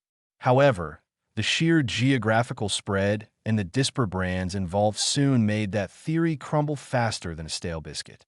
Brenda, bless her diligent heart, meticulously cross-referenced the appliance serial numbers, the purchasing dates, and even the astrological signs of the complainants, all to no avail. The defrosted fridges and wailing toasters remained a statistical ghost, a glitch in the matrix of domesticity. Then came the deluge of reports from the Department of Public Transportation. It wasn't a sudden spike in fare evasion or a surge in unruly passengers. It was far stranger. Bus drivers, normally stoic individuals accustomed to the vagaries of rush hour, began reporting phantom passengers. Not spectral apparitions, mind you, but the feeling of extra weight in seats, the subtle rustle of unseen newspapers, the distinct impression that someone had just elbowed them for a better view. One particularly rattled driver, a gruff man named Stan who'd seen it all in his 30 years on the road, insisted that on Tuesday morning, his normally half-empty 7:15 a.m. route had felt packed tighter than a clown car at a midget convention. He'd even sworn he'd heard a disembodied whisper of, "Are we there yet?" emanating from the empty space beside him. The Internal Review Board, after much head-scratching and a surprisingly vigorous debate about the acoustical properties of recycled bus upholstery, concluded it was likely mass hysteria brought on by an early heat wave. The Ministry of Urban Planning found itself grappling with a similar, albeit more tangible, problem. Construction sites across the city began experiencing bizarre equipment malfunctions. Cranes would inexplicably sway when there was no wind. Concrete mixers would churn erratically at speeds that defied mechanical explanation, and welding torches would sputter and die, only to reignite with a startling intensity moments later, accompanied by what one foreman described as a sound like a disgruntled banshee gargling gravel. The union representatives, ever vigilant, immediately suspected sabotage by rival firms. Investigations were launched. Security footage was scoured for grainy figures in the dead of night, but yielded nothing. The machinery, it seemed, was possessed, or at the very least, deeply confused. The official report, a masterpiece of bureaucratic equivocation, cited anomalous environmental factors and unforeseen atmosphere pressures. Meanwhile, the National Statistics Office was drowning in a sea of peculiar social phenomena. Reports of spontaneous outbreaks of interpretive dance in public parks, an alarming increase in people conversing with inanimate objects. Their houseplants seemed particularly popular conversationalists, and a statistically significant rise in individuals adopting unusually elaborate and, frankly, baffling personal grooming rituals. One gentleman, interviewed by a bewildered census taker, explained his decision to meticulously braid his ear hair into intricate Celtic knots as a way of realigning his auric pathways. The statistical anomaly was so pronounced that it threatened to skew the entire national demographic survey, forcing a frantic reclassification of unusual social behaviors under a new, hastily created subcategory: spontaneous existential expressions. These individual reports, each more absurd than the last, were dutifully logged, categorized, and filed away in the vast, dust-laden archives of governmental inefficiency. Initially, they were treated as mere statistical noise, the inevitable eccentricities that arise from any large, complex population. Brenda, the intern, continued her lonely crusade against the rogue appliances, her coffee mug growing ever more chipped. Stan the bus driver began taking extra-strength chamomile tea before his shifts. The construction foreman started keeping small shrines to the patron saint of stubborn machinery on their site offices. And the census takers developed a weary, knowing smile whenever someone started talking to a lamppost. But the sheer volume and the peculiar nature of these incidents began to create a subtle pressure, a persistent, nagging itch in the collective consciousness of the lower and middle echelons of the civil service. The anomalies were too frequent, too widespread, and too strange to be easily dismissed. The complaints about the refrigerators didn't just come from one neighborhood. They spanned the entire metropolitan area, affecting a dizzying array of makes and models. The phantom passengers weren't confined to a single bus route. They were being reported across multiple lines by different drivers. The inexplicable equipment failures weren't isolated to one construction site. They were cropping up in disparate projects across the city. And the social phenomena, while inherently subjective, were occurring with such a startling frequency that they were beginning to transcend mere anecdotal evidence. A young analyst in the Department of Regulatory Affairs, a sharp woman named Eleanor Vance who possessed a healthy skepticism and an even healthier supply of caffeine, started to notice a pattern. She had been tasked with compiling a report on consumer dissatisfaction regarding public services. As she sifted through hundreds of digital complaints, the same bizarre themes kept recurring. Faulty appliances, inexplicable public transport delays attributed to unforeseen circumstances, and a general sense of pervasive, low-grade chaos. She cross-referenced these with other departmental reports she could access through the interagency data sharing portal, a notoriously sluggish and often unreliable system. The more she dug, the more she found. The anomalous environmental factors affecting the construction sites seemed to coincide with reports of minor, localized seismic activity that registered on no official seismographs. The spontaneous existential expressions reported by the census takers often occurred in areas where citizens had reported experiencing unusually vivid and unsettling dreams. Eleanor began to feel a prickle of unease, a sensation that transcended the usual bureaucratic tedium. These weren't isolated incidents. They were threads, however frayed, that seemed to be weaving themselves into a larger, more disturbing tapestry. She tried to articulate her concerns to her immediate supervisor, Mr. Abernathy, a man whose primary skill seemed to be the art of appearing perpetually preoccupied. Abernathy, after a lengthy pause that suggested he was mentally calculating the exact angle of his next paperweight adjustment, waved away her concerns. "Eleanor, my dear," he'd said, his voice a syrupy drone, "you're seeing ghosts in the machine. These are simply the usual inefficiencies of a complex system. People complain. Appliances break. Buses get delayed. It's the hum of bureaucracy, not a siren song." He then proceeded to spend the next 20 minutes lamenting the declining quality of the office's biscuit selection. Undeterred, Eleanor began a more focused and, frankly, clandestine investigation. She started creating her own shadow spreadsheets, cross-referencing data from seemingly unrelated departments. She noted a correlation between the appliance complaints and reports of unusual atmospheric electrical discharges, minor, localized phenomena that were typically attributed to faulty weather monitoring equipment. She found that the phantom passengers on the buses often coincided with spikes in reported headaches and mild nausea among the passengers on those specific routes. The construction site malfunctions seemed to be concentrated in areas experiencing unusual geomagnetic fluctuations, readings that the National Meteorological Office dismissed as sensor errors. The more she connected the dots, the more a chilling realization began to dawn on her. This wasn't just a series of unfortunate coincidences. It was something else, something that defied conventional explanation. The sheer randomness of the incidents, coupled with their undeniable interconnectedness, suggested a force at play that was both pervasive and subtle, capable of disrupting the very fabric of the mundane world without leaving a discernible footprint.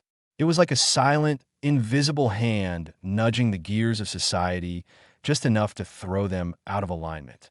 Across town, in a dimly lit office filled with flickering monitors and the faint scent of ozone, a team of analysts of the National Security Agency's Advanced Anomalies Division were experiencing a similar, though far more technologically advanced, wave of confusion. They had been monitoring a vast array of data streams, satellite imagery, encrypted communications, financial market fluctuations, even seismic and atmospheric readings. For weeks, they had been detecting subtle, almost imperceptible deviations from established norms.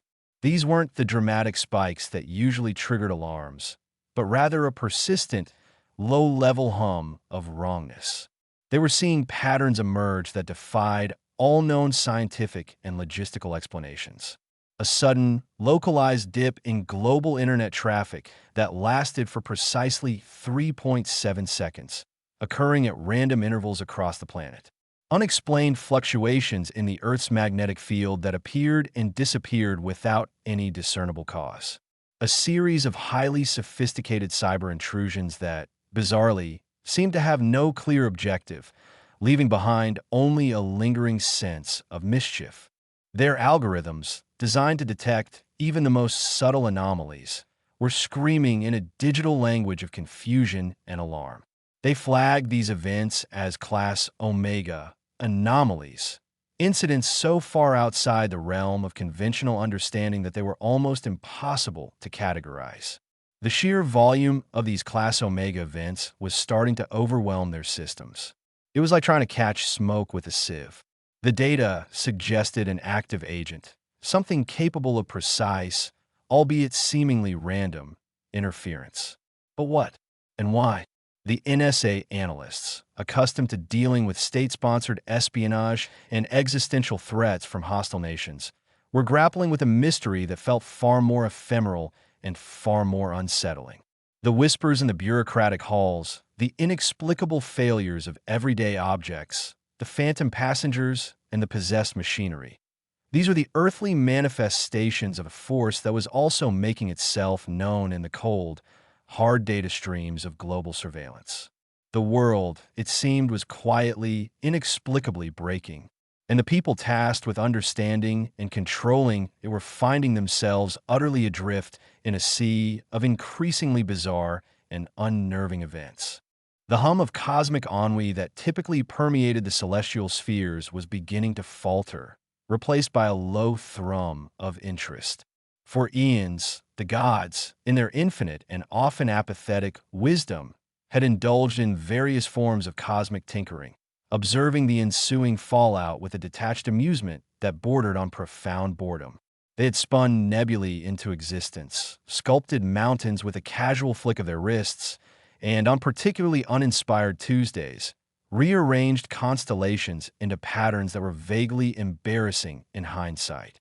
But their latest endeavor, a rather haphazard attempt to spice things up for the burgeoning mortal realm, was proving to be unexpectedly diverting. From their vantage point, the divine amphitheater that overlooked the unfolding drama of Earth, they observed the ripples of their fixes spreading outward, each wave of consequence more amusingly unexpected than the last. It had started subtly, as all good cosmic jokes should, a nudge here, a whisper there, a gentle redirection of probability that, in the grand scheme of things, amounted to little more than divine mischief. They had, for instance, introduced a slight quirk into the collective consciousness of the mortal species, a subtle nudge towards introspection and a newfound appreciation for the absurd. The intention, as far as any of them could recall the precise intention, had been to foster a bit of creativity to break the monotony of their predictable lives. They had envisioned poets spontaneously bursting into sonnets in public squares, artists discovering new pigments in their palettes, and perhaps a few philosophers finally agreeing on the meaning of life over a particularly strong cup of ambrosia. Instead, they had inadvertently instigated a city-wide epidemic of sentient toasters. Zeus, lounging on a cloud that was, by sheer coincidence, shaped like a particularly plump lamb chop, chuckled, a rumble that shook the very foundations of Olympus. He swirled a goblet of nectar, the golden liquid catching the ethereal light. Remarkable, he boomed, his voice echoing through the celestial halls. Truly, quite remarkable. Brenda's little spreadsheets are positively ablaze with existential dread. And those toasters, honestly, who knew they had such a penchant for melodrama? Across from him, Aphrodite, her beauty undimmed by the passage of millennia, delicately applied a shimmer to her already luminous eyelids. "It's the size, darling," she purred, her voice like the rustle of silk. "Such pathos. My dear mortals, they truly have a flair for the dramatic, don't they?" I believe that particular manifestation was an attempt to express their burgeoning sense of futility in the face of an indifferent universe. Or perhaps they just ran out of bread. Hades, ever the pragmatist, grumbled from his shadowy corner, where he was meticulously polishing his obsidian throne. Futility is a rather optimistic assessment. I've been receiving reports of washing machines developing a distinct aversion to going clockwise. That's not existentialism. That's a blatant disregard for the established order of laundry. Someone, or something, is actively sabotaging the domestic harmony of the mortal realm. Athena, her brow furrowed in thought, adjusted the position of her owl, who blinked slowly, as if contemplating the very nature of existence. The fixes were, to put it mildly, imprecise. We aimed for a gentle nudge towards self-discovery, a subtle infusion of the surreal. What we seem to have achieved is a wholesale disruption of the mundane. The phantom passengers on the buses, the possessed construction equipment, the spontaneous interpretive dance routines, it's all rather chaotic. Chaos is merely order waiting to be discovered, offered Apollo, strumming a celestial lyre. His music, a melody of sunbeams and laughter, filled the air. Perhaps they are simply discovering a new order, a more vibrant, less predictable one. Or perhaps, intoned a voice from the deepest, most silent part of the cosmos, a voice that resonated with the chill of the void, they are simply experiencing the consequences of divine idleness. It was Nyx, the primordial goddess of night, her presence a ripple of darkness that even the radiant light of Olympus could not entirely dispel. She rarely spoke, but when she did, the other gods, even Zeus, paid attention. Zeus waved a dismissive hand. "Nyx, my dear, always so dramatic. It's an experiment, a grand social experiment. And frankly, it's far more entertaining than watching mortals churn out the same predictable dramas for the 10,000th time. Remember the Trojan War? Utterly tiresome. This, on the other hand, this is fresh. This is quirky." He gestured towards a shimmering, scrying pool that displayed a scene from Earth. A man in a business suit, looking utterly bewildered, was attempting to coax his refrigerator into producing ice. The appliance responded by emitting a low, mournful hum and then, inexplicably, playing a tinny rendition of Fur Elise on its internal speaker. "See?" Zeus crowed, triumphant. "The musical refrigerators. A stroke of genius, if I do say so myself. A poignant commentary on the artificiality of modern convenience." Hera, queen of the gods, a woman perpetually unimpressed, sighed. She was meticulously arranging a bouquet of celestial roses, each petal shimmering with starlight. A poignant commentary? Zeus, they're complaining on their online forums that their frozen peas are defrosting and their milk is fermenting at an alarming rate. I don't think poignant is the word they're using. Details, Zeus scoffed. The important thing is that they are reacting. They're being stimulated. It's far better than the predictable, mundane existence they were leading. Imagine if they all just went around doing their tedious jobs, filing their tedious papers, and never once questioning the inherent absurdity of it all. Where's the fun in that? The fun, it seems, is primarily for us, Athena observed dryly, her gaze fixed on the scrying pool. The mortals, for what I can gather, are experiencing distress. The bureaucratic lass Eleanor Vance, for instance. She's been correlating data points with an alarming intensity.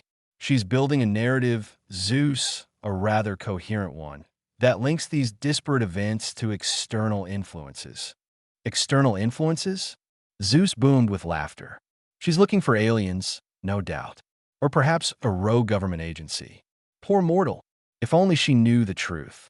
If only she knew that the external influence was simply a few bored deities with an overabundance of creative energy and a distinct lack of occupational therapy. She's close, though.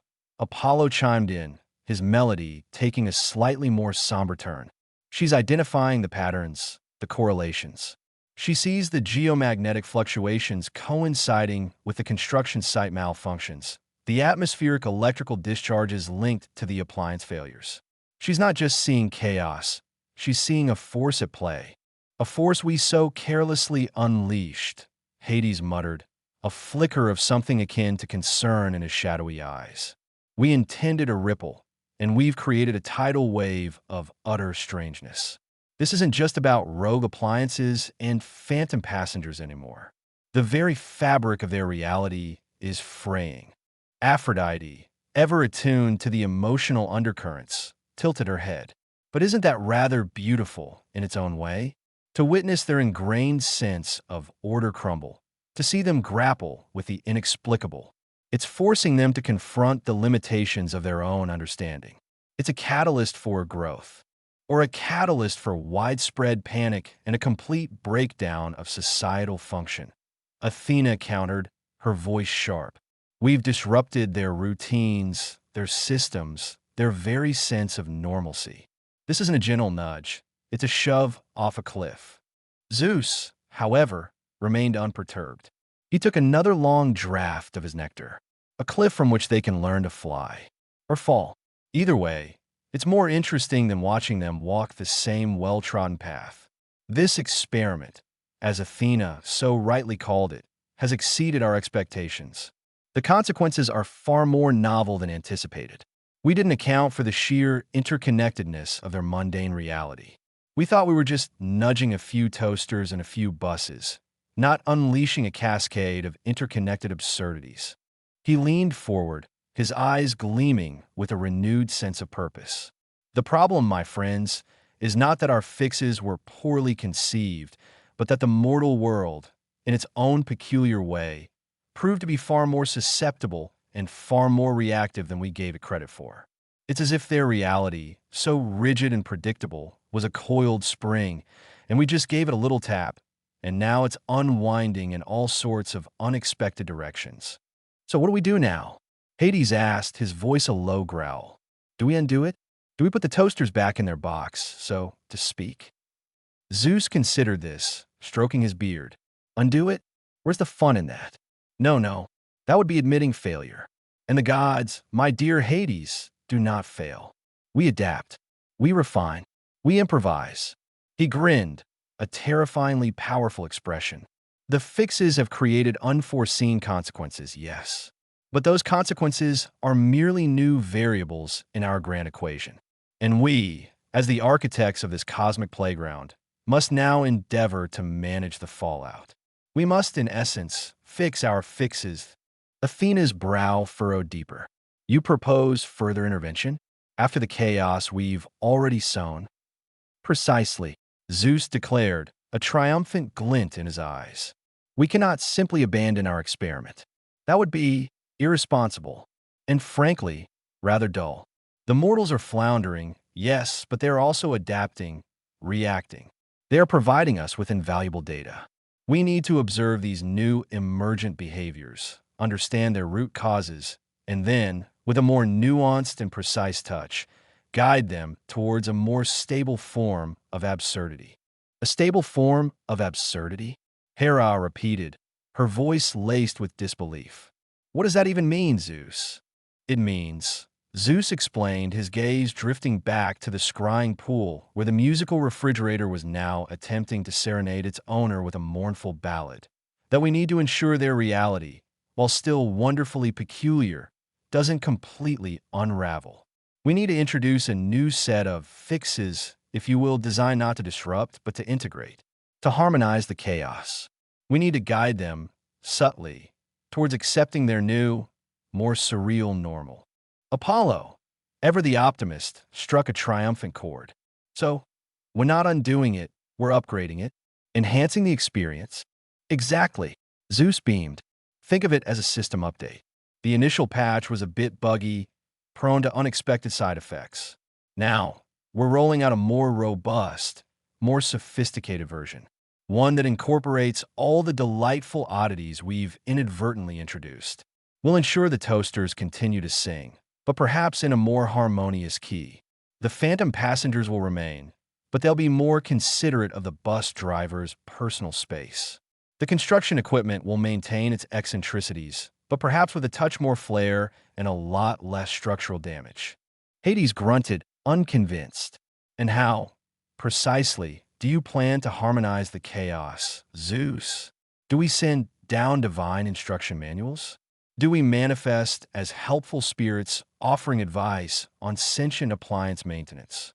Subtlety. My dear Hades, subtlety, Zeus cautioned. We don't reveal ourselves. We work through intermediaries. We inspire those who are already on the cusp of understanding. The Eleanor Van Cess of the world.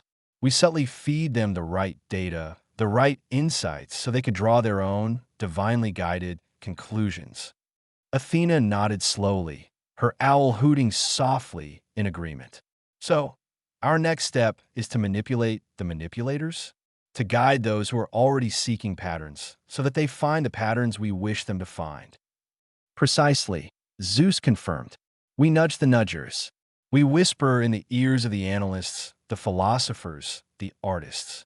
We provide them with the tools to interpret this new reality, to weave it into their understanding of the world.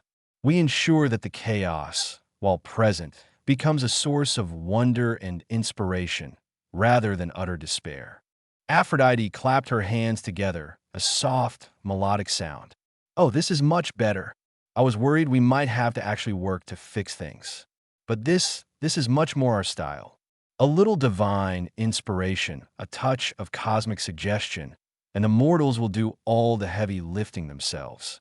They'll think they're discovering these things, when in reality, we'll have planted the seeds eons ago. Zeus surveyed his celestial court, a smug satisfaction radiating from him. Indeed, our experiment has taken an unexpected turn, but that is often the way of true innovation.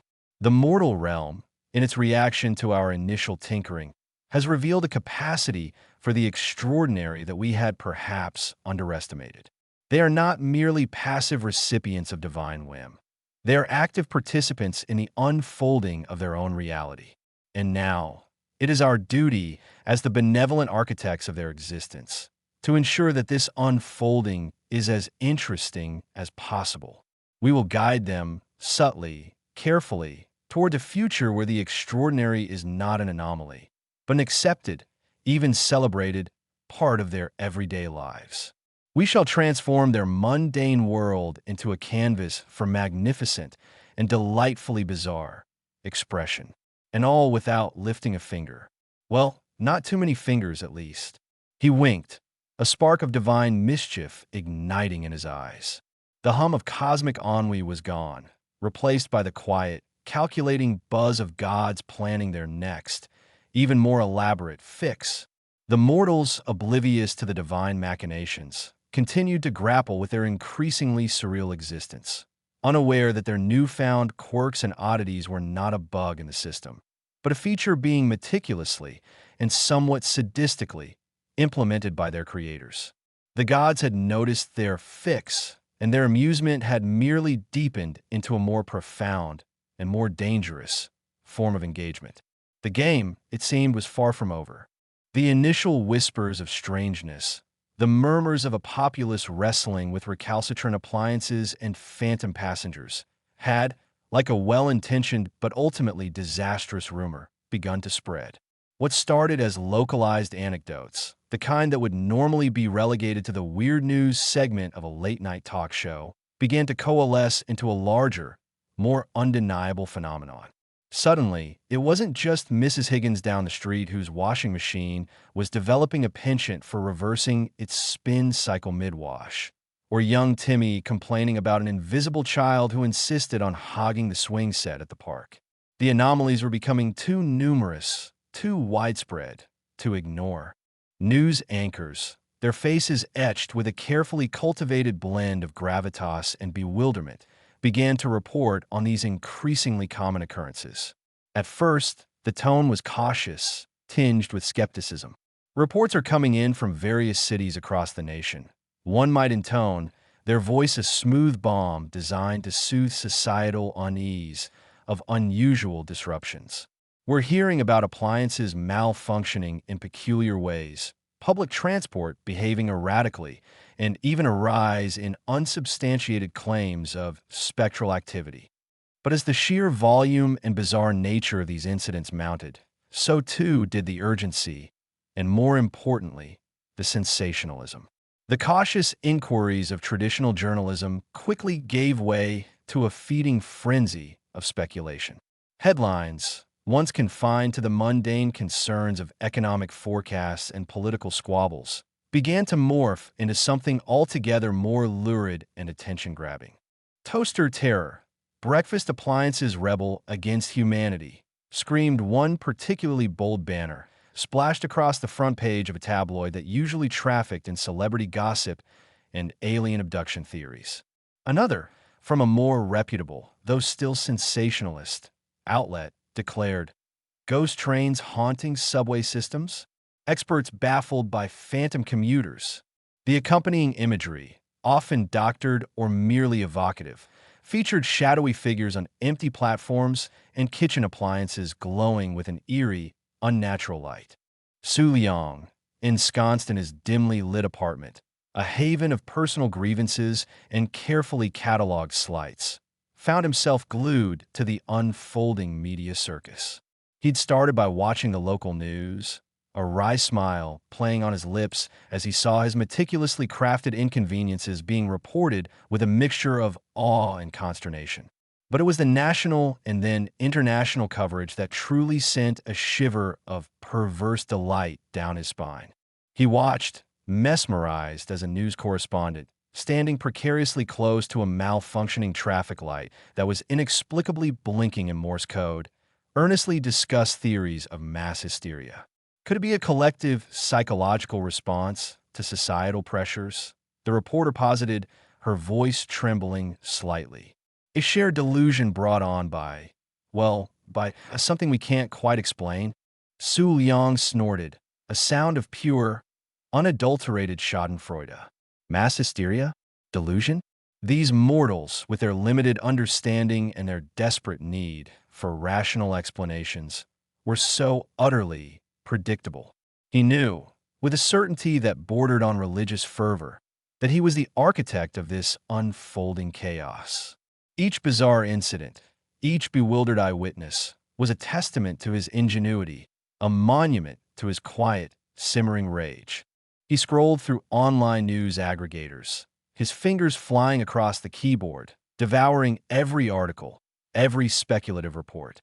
The theories range from the utterly outlandish to the vaguely plausible, all united by a common thread of bewilderment and a profound lack of understanding.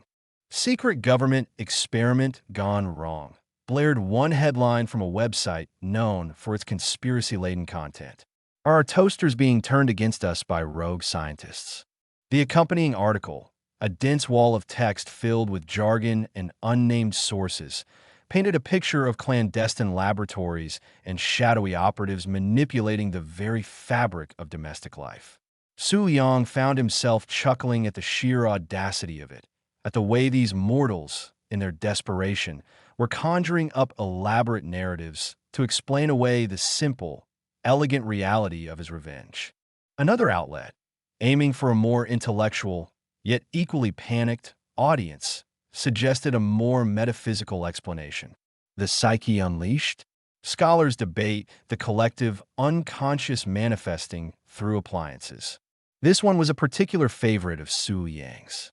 He imagined scholars in tweed jackets, puffing on pipes, debating the Freudian implications of a possessed dishwasher.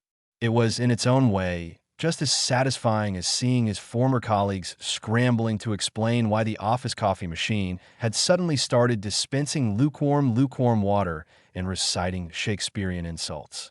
He'd always been a man who felt the sting of injustice more acutely than most. A forgotten promotion, a condescending remark, a patronizing dismissal. These were not minor inconveniences to Su Liang. They were deep wounds, festering in the dark recesses of his mind, waiting for the opportune moment to fester and, eventually, to erupt.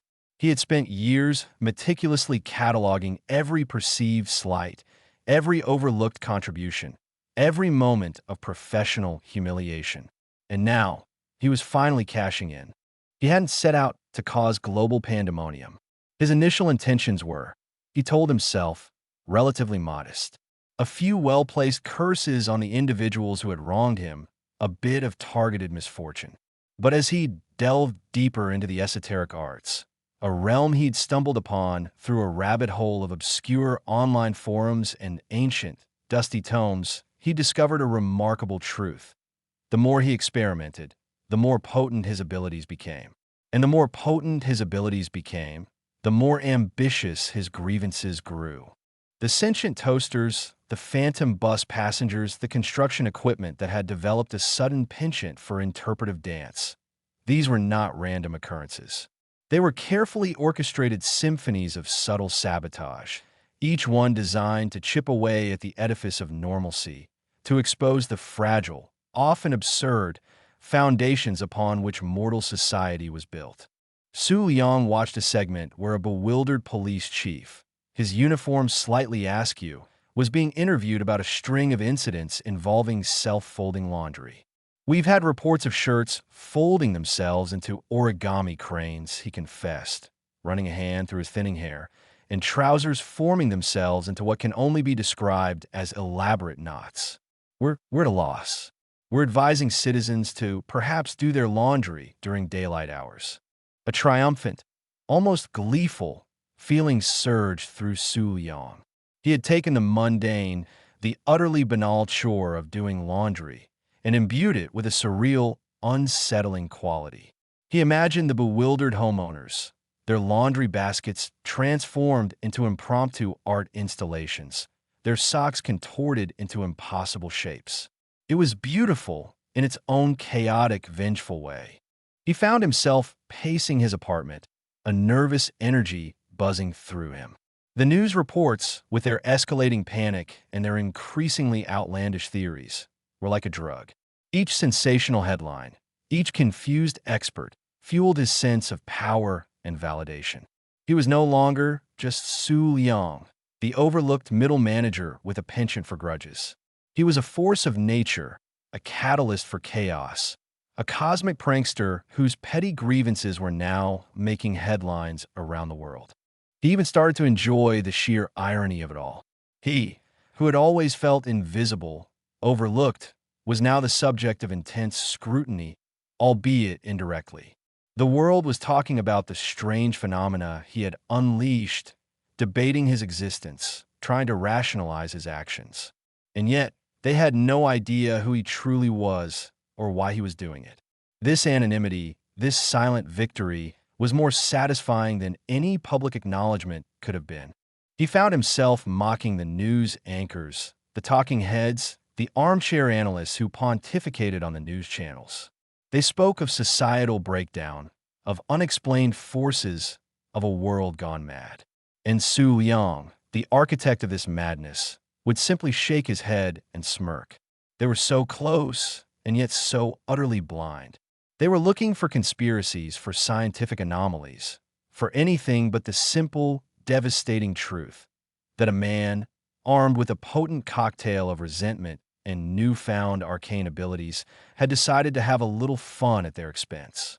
His arrogance, already considerable, began to inflate to truly cosmic proportions. He imagined himself as a grand puppeteer, his invisible strings pulling at the very fabric of reality, causing the world to dance to his tune. He saw himself not as a petty avenger, but as a force of artistic expression, using the mundane tools of everyday life as his canvas. The malfunctioning appliances, the phantom commuters, the spontaneously animated objects, they were all brushstrokes in his masterpiece, a grand, surrealist canvas painted across the backdrop of a world that had dared to underestimate him. He began to actively seek out news of his creations. He spent hours online, trawling through news sites, social media feeds, and obscure forums, looking for any mention of the strange occurrences. He developed a keen eye for the absurd, a developed palate for the sensational. He would chuckle at a report of a public fountain inexplicably spewing orange juice, or a flock of pigeons that had suddenly started delivering unsolicited poetry. These were his children, his strange, bizarre, and utterly satisfying creations. There was a particular news report that caught his eye, detailing how a small town in the Midwest had been thrown into disarray when all its garden gnomes had mysteriously animated overnight, engaging in what witnesses described as a silent, unsettling parade down Main Street. The local sheriff, interviewed with a visible tremor in his voice, could only offer a bewildered shrug. They just marched, he stammered, silent, straight ahead, like they knew where they were going. We tried to stop them, but, well, it didn't seem to notice. Su Yang leaned back in his chair, a beatific smile on his face. The sheer unadulterated absurdity of it all was intoxicating. He had taken the kitschy, often ignored symbols of suburban life and given them agency, a silent, unnerving purpose. He had transformed the mundane into the menacing, the trivial into the terrifying. He was aware, of course, that his actions had consequences. He saw the fear in the eyes of the news anchors, the bewilderment of the experts, the genuine distress of the ordinary people caught in the crossfire of his personal vendetta. But in his current state of inflated ego and righteous indignation, these consequences were not a cause for concern. They were merely the natural, inevitable reactions to his extraordinary influence. The more chaos he sowed, the more attention he garnered, the more he felt vindicated. He imagined the gods, the entities who were perhaps observing this entire spectacle from their celestial vantage point, shaking their heads in bemused recognition. He imagined them acknowledging his unique talent, his ability to twist the mundane into the magnificent, his capacity to infuse the ordinary with the extraordinary. He was, in his own mind, becoming a minor deity of chaos, a patron saint of the peculiar, a dark and twisted artist whose medium was reality itself. The news headlines continued to multiply, each one more outlandish than the last. Spontaneous combustion of bad dreams? Psychologists offer alarming theories. Neighborhoods reporting sentient mailboxes delivering cryptic warnings. The rise of the possessed parrot. Avian eloquence takes a sinister turn. Su Yang devoured it all, his arrogance growing with each passing day. He was no longer just seeking revenge. He was actively curating a global spectacle.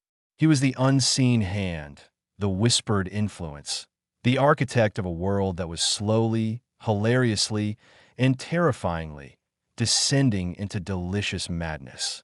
And the best part? They had no idea it was him. He was the ghost in the machine, the phantom limb of their collective anxiety. And he was just getting started. The sheer volume of attention, the cacophony of confused voices struggling to make sense of the inexplicable, was precisely the nourishment Su Yang's starved ego craved.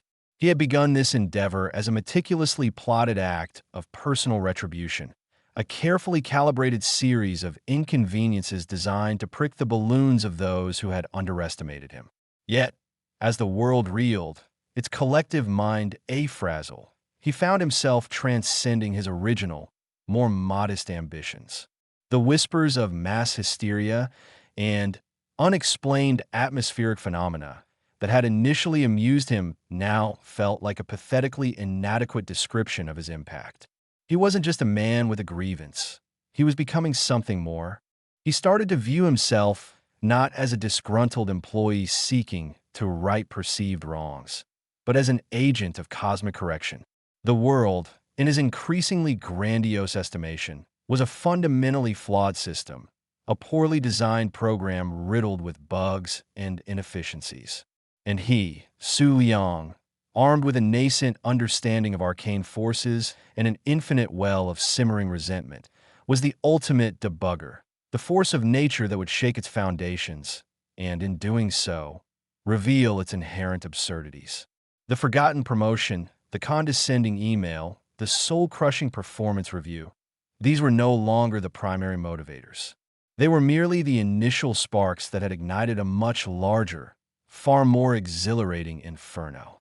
His nightly ritual of sifting through the digital detritus of global panic had evolved. No longer was he merely a voyeur of chaos. He was actively curating it. He began to think of himself as an artist, with the fabric of reality as his canvas and the bewildered populace as his unwitting audience. Each self-folding sock, each phantom train delay, each inexplicably redecorated office cubicle was a brushstroke of surreal genius. He envisioned the news anchors, their faces a mask of cultivated concern, as mere commentators on his masterpiece, their baffled pronouncements the footnotes to his grand narrative. He found a particular, perverse joy in the scientific community's increasingly desperate attempts to rationalize the irrational. He would pore over articles detailing the latest hypotheses, from quantum entanglement gone awry to the undiscovered properties of ambient electromagnetic fields. Fascinating, he'd murmur, a smug smile playing on his lips as he read about physicists struggling to explain how a fleet of delivery trucks had spontaneously decided to rearrange themselves into a giant, unmoving sculpture of a badger. They're looking for a glitch in the machine, when the machine itself is perfectly fine. It's the operator who's changed. His apartment, once a sanctuary of quiet indignation, had become his command center.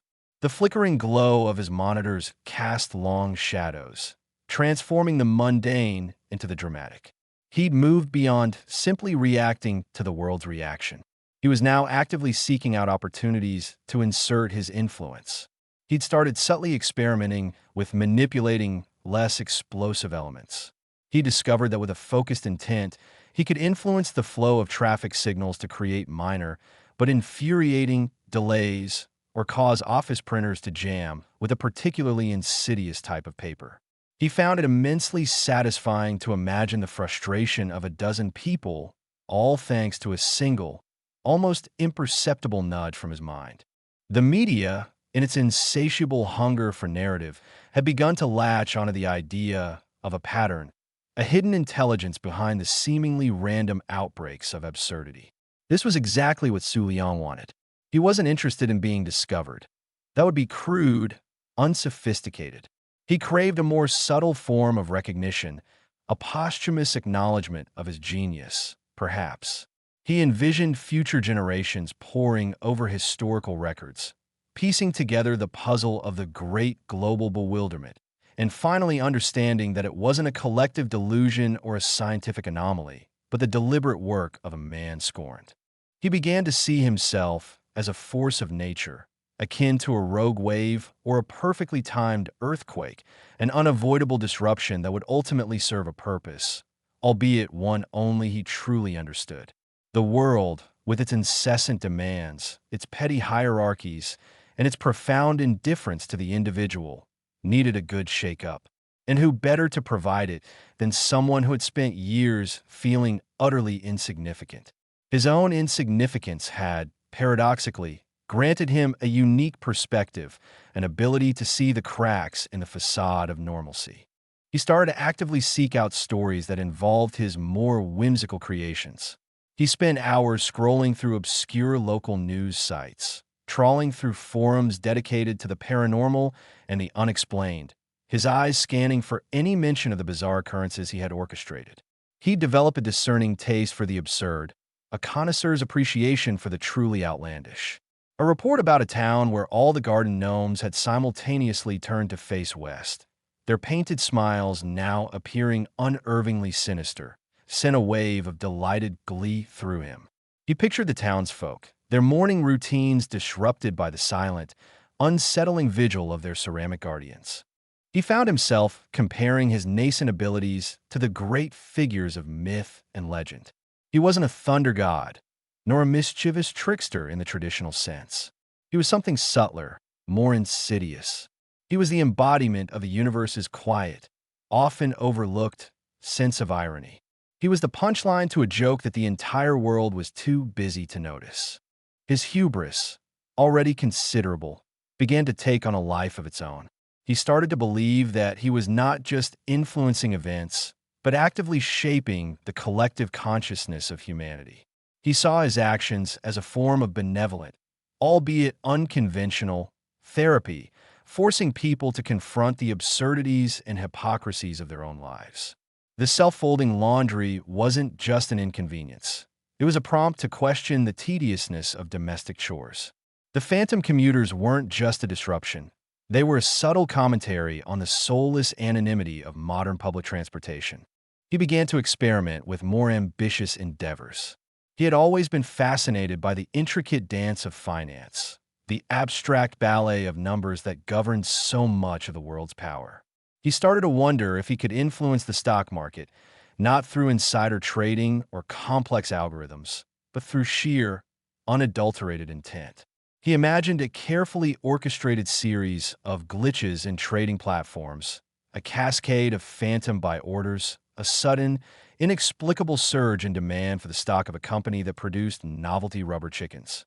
The thought of the financial world, so reliant on logic and predictability, being thrown into disarray by his whimsical intervention was almost too delicious to contemplate. He spent an entire evening meticulously crafting a plan. It involved not just a single company, but a sector. He focused his intent on the burgeoning field of renewable energy, a sector he felt was rife with corporate posturing and environmental self-congratulation. He envisioned solar panels on a massive scale, inexplicably reversing their orientation, facing away from the sun. He pictured wind turbines idly spinning in perfectly still air, or, conversely, stopping dead in the middle of a gale. He imagined the ensuing confusion, the frantic reassessments, the sheer, unadulterated pandemonium that would ripple through the financial markets.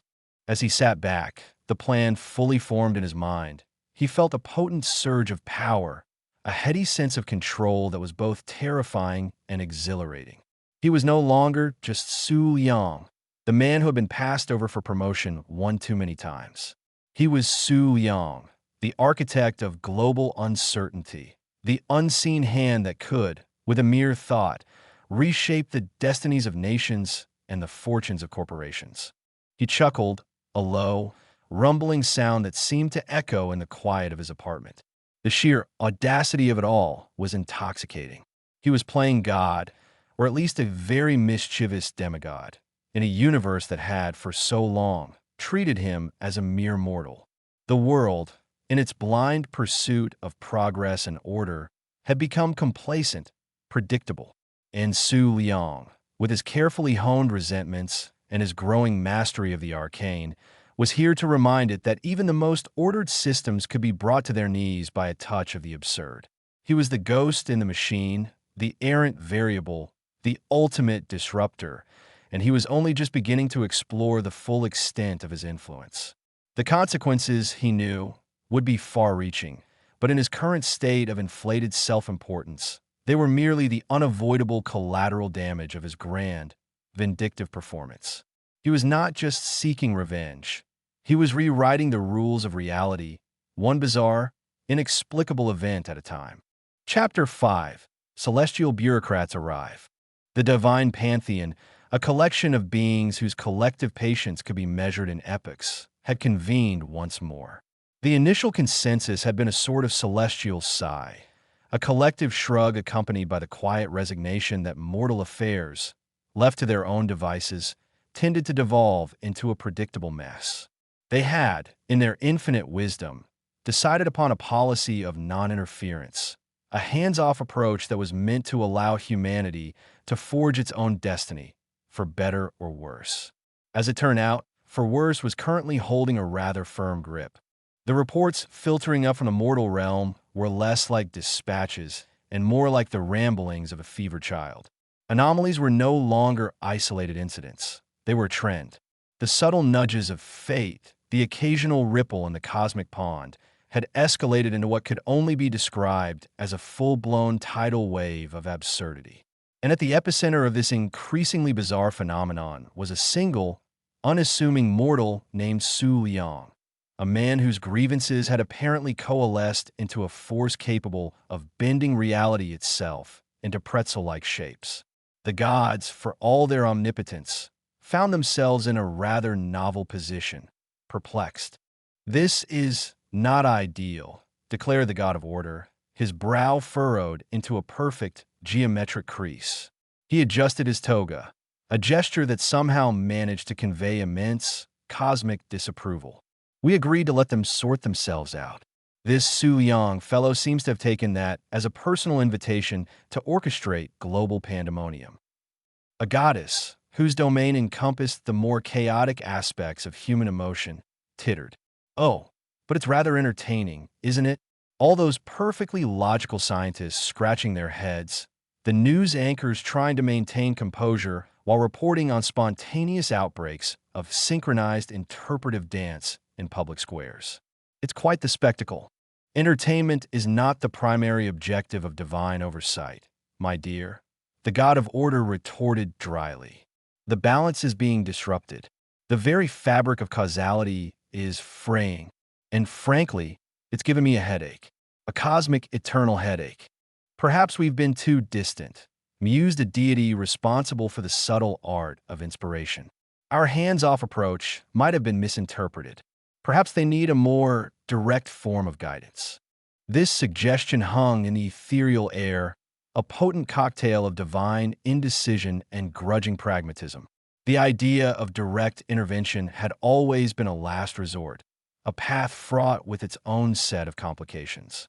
Mortals, after all, were notoriously unpredictable, even when uninfluenced. "Direct intervention," scoffed the god of war, his voice a low rumble like distant thunder. "A messy business. We'll end up stepping on too many toes. The paperwork alone will be a nightmare." "Precisely," agreed the god of order, his geometric brow furrowing further. "But we cannot simply allow this anarchy of the mundane to continue. This Su Liang is like a particularly persistent gnat, buzzing around the infinite tapestry of existence and leaving tiny, irritating holes." After what felt like an eternity of celestial deliberation, punctuated by the occasional divine argument over the finer points of cosmic jurisprudence, a new plan began to form. It was a compromise, a way to exert influence without directly revealing their divine natures. They would send emissaries, mortals, to all intents and purposes, bureaucrats, to be precise, the very embodiment of mundane structure and procedure. What better way to impose order than to become the ultimate arbiters of it? "We shall send down our finest," declared the chief deity, a being whose authority was so absolute that even the concept of argument seemed to shrink in its presence. "We will infiltrate their systems, their institutions. We will become the very cogwheels and levers of their society. And from within, we shall manage this situation." The chosen emissaries were, by divine standards, remarkably unremarkable. They were chosen not for their raw power or their inherent brilliance, but for their ability to blend in, to fade into the background of mortal existence. Their task was to understand and navigate the labyrinthine systems of human bureaucracy, to subtly steer events back towards a semblance of normalcy, or at least a more aesthetically pleasing form of chaos. The first to descend, disguised as a mid-level administrator in a department that dealt with the regulation of, well, nobody was entirely sure what it regulated, was a being who had once been responsible for the formation of nebulae. Now, he was Bartholomew Higgins, a man whose primary concern was the correct filing of TPS reports. Right then, Bartholomew muttered to himself, surveying his new domain, a sterile, beige office cubicle that smelled faintly of stale coffee and existential dread. Operation: Mortal Intervention. Phase 1: Assimilate. Step 1: Obtain adequate sustenance. A donut seems to be the local equivalent of ambrosia. He shuffled towards the break room, his movements stiff and precise, as if he were still calibrating his newfound limbs. The other employees eyed him with a mixture of polite curiosity and mild suspicion. Bartholomew, meanwhile, was trying to decipher the unspoken social cues of mortal interaction. Were nods of acknowledgement sufficient? Did one offer a donut to a stranger? The intricacies of mortal social protocol were proving more bewildering than the formation of an entire star cluster. His first official task involved a memo regarding the proper disposal of interoffice envelopes. Bartholomew, who had once decreed the atomic structure of entire galaxies, found himself staring at the document with a profound sense of bewilderment. The language was an alien dialect of corporate jargon and passive-aggressive undertones. Kindly ensure all surplus stationery is returned to the central supply depot at your earliest convenience. And by earliest convenience, we mean by the end of the fiscal quarter, he read aloud, his voice flat and devoid of inflection. What is a fiscal quarter? And why is kindly so kindly? His celestial colleagues, also embedded in various mortal roles, were facing similar existential crises. One, a being who had once sung the universe into existence, was now a junior clerk in a municipal records office. Her attempts to bring a touch of harmonious order to the filing system resulted in a cascade of papers that sang Gregorian chants whenever touched. Her superior, a man named Mr. Abernathy, a creature of pure, unadulterated routine, had taken to muttering darkly about rogue filing cabinets and the general malaise of the modern workforce. Another emissary, tasked with managing the city's traffic light system, was a former deity of foresight. He was now Reginald Grumbles, a man whose foreboding pronouncements were usually dismissed as the ramblings of a man who had clearly had too much to drink the night before. Reginald's attempt to prevent accidents by subtly altering traffic light sequences were causing unprecedented gridlock. He'd managed to create a perpetual green light on a major intersection, leading to a constant stream of confused drivers and the local news reporting on a bizarre phenomenon of traffic nirvana. It's not nirvana, Reginald grumbled to himself, watching a bewildered police officer try to direct traffic with a look of utter despair. It's bureaucratic impedance. They're not seeing the flow. They're just seeing red, and then green, and then red again. It's madness. The internal bickering among the divine emissaries was already reaching a fever pitch, even in their mortal guises. Bartholomew Higgins found himself constantly at odds with Agnes Periwinkle, formerly the goddess of wild growth, who insisted on adorning every available surface with vibrant and often aggressively expanding moss. Agnes, for the love of all that is orderly, Bartholomew sighed, plucking a tendril of luminous green moss from his computer monitor. This is a place of business. We are here to manage, to regulate, not to flourish uncontrollably. But Bartholomew, Agnes chirped, her eyes twinkling with a mischief that belied her drab cardigan. Don't you find it more alive this way? The data suggests that increased chlorophyll levels correlate with a reduction in stress-related paper jams. It's perfectly logical. The data you're referring to is the growth rate of that infernal moss, Bartholomew retorted, his patience wearing thinner than the celestial equivalent of cheap tissue paper. And my job is to ensure that envelopes are accounted for, not to become one with the forest floor.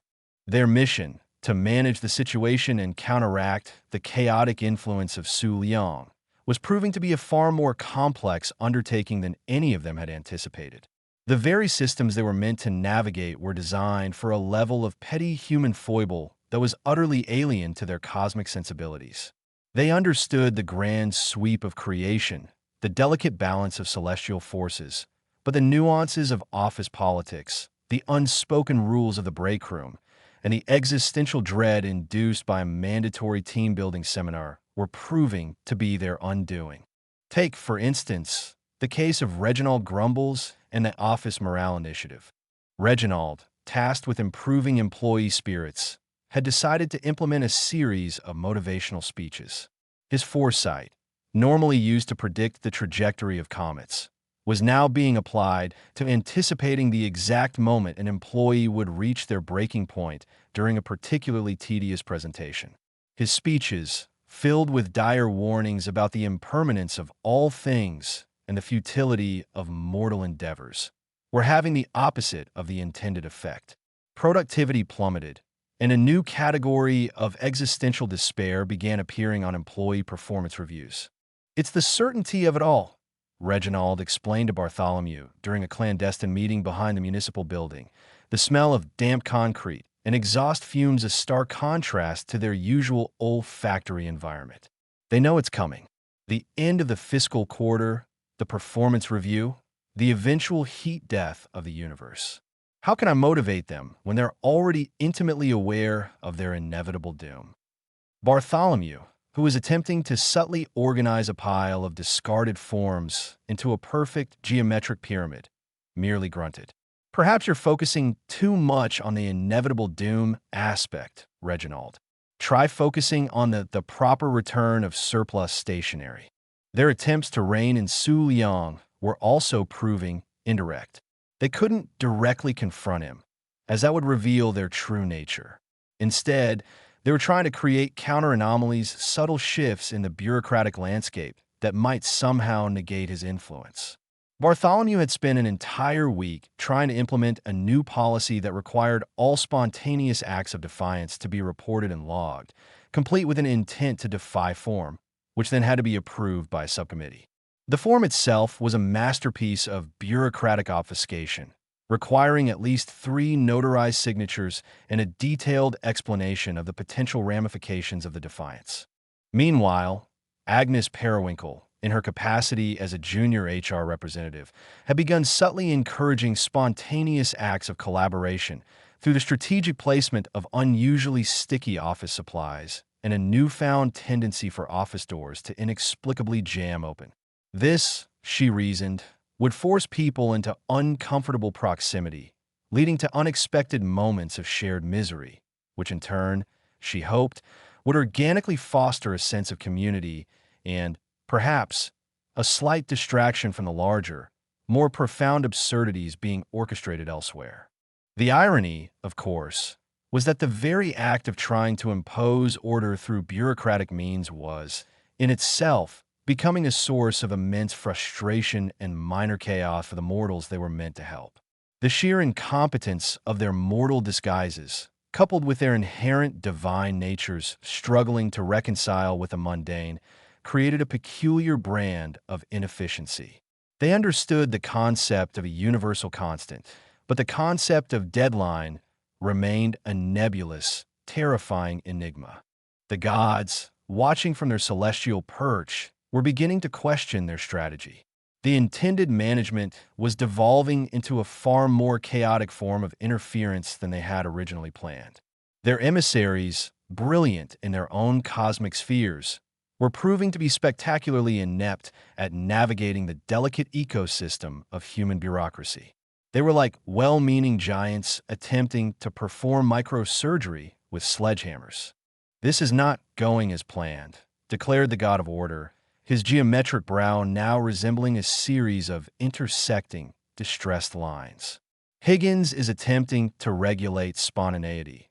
Grumbles is inadvertently inspiring existential dread, and Periwinkle is attempting to build a communal spirit through the strategic application of superglue.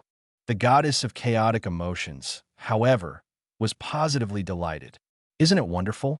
They're failing spectacularly, and in doing so, they're creating a whole new layer of delightful absurdity. This is far more entertaining than simply observing the original chaos. The chief deity sighed, a sound that echoed through the halls of heaven like the sigh of a weary parent. Perhaps we underestimated the complexity of mortal systems. Or perhaps, he added, a flicker of grudging admiration in his ancient eyes, we underestimated the sheer, unadulterated power of a well-placed grievance. This Su Liang fellow, he has truly unleashed something. Operation, mortal intervention, intended to be a surgical strike of divine order, was rapidly transforming into a celestial farce. The emissaries, lost in the labyrinth of paperwork and petty regulations, were less divine agents of change and more accidental architects of a new, more bewildering form of human exasperation. The irony was not lost on them, nor, perhaps, on the distant, bemused stars. They had come to manage chaos, and in doing so, they were only just beginning to understand the true, profound, and utterly baffling nature of it. The mortal world, it seemed, had a way of corrupting even the most divine of intentions, turning them into another bureaucratic nightmare, another inexplicable delay, another reason for a perfectly sensible person to question their sanity. And somewhere, in his mundane apartment, Su Liang, blissfully unaware of the celestial meddling, was probably just getting started. The air in the municipal building, a place that perpetually smelled of lukewarm coffee and the faint despair of unfulfilled ambitions, crackled with a new, almost palpable tension. It wasn't the usual low hum of disgruntled employees or the rhythmic clatter of keyboards. It was something sharper, more scrutinizing. This was the domain of Inspector Sterling, a man whose impeccably tailored suit and steely gaze suggested an authority that transcended mere mortal rank. He was, to all outward appearances, the embodiment of bureaucratic diligence, a tireless sentinel guarding the gates of order against the encroaching tide of the mundane. In reality, Inspector Sterling was the emissary of a distant, celestial pantheon, a being whose previous responsibilities included the meticulous calibration of galactic orbits. Now, his primary concern was the proper classification of Form 7b, Omega, a document whose very existence seemed to mock the grand cosmic ballet. Sterling's arrival had been heralded by a series of increasingly bizarre official notices plastered on every available corkboard, each bearing his formidable seal, a stylized, impossibly perfect square within a circle. These notices, drafted in a language that blended draconian legalism with a baffling vagueness, spoke of an impending comprehensive anomaly assessment initiative, a project designed ostensibly to ensure optimal operational synergy and mitigate existential divergences. The citizens, accustomed to the nonsensical pronouncements of their local government, had largely ignored them, assuming it was another thinly veiled attempt to justify a new parking meter system. This entire department, Sterling declared, his voice a low, resonant rumble that seemed to vibrate through the very foundations of the building, is a testament to systemic inefficiency. The haphazard arrangement of filing cabinets suggests a profound disregard for spatial organization. Furthermore, he continued, his eyes narrowing as he surveyed a shelf overflowing with what appeared to be ancient, coffee-stained mugs. The proliferation of unclassified ceramic vessels indicates a potential breach of containment protocols for airborne contaminants. His subordinates, a collection of perpetually flustered individuals whose primary skills involve sighing and staring blankly at spreadsheets, exchanged nervous glances. Brenda from accounting, a woman whose understanding of anomaly extended to the occasional misprint on a pay stub, clutched her stapler like a talisman. "Sir," she ventured, her voice a reedy whisper, "those are just coffee mugs. From various office parties over the years." Sterling turned his piercing gaze upon her. "Precisely. Various office parties. Unscheduled gatherings, likely conducive to the dissemination of unregulated beverages and the subsequent degradation of workspace hygiene. I shall require a full inventory, along with a risk assessment detailing potential beverage-related contagions, by the end of the fiscal quarter." He paused, letting the weight of his pronouncement settle. "And by end of the fiscal quarter, I mean by precisely 1700 hours this coming Friday." The true extent of Sterling's mission, of course, was far grander. He was here to dissect the very fabric of reality, to apply the divine scalpel to the frayed edges of existence that Su Liang had so carelessly torn. He was tasked with identifying and rectifying the anomalies, the ripples in the cosmic pond that were growing into destructive waves. His divine nature, however, was proving to be a rather inconvenient liability in the sterile, beige world of municipal governance. One afternoon, while attempting to conduct a routine inspection of the local park, a task mandated by a directive to assess the structural integrity of spontaneous vegetative growth, Sterling found himself face to face with a group of children playing hopscotch. He halted, his gaze fixing on the chalk-drawn squares on the pavement. "Halt!" he commanded, his voice echoing in the otherwise tranquil park.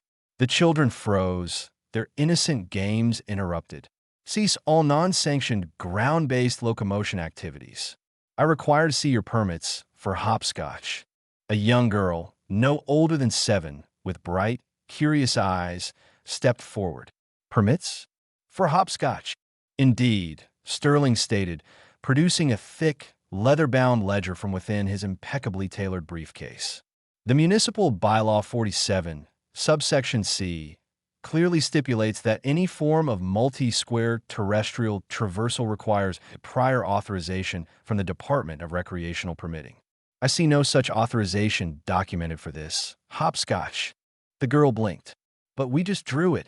Just drew it is not a recognized category of bureaucratic approval, Sterling intoned, his finger tracing a particularly inscrutable clause in his ledger.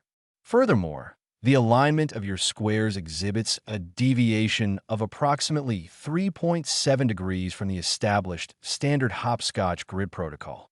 This constitutes a clear violation. I shall have to issue a citation. The children, initially bewildered, began to giggle. Their parents, who had been observing from nearby benches, exchanged amused glances.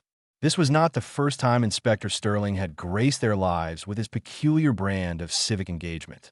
His attempts to regulate spontaneity had led to a series of truly absurd directives. He had issued a citywide mandate requiring all citizens to pre-register their intention to sneeze, complete with a designated sneeze acknowledgement form. He had declared that shadows, unless actively casting in a registered direction, were to be considered unauthorized atmospheric obstructions and subject to a shadow alignment fine. His fascination with the concept of personal space had resulted in him measuring the exact distance between individuals queuing at the post office, issuing warnings for insufficient interpersonal proximity. The very act of breathing, he mused one morning, observing a man taking a deep, appreciative breath of fresh air near the city hall, appears to be unregulated. I must investigate the atmospheric intake quotas. There must be a form for this. There is always a form. He had even tried to impose order on the city's stray animal population.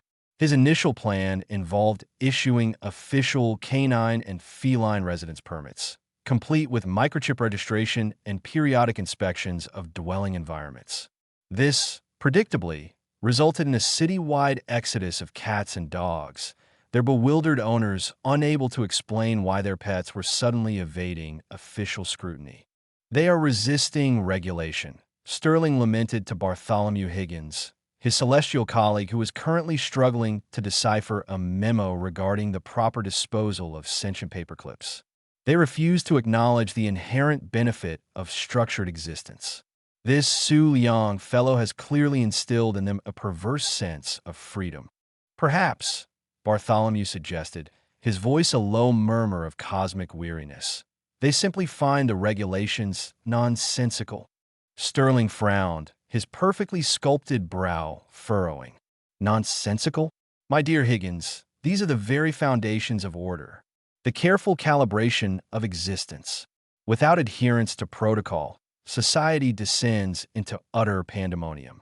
Look at this. He gestured to a small, almost imperceptible shimmering in the air near a lamppost, a faint distortion that indicated a minor reality warp, a subtle sign of Su Liang's continued influence.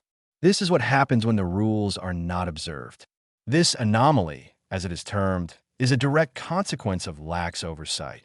He approached the shimmering distortion, his official notepad at the ready. You there? Entity of unsubstantiated visual distortion. I demand to see your permit for ambient light refraction. The shimmering flickered, as if in amused defiance. This is precisely the problem, Sterling declared to the empty air, his voice tight with frustration. They expect me to simply understand these phenomena. They do not comprehend the necessity of documentation. The very concept of an unregistered anomaly is an affront to celestial jurisprudence. His divine nature, a force that could reshape constellations, found itself utterly baffled by the mundane intricacies of human complaint forms. He had spent 3 days attempting to file a complaint against a rogue pigeon that had allegedly improperly utilized a public monument for unsanctioned defecation. The form required a detailed description of the incident, including the precise time, the species of pigeon, which Sterling had classified as Avis columba familiaris, unregulated variant, and the emotional impact of the event. He had, in his frustration, accidentally imbued the form with a minor curse, causing anyone who attempted to process it to experience an overwhelming urge to sing opera. The resulting chaos in the administrative offices had been, by all accounts, a marvel of unintentional theatricality. One of Sterling's more ambitious initiatives involved the implementation of a spontaneous gratitude quota. He had decreed that every citizen was required to express at least 3 spontaneous acts of gratitude per day, documented and submitted to the relevant authorities. The acts had to be genuinely spontaneous and not premeditated or coerced. The resulting submissions were a testament to human ingenuity in the face of bureaucratic absurdity. One man submitted a form detailing how he had spontaneously thanked his reflection for not being Inspector Sterling. Another had spontaneously thanked the universe for the invention of mute buttons during particularly tedious departmental meetings. It's about fostering a positive feedback loop, Sterling explained to Agnes Periwinkle, who was busy coaxing a miniature, luminescent fungus to grow on the office printer. If they're constantly expressing gratitude, they will be less inclined towards disruptive manifestations. It's simple causality, albeit on a far more micro scale than I am accustomed to. Agnes, who is now carefully sculpting the fungus into the shape of a tiny, benevolent deity, nodded absently. Of course, Inspector. And if this fungus continues to grow at its current rate, it may well achieve sentience by next Tuesday. I'm working on its philosophical framework. Sterling's frustration mounted with each passing day. He was a being of ultimate order, a divine architect, and yet he was being thwarted by the sheer, unadulterated pettiness of mortal bureaucracy. He understood the cosmic dance of creation and destruction, the grand symphony of the universe, but the cacophony of inter-office memos and the existential dread of Monday mornings were proving to be his undoing. He was sent to investigate a reported localized gravity anomaly in a small bakery. The anomaly, he discovered, was the result of the baker, a jolly man named Mr. Henderson, who had accidentally dropped a small, unassuming object into his dough. This object, unbeknownst to Mr. Henderson, was a stray fragment of an ancient, reality-bending artifact that Su Liang had inadvertently unleashed. The dough, infused with its strange properties, had begun to behave erratically, causing brief, localized pockets of intense gravitational pull. Loaves of bread would suddenly plummet to the floor with the force of a meteor, while small pastries would hover precariously, defying all known laws of physics. Inspector Sterling arrived, his demeanor a thundercloud of official disapproval. He observed a baguette suddenly lurching sideways with the force of a runaway train, narrowly missing a customer. He witnessed a cluster of eclairs performing a slow, gravity-defying pirouette above the display case. "This is unacceptable," Sterling boomed, his voice shaking the sugar dispensers. The uncontrolled gravitational fluctuations within this establishment are in direct violation of the Food and Beverage Safety Act, Section 9, Subsection G, pertaining to unforeseen atmospheric displacements within comestible preparation zones. I will require immediate cessation of all anomaly-inducing baking activities. Mr. Henderson, wiping flour from his brow, looked bewildered. "But, Inspector, it's just the dough. Something's funny with it." "Funny is not a quantifiable metric, Mr. Henderson," Sterling stated, pulling out his ledger. "I must insist on a full disclosure of any and all anomalous ingredients. Were there any foreign objects introduced into the batter? Anything that might alter the fundamental properties of mass and attraction?" Mr. Henderson, his face paling, stammered, "Well, there was this little shiny bit. Found it on the street. Thought it looked like a nice charm to put in the bread for luck." Sterling's eyes narrowed. "A shiny bit? Of course. And you did not deem it necessary to cross-reference this shiny bit with the municipal registry of potentially reality-altering detritus."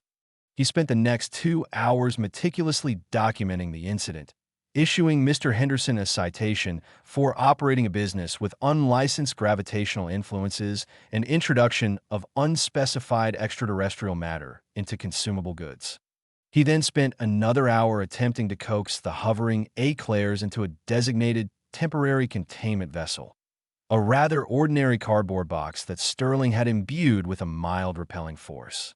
His efforts, while undeniably thorough and executed with a divine dedication to detail, were ultimately creating more chaos than they were resolving. The citizens, faced with Sterling's increasingly bizarre demands, were not being brought back into cosmic order. They were being driven to a new level of exasperated bewilderment. They understood the threat of Su Liang's more overt manifestations, but the subtle, insidious absurdity of Inspector Sterling and his regulations was a different kind of madness altogether. It was the madness of a system so obsessed with its own rules that it had forgotten the purpose of those rules in the first place. And in the grand, cosmic theater of celestial bureaucracy, Inspector Sterling was becoming the star performer, a perfectly orchestrated, utterly nonsensical agent of divine chaos. The hallowed halls of what was once simply known as the Department of Civic Affairs now hummed with an entirely new and significantly more disorienting energy. Gone were the lingering aromas of lukewarm coffee and passive resignation, replaced by a faint, persistent scent of ozone and a palpable sense of divine befuddlement. This was the nascent Ministry of Unexplained Phenomena, a hastily assembled government branch that, in its current iteration, was less about explaining the unexplained and more about the experience of being utterly confounded by it. Its ranks were comprised not of jaded civil servants, but of celestial beings, deities of immense power and cosmic significance, now clad in ill-fitting tweed suits and feigning an understanding of departmental budgets. At its head, or rather, perched precariously on the edge of a desk piled high with documents that seemed to writhe with a faint, otherworldly light, sat a being who, in a previous epoch, had orchestrated the very birth of stars. Now, under the guise of Dr. Alastair Finch, he meticulously examined a petri dish containing what appeared to be a sentient glob of luminous jelly. His brow, which had once furrowed in the contemplation of nebulae, was now creased in a profound frown of bewilderment. The data, as extrapolated from the latest spectral analysis, he announced, his voice echoing with a faint, resonant timbre that hinted at celestial origins, suggests this gelatinous entity exhibits a rudimentary form of existential dread. It appears to be questioning the very nature of its containment. Across the cramped office, a demigod responsible for the ebb and flow of tides, now masquerading as Brenda from Permits, sighed dramatically. Her former domain had involved the majestic, rhythmic ballet of oceans. Her current reality involved the soul-crushing monotony of rubber-stamping applications for unregistered meteorological events. Dr. Finch, she began, her voice laced with an exhaustion that no amount of divine power could fully dispel. We discussed this. Existential dread is not a valid entry for the phenomenon classification field. The manual clearly states we are to use categories such as minor luminescence, unusual odor, or, in extreme cases, suspected poltergeist activity. But Brenda, Dr. Finch countered, gently prodding the sentient jelly with a sterile swab, causing it to emit a faint, mournful hum. This isn't just unusual. It's actively pondering its own cessation of existence. Does that not warrant a higher classification? Perhaps pre-nihilistic gelatinous manifestation? Before Brenda could retort, a booming voice, laced with the crackle of 1,000 thunderstorms, erupted from a corner. This was the chief celestial enforcer, formerly a titan who hurled lightning bolts at unruly constellations, now posing as Mr. Reginald Stone, the head of security. He was currently engaged in a heated debate with a particularly stubborn stapler that refused to acknowledge his divine authority. "This infernal contraption," he roared, slamming his fist, a fist that had once shattered moons, onto the desk. "It defies my commands. I demand it perform its designated function, yet remains inert, a monument to bureaucratic rebellion. Mr. Stone, a voice as smooth and calming as the celestial currents, interjected. This was Seraphina Meadows, the former goddess of inspiration and creative thought, now the ministry's resident ideas and innovation consultant. She was attempting to placate a cluster of desk lamps that had begun emitting erratic patterns of Morse code, ostensibly conveying philosophical treatises on the nature of light. Perhaps, she suggested gently, her voice a balm even to the disgruntled stapler, it requires a more nuanced approach. Instead of demanding, try coaxing. Mr. Stone glared at the stapler, then at Seraphina, his massive form bristling. Coaxing? I'm a titan of thunder and tempest. I do not coax. He then proceeded to levitate the stapler, intending to demonstrate its inherent disobedience by forcing it to staple air. The stapler, however, seemed to possess a will of its own, vibrating violently in his grasp before emitting a small puff of smoke and falling limply to the desk. The ministry's attempts to understand and control Su Yang's burgeoning powers were, to put it mildly, a spectacular display of divine incompetence. Their theories were as outlandish as their disguises. Dr. Finch, based on his observations of the sentient jelly, had posited that Su Yang's powers were fueled by a complex interplay of existential angst and poorly synthesized proteins. It's a protein-based existential crisis, he declared during one particularly bewildering staff meeting, drawing diagrams on a whiteboard that depicted interconnected nebulae and the molecular structure of pudding. The anomalies are simply outward manifestations of his inner turmoil, manifesting as well as whatever they happen to manifest as. Brenda, meanwhile, had developed a theory that Su Yang's powers were directly correlated with the prevalence of poorly constructed bureaucratic forms. The more convoluted the paperwork, she'd argued, clutching a stack of documents that seemed to shimmer with an unsettling energy, the more potent his abilities become. It's a feedback loop of administrative frustration. He's feeding off our collective despair, and frankly, with these new anomaly report forms, he's practically feasting. Mr. Stone, unsurprisingly, had a far more direct approach. He believed that all unexplained phenomena were simply acts of cosmic defiance, and that the only way to quell them was through overwhelming displays of superior force. This had led to several unfortunate incidents, including an attempt to subdue a flock of pigeons that had inexplicably begun flying in perfect geometric formations by unleashing a miniature, contained thunderstorm in the middle of the municipal park. The pigeons, it turned out, were merely following a particularly enthusiastic child with a remote-control drone, and the contained thunderstorm had resulted in a citywide power outage and several deeply unimpressed squirrels.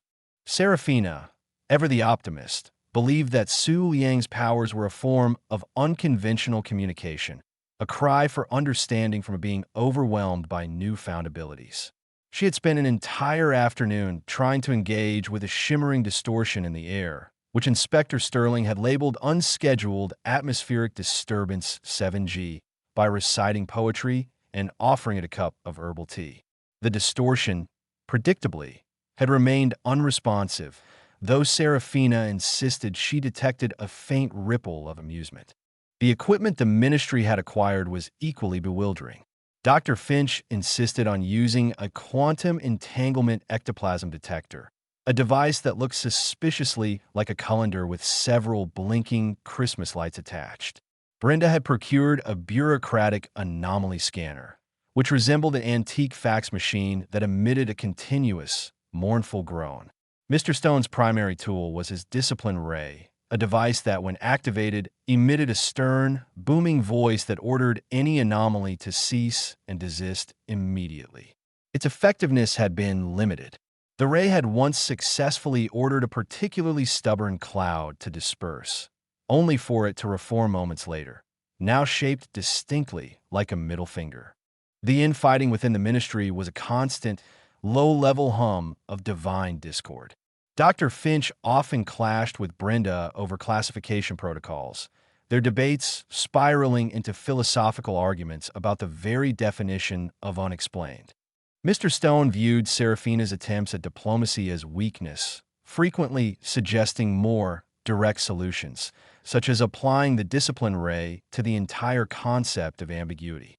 Seraphina, in turn, found Mr. Stone's methods to be lacking in finesse, often suggesting that a well-placed sonnet might be more effective than a disciplinary beam. One particularly chaotic afternoon, the ministry was investigating a series of spontaneous polka outbreaks that had begun plaguing the city's public transportation. Commuters would suddenly find themselves inexplicably compelled to perform lively polka steps, much to the chagrin of those attempting to board buses and trains. Dr. Finch theorized it was a localized sonic vibration, a rhythmic contagion that bypassed rational thought. Brenda suspected it was a deliberate act of sabotage, possibly linked to a backlog of overdue bus route applications. Mr. Stone believed the individuals were simply being disobedient and needed to be disciplined.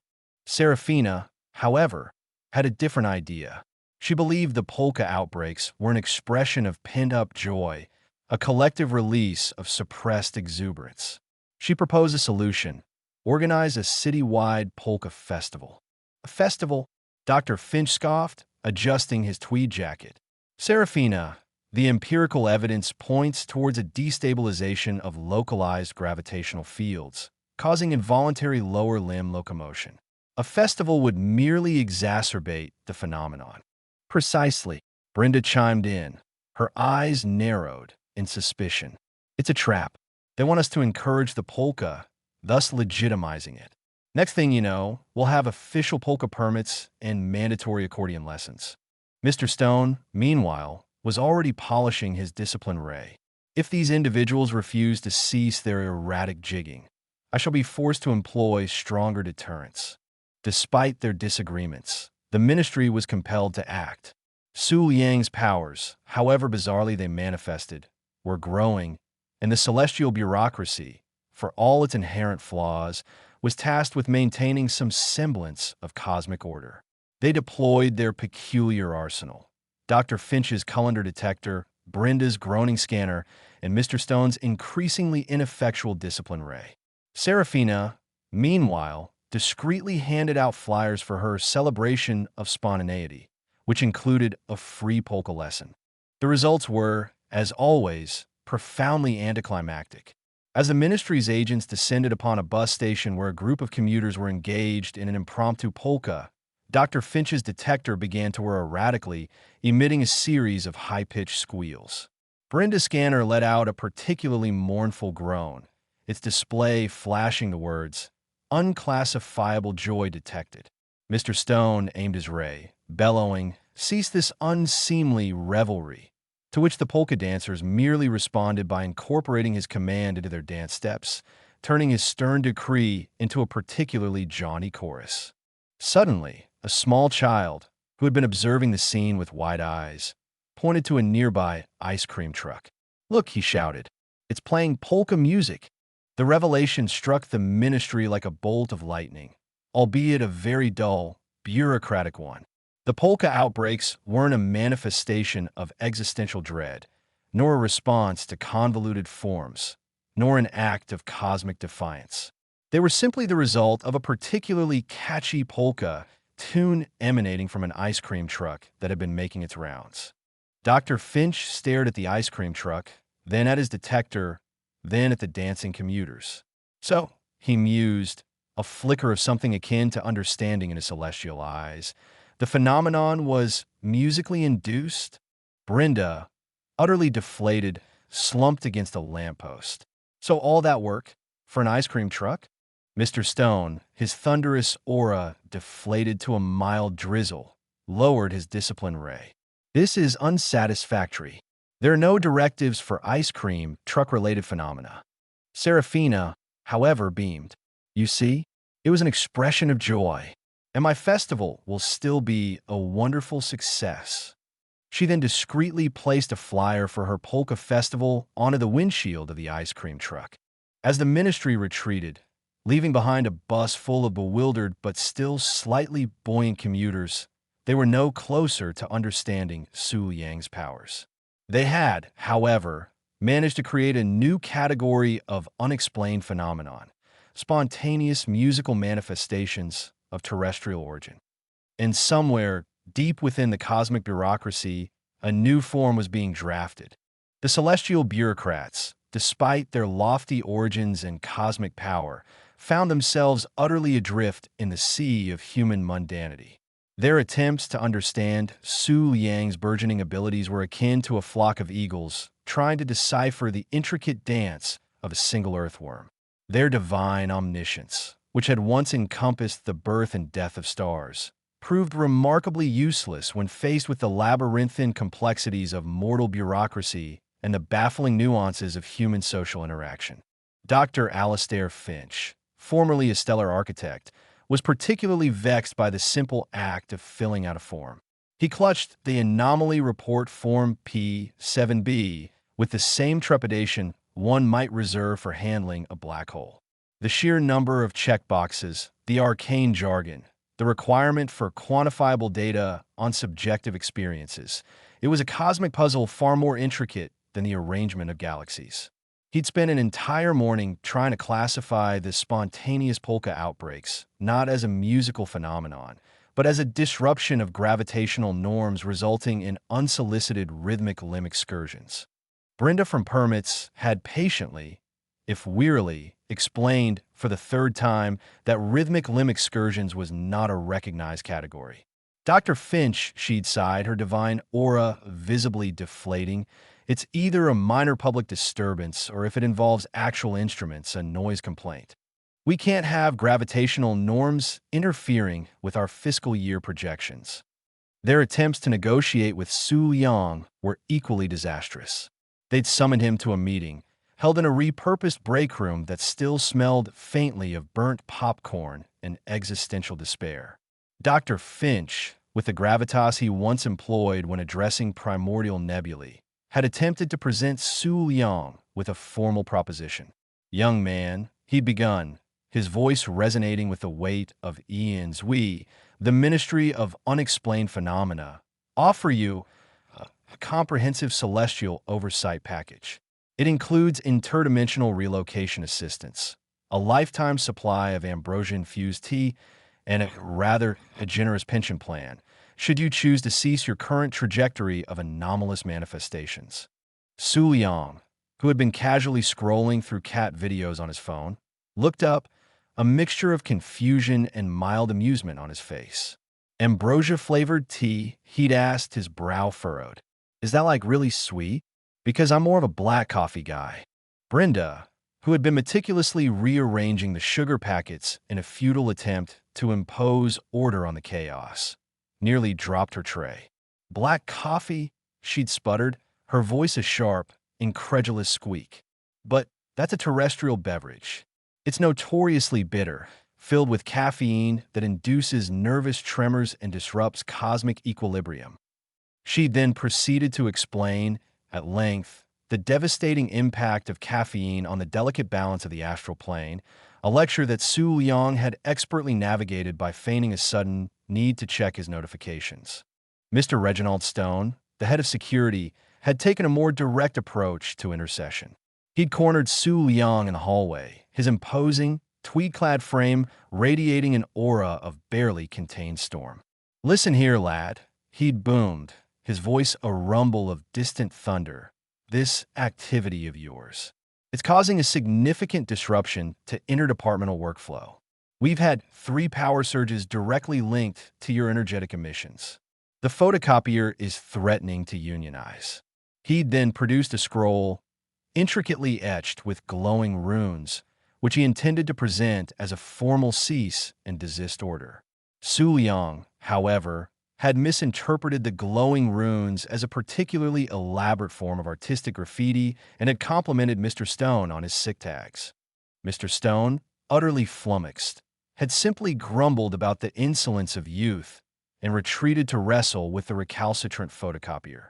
The ministry's attempts to integrate themselves into the human bureaucratic system were a constant source of bewilderment for the actual civil servants who still clung to the edges of the ministry's operations, usually found huddled in the far corners of the office, nursing their lukewarm coffee and exchanging wide-eyed glances.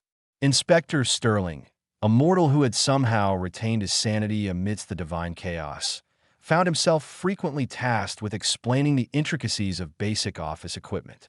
"No, Mr. Stone," Sterling had patiently explained, demonstrating the correct way to feed paper into the photocopier.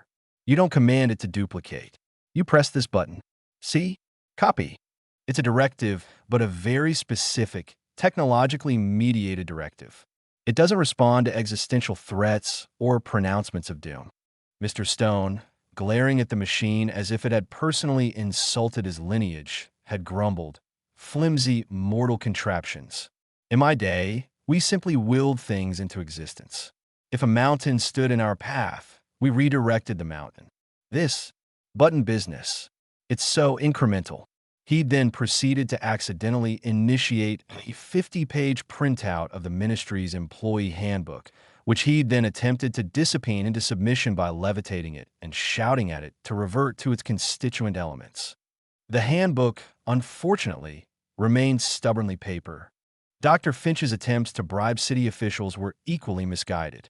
He'd managed to secure a meeting with the mayor, hoping to negotiate Su Yang's demanifestation in exchange for, well, he wasn't entirely sure.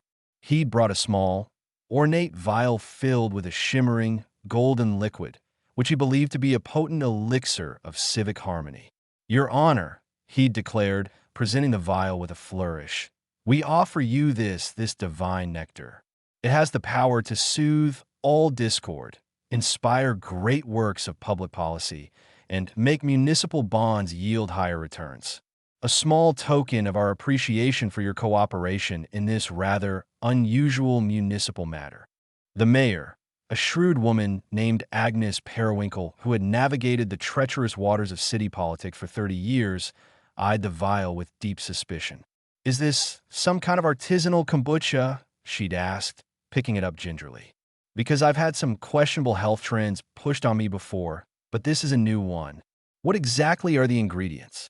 Dr. Finch, momentarily flustered, stammered, "It is distilled essence of cosmic positivity, infused with the tears of benevolent seraphim and a hint of stardust. It's quite potent." Mayor Periwinkle slowly put the vial down. "Right. Well, Mr. Finch, is it?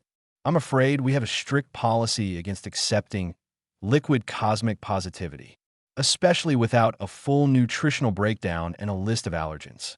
Frankly, the sanitation department has enough on its plate without dealing with celestial beverages." She'd then politely shown him the door, leaving Dr. Finch utterly bewildered by the mortal aversion to guaranteed enlightenment. Brenda's attempts to understand human social cues were a particular source of amusement for the few mortal staff members who remained. She'd observed a group of office workers engaged in what she'd initially classified as ritualistic communal sighing, which she later learned was simply the aftermath of a particularly tedious budget meeting. She'd then attempted to replicate the behavior, letting out a sigh so profound and resonant that it actually caused a temporary dimming of the fluorescent lights. The office collectively froze, staring at her with a mixture of fear and awe, before Inspector Sterling quickly intervened, muttering something about structural integrity and divine interventions not being covered by the maintenance contract. Her attempts at small talk were equally perplexing.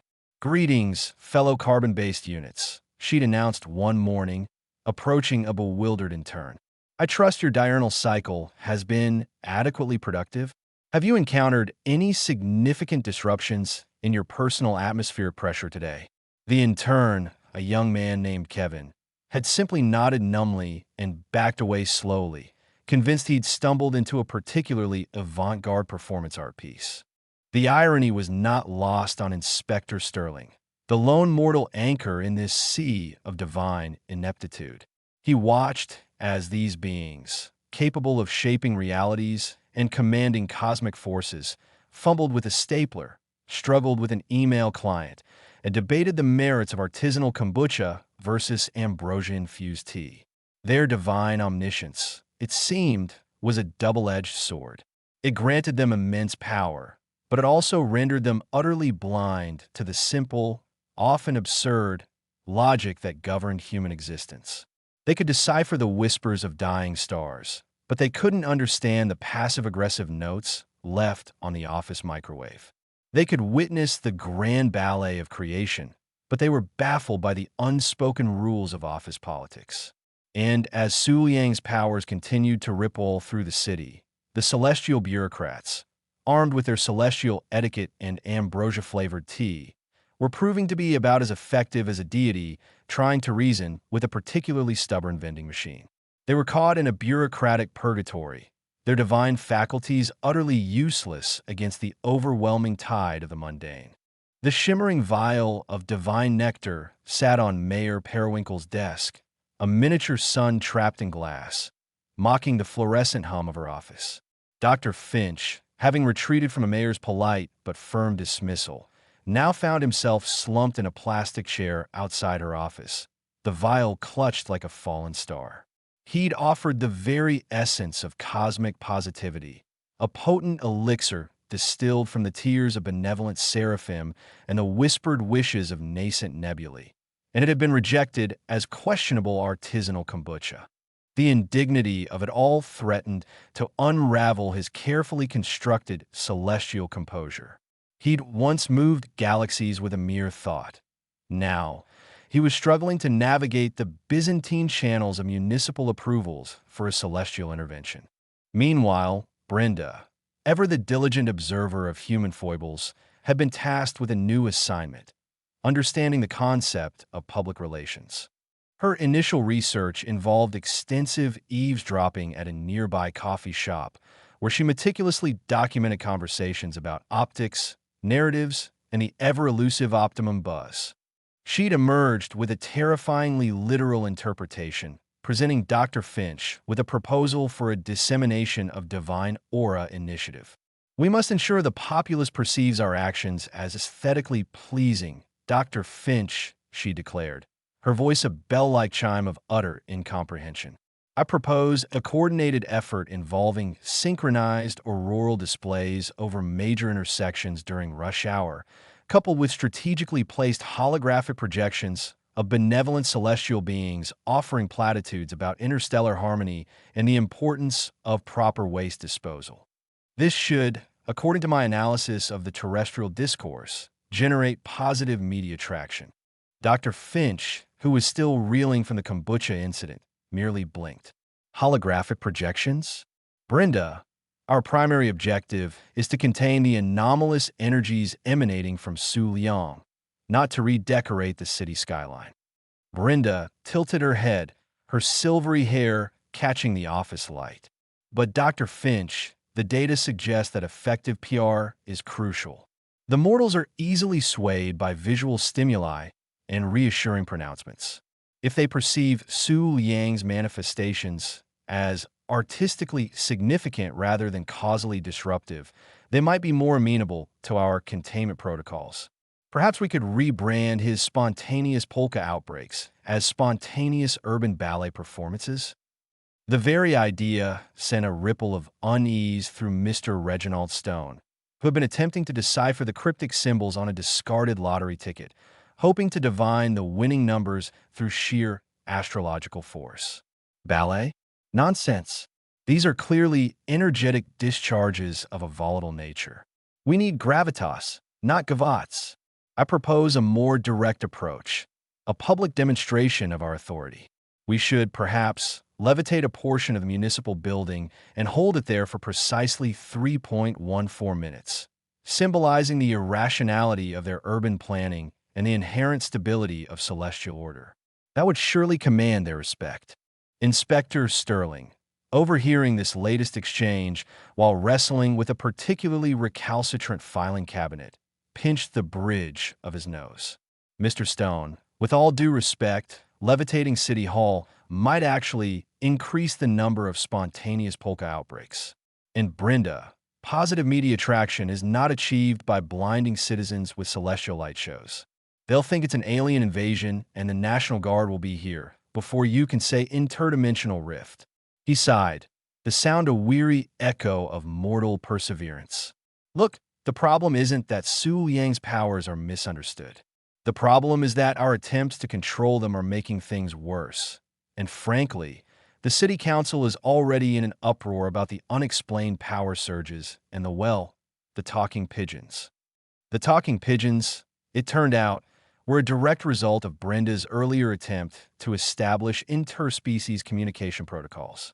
She believed that by imbuing a flock of pigeons with a rudimentary understanding of celestial linguistics, she could gather intelligence on Su Liang's movements. Instead, she'd created a legion of feathered informants who were now enthusiastically disseminating gossip about their neighbors and critiquing the mayor's fashion choices to anyone who would listen. The pigeons had become a considerable nuisance. Mayor Periwinkle had informed Inspector Sterling in a hushed, exasperated tone. One of them informed me, in no uncertain terms, that my new blazer was a sartorial abomination of earthly origin. Another attempted to negotiate terms for preferential crumb distribution in exchange for classified aerial reconnaissance data. I'm beginning to regret approving that urban wildlife integration grant. The celestial bureaucrats, however, remained largely oblivious to the cascading failures of their interventions. Their understanding of cause and effect, honed by millennia of cosmic observation, was proving woefully inadequate for the chaotic, unpredictable nature of human society. They saw each setback not as a sign of their own ineptitude, but as further evidence of humanity's inherent resistance to divine order. Dr. Finch, spurred by Brenda's PR suggestions, decided to host a celestial harmony seminar at the local community center. He envisioned a sophisticated presentation on the cosmic implications of energetic anomalies, interspersed with tasteful demonstrations of controlled levitation. He'd prepared a PowerPoint presentation, painstakingly translated from ancient celestial glyphs into remarkably stilted English, complete with slides depicting swirling nebulae and serene constellations. He believed that, by educating the public, he could foster an atmosphere of understanding and cooperation, making Su Liang's containment a simple matter of community consensus. The seminar, however, was a disaster of epic, almost cosmic proportions. The community center, a drab room smelling of floor wax and stale coffee, was sparsely populated by a handful of bewildered retirees, a couple of conspiracy theorists armed with tinfoil hats, and a nervous reporter from the local newspaper. Dr. Finch, attempting to project an aura of benevolent authority, began by explaining the delicate balance of universal energies. As you know, he intoned, his voice echoing slightly in the bare room, the fabric of existence is a tapestry woven from the threads of causality.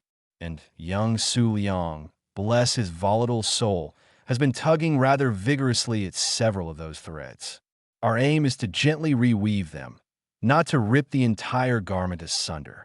One of the conspiracy theorists, a man named Barry with wild eyes and a magnificent beard, interrupted. So, you're saying he's a government experiment, right? Some kind of super soldier gone rogue? I knew it. They're using him to test mind control frequencies. Dr. Finch blinked. Mind control? No. This is purely a matter of energetic resonance. He's an anomaly, a glitch in the cosmic matrix. Brenda, diligently taking notes, chimed in, perhaps we could present it as a form of highly advanced, spontaneous kinetic art. The press has shown a remarkable fascination with such things. The reporter, a young woman named Chloe Davies, scribbled furiously in her notepad. Kinetic art? So, you're saying his powers are performance art? Before Dr. Finch could correct her, a sudden, sharp tremor shook the room. The lights flickered and the projector sputtered, displaying a fleeting image of a swirling vortex before going black. Outside, the unmistakable sound of frantic barking and the terrified screech of tires echoed through the streets. What was that? Mayor Periwinkle's voice, strained and panicked, crackled over Dr. Finch's celestial communicator. The city's entire canine population has suddenly developed an insatiable urge to chase squirrels. Aggressively. And they're forming organized packs, Dr. Finch. They're coordinating their efforts. It's like they've all been possessed by the spirit of a particularly zealous squirrel hunter. The tremor, of course, was a direct result of Su Liang, who had become increasingly frustrated by the celestial bureaucrats' clumsy attempts to contain him. He'd been practicing his control, channeling his burgeoning power into increasingly complex and often absurd manifestations. The aggressive, squirrel-chasing dogs were merely a side effect of his latest experiment, a brief but intense surge of pure, unadulterated chaos designed to disrupt the bureaucrats' carefully laid plans. Back at the community center, Dr. Finch, Brenda, and Mr. Stone exchanged horrified glances. Their attempts to soothe the public and demonstrate control had, once again, backfired spectacularly. The Celestial Harmony Seminar had devolved into a chaotic spectacle, fueled by a sudden surge of supernatural canine anarchy.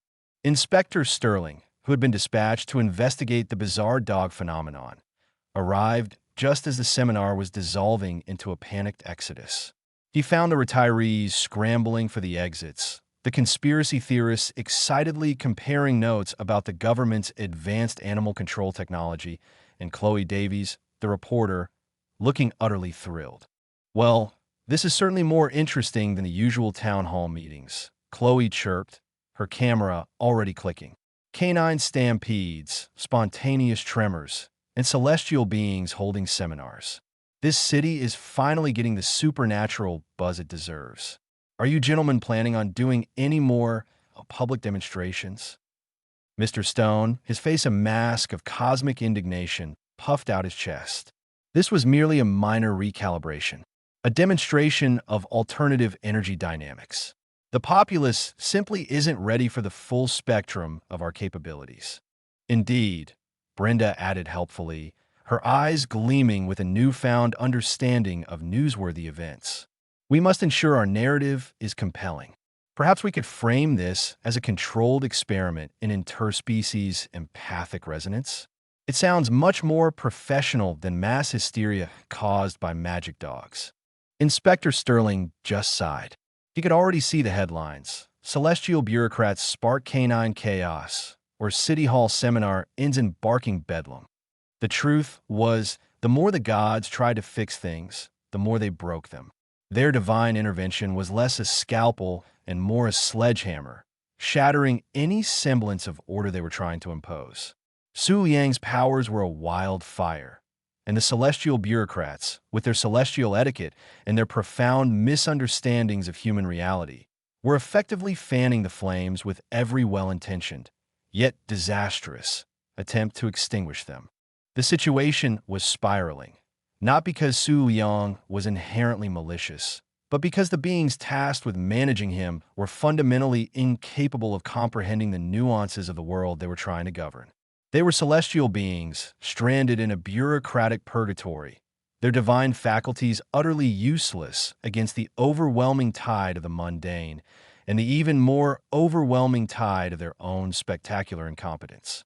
The city, meanwhile, was left to navigate the increasingly bizarre consequences of divine ineptitude, with talking pigeons, organized dog packs, and a growing suspicion that the sky itself was falling, one spectacularly bungled intervention at a time. The irony was a bitter pill, even for beings who subsisted on ambrosia. The true anomaly wasn't Su Yang's powers, but the celestial bureaucrats themselves, a problem far more complex and far more dangerous than any mortal could have ever conceived.